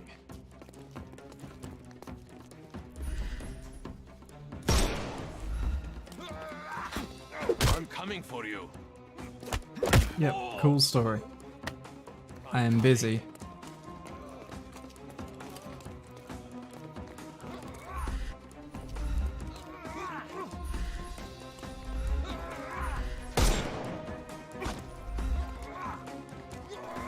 I want to try and...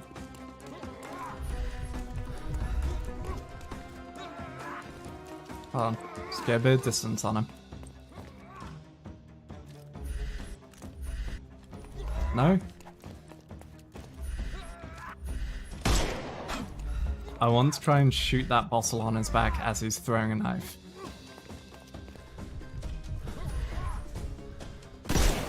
There it is.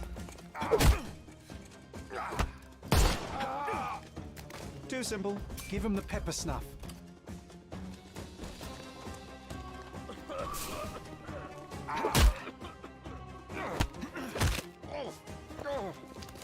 I'm coming for you. Ow. The fucker's stopping me from running.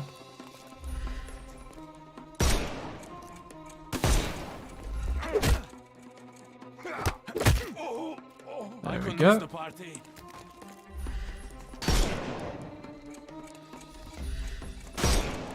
You can overcome the brute now.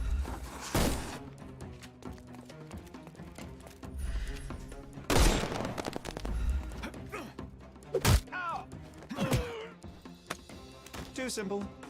The snuff's ready. Is that all of them? There we go.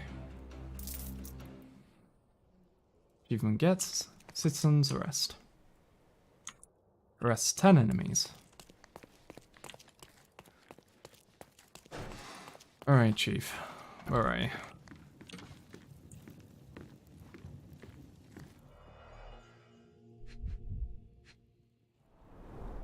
Someone's been burning papers, I see.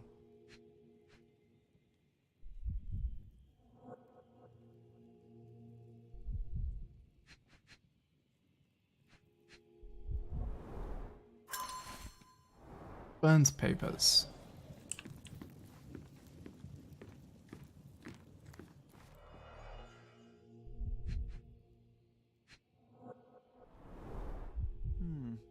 Everything knits together. Ooh. Can't spare any boys, Cal. Too busy wrapping up, same as you. Boss gone soft.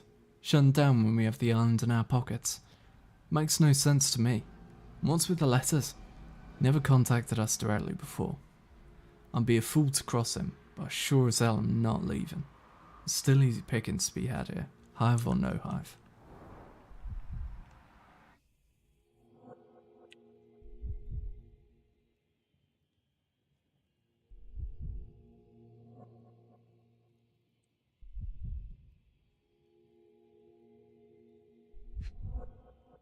Oh, it's paper. Burn documents, prepare the goods. I'll deal with the apiary. This shipment will be the last. If you're on the ship, you'll be taken care of. If not, you're on your own.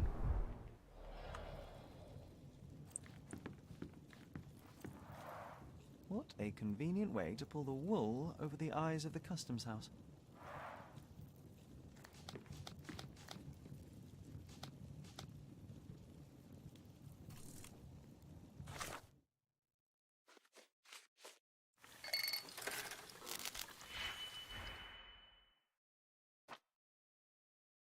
Two, 1, -4.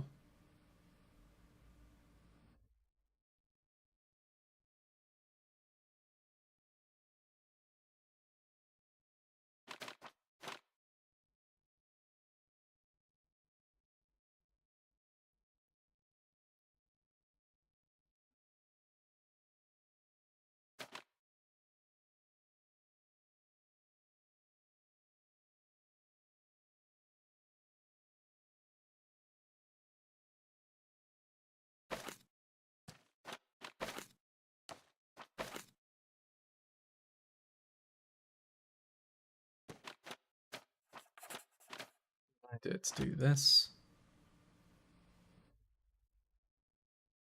It's -4, not.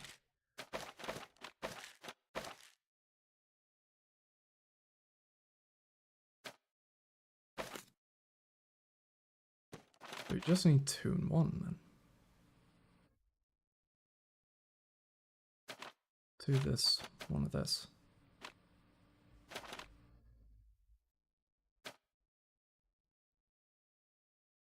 Case.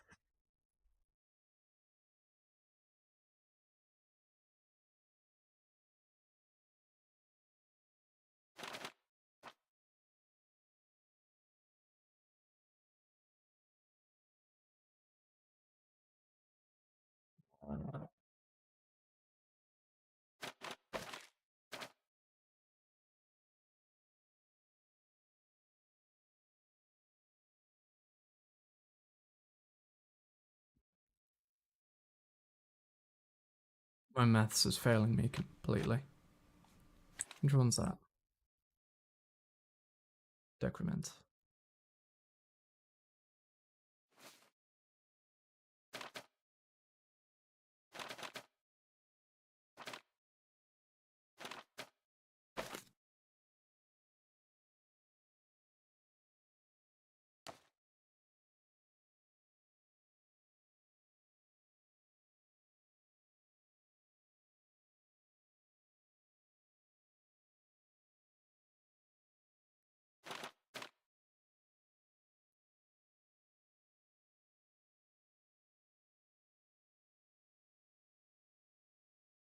What am I missing? What am I being blind to?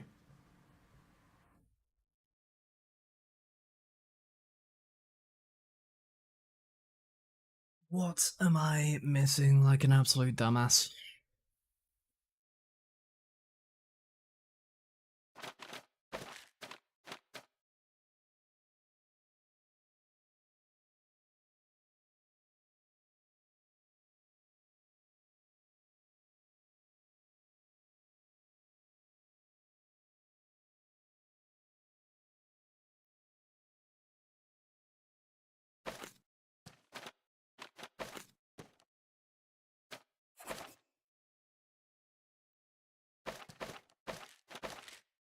No.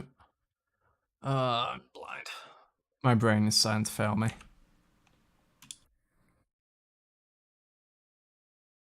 Probably going to call this after this one because brain is seriously starting to fall apart. 2, 1, -4. Duh. We can't do -3 on blue. That puts it up to 5 -2.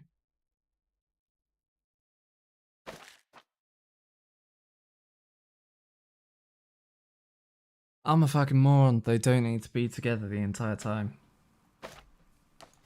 We do this, we do this. We do a combine.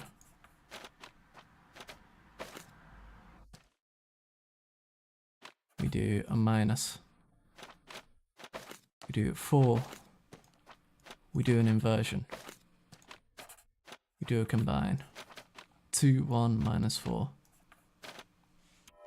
Done. Retro awesome. Beeswax to Valen, 50 crates of yarn to Dublin, honeycombs to Thessalo.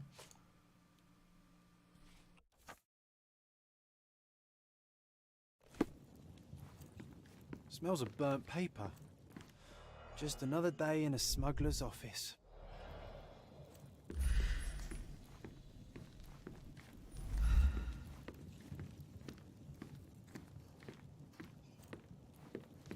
Deal with the apiary.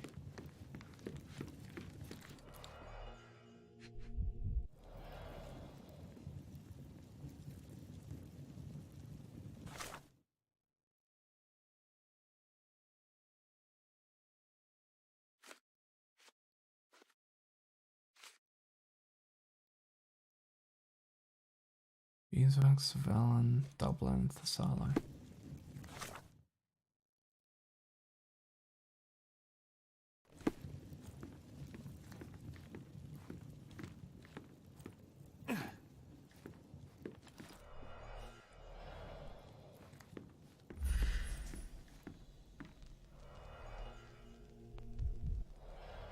Just making sure. Well.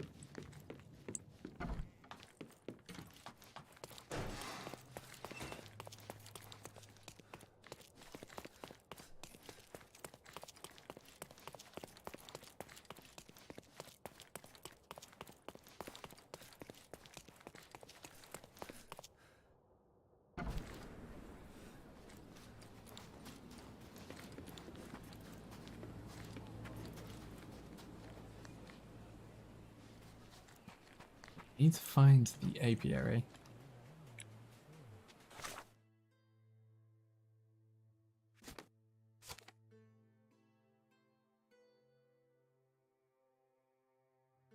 And come back here in a moment. If it means I have to run. I'm going to try talking to Stark about this.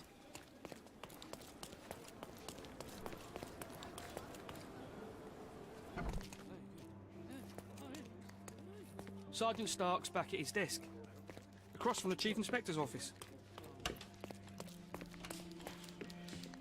Be careful, Mr. Holmes.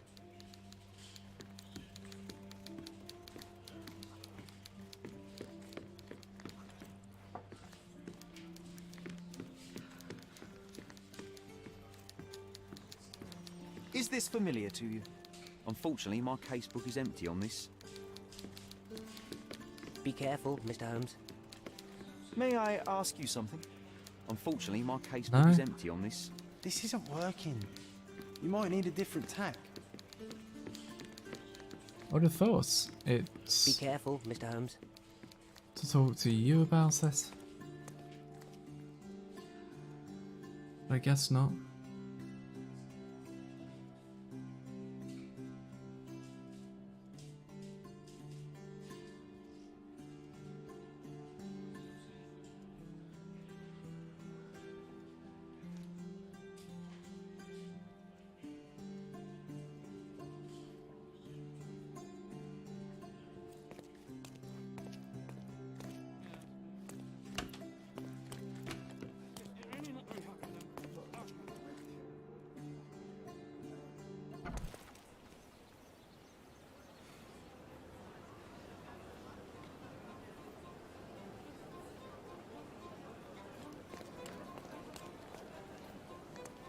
Can I ask you a question?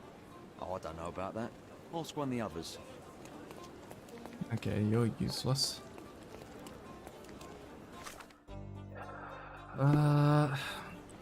Taxi driver man.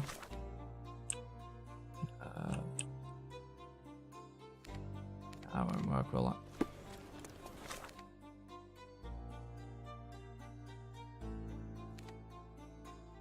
Okay, let's make our way along here.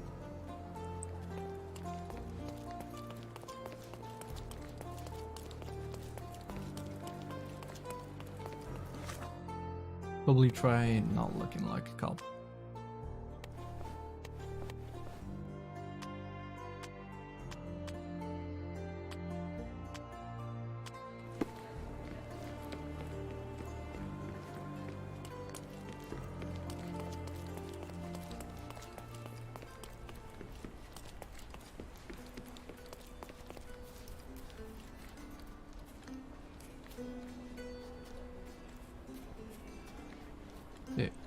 Do you know about Are you able this? to help me? I've nothing to tell you. Charming.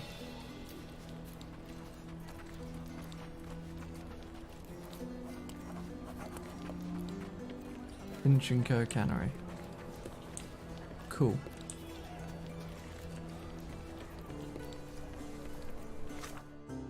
That's what I'm going the wrong way.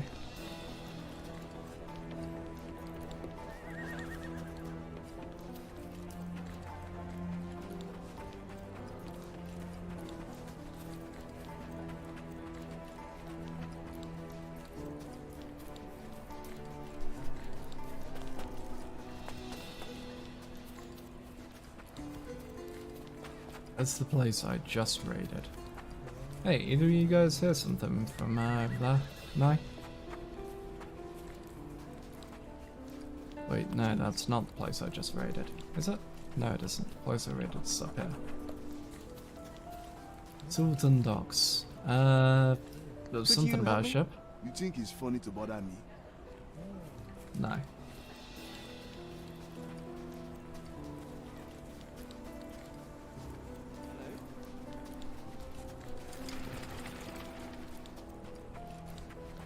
Got to show the songs. I've completely cleaned out that place. I need to find the new place. This apiary. Hey, you two, there's the place I raided. You see anything? Excuse me, just one question. Hey, you're a lucky man. I know about this. Also, I'm supposed to just step out and talk to someone random. Okay. People told me that I can find the apiary to the west of Wigan Street in Northern Miners End. So want me to stay away. Okay.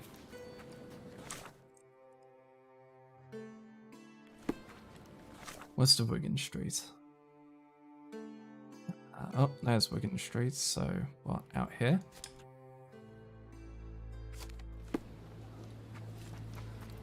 Oh, just run straight.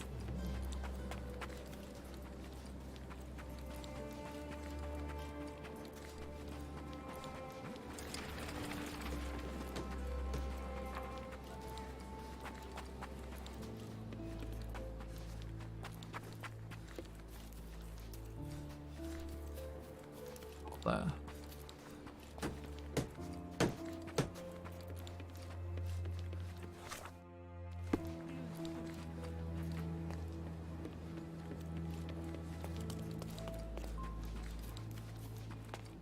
It looks as though someone or something has escaped. A statue of a buckled cage inside a city full of criminals. Let's take a closer look, Sherry.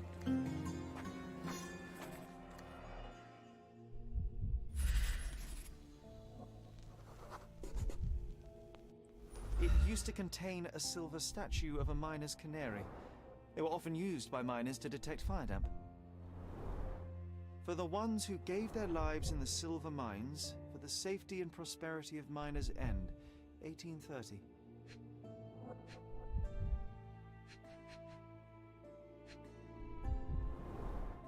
The lattice work was bent a long time ago.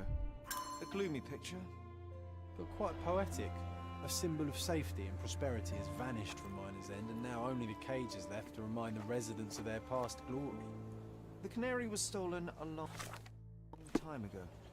There's no hope in finding it now, but perhaps someone might know at least something about it. We should ask the people around here. Sure, I'll take that another time.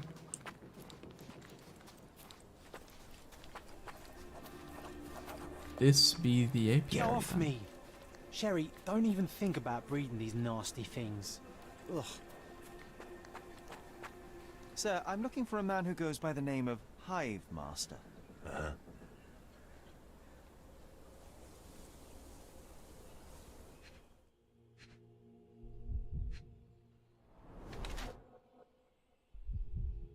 Knife taker. There's various bee stings. 6-shot revolver.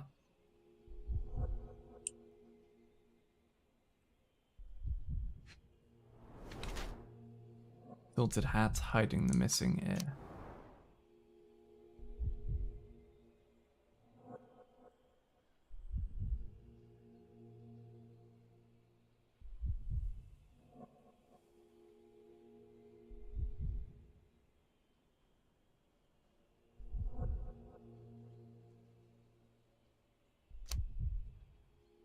Sulky, grouchy man in his 50s is clearly unhappy with my intrusion.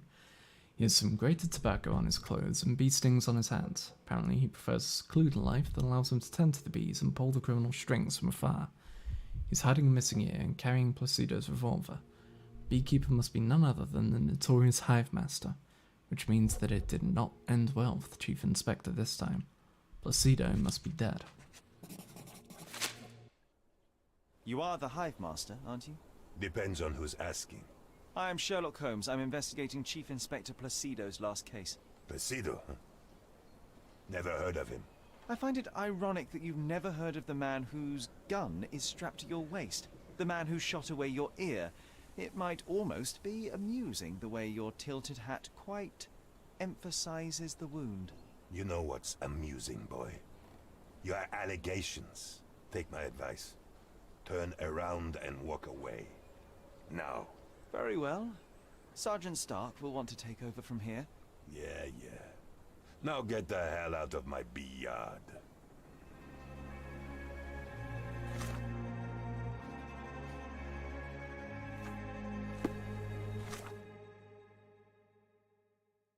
Well then.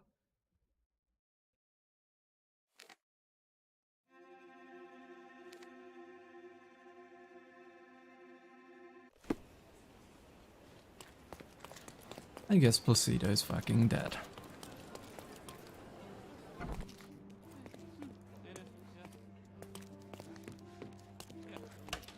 Sergeant Stark? Any news, Mr. Holmes? Placido is dead. Chief Inspector Placido can be presumed dead, but I've tracked down the man who killed him. The Hive Master. He is currently at the apiary in Miner's End. Alone.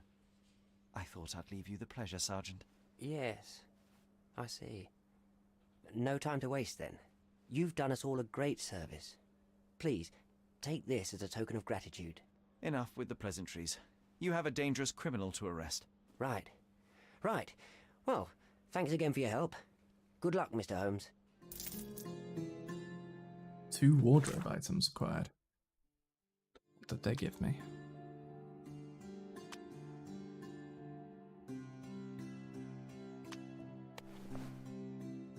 Officer's cap.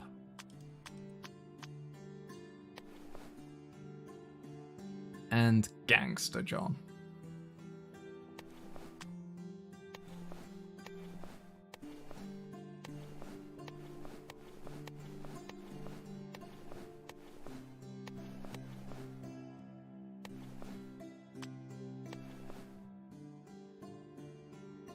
Well, I think for now, that will be that, because my brain is starting to fail me from tiredness.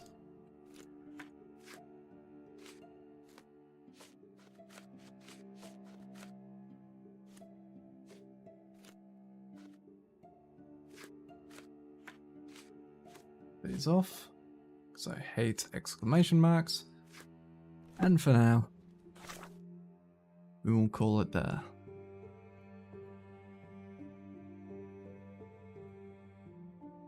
So, whether you've been watching live, or whether you're watching the VOD, or whatever you have been doing, I hope you've enjoyed.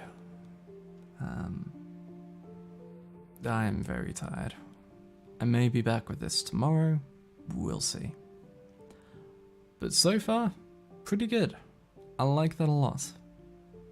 I like how they've put it together. It's a bit different from the usual stuff, but not bad. Very big. But yeah, for now though, I hope you've enjoyed. This is where, if I knew how the new YouTube rating system worked, I'd throw it to someone else, but I believe it's still being tested.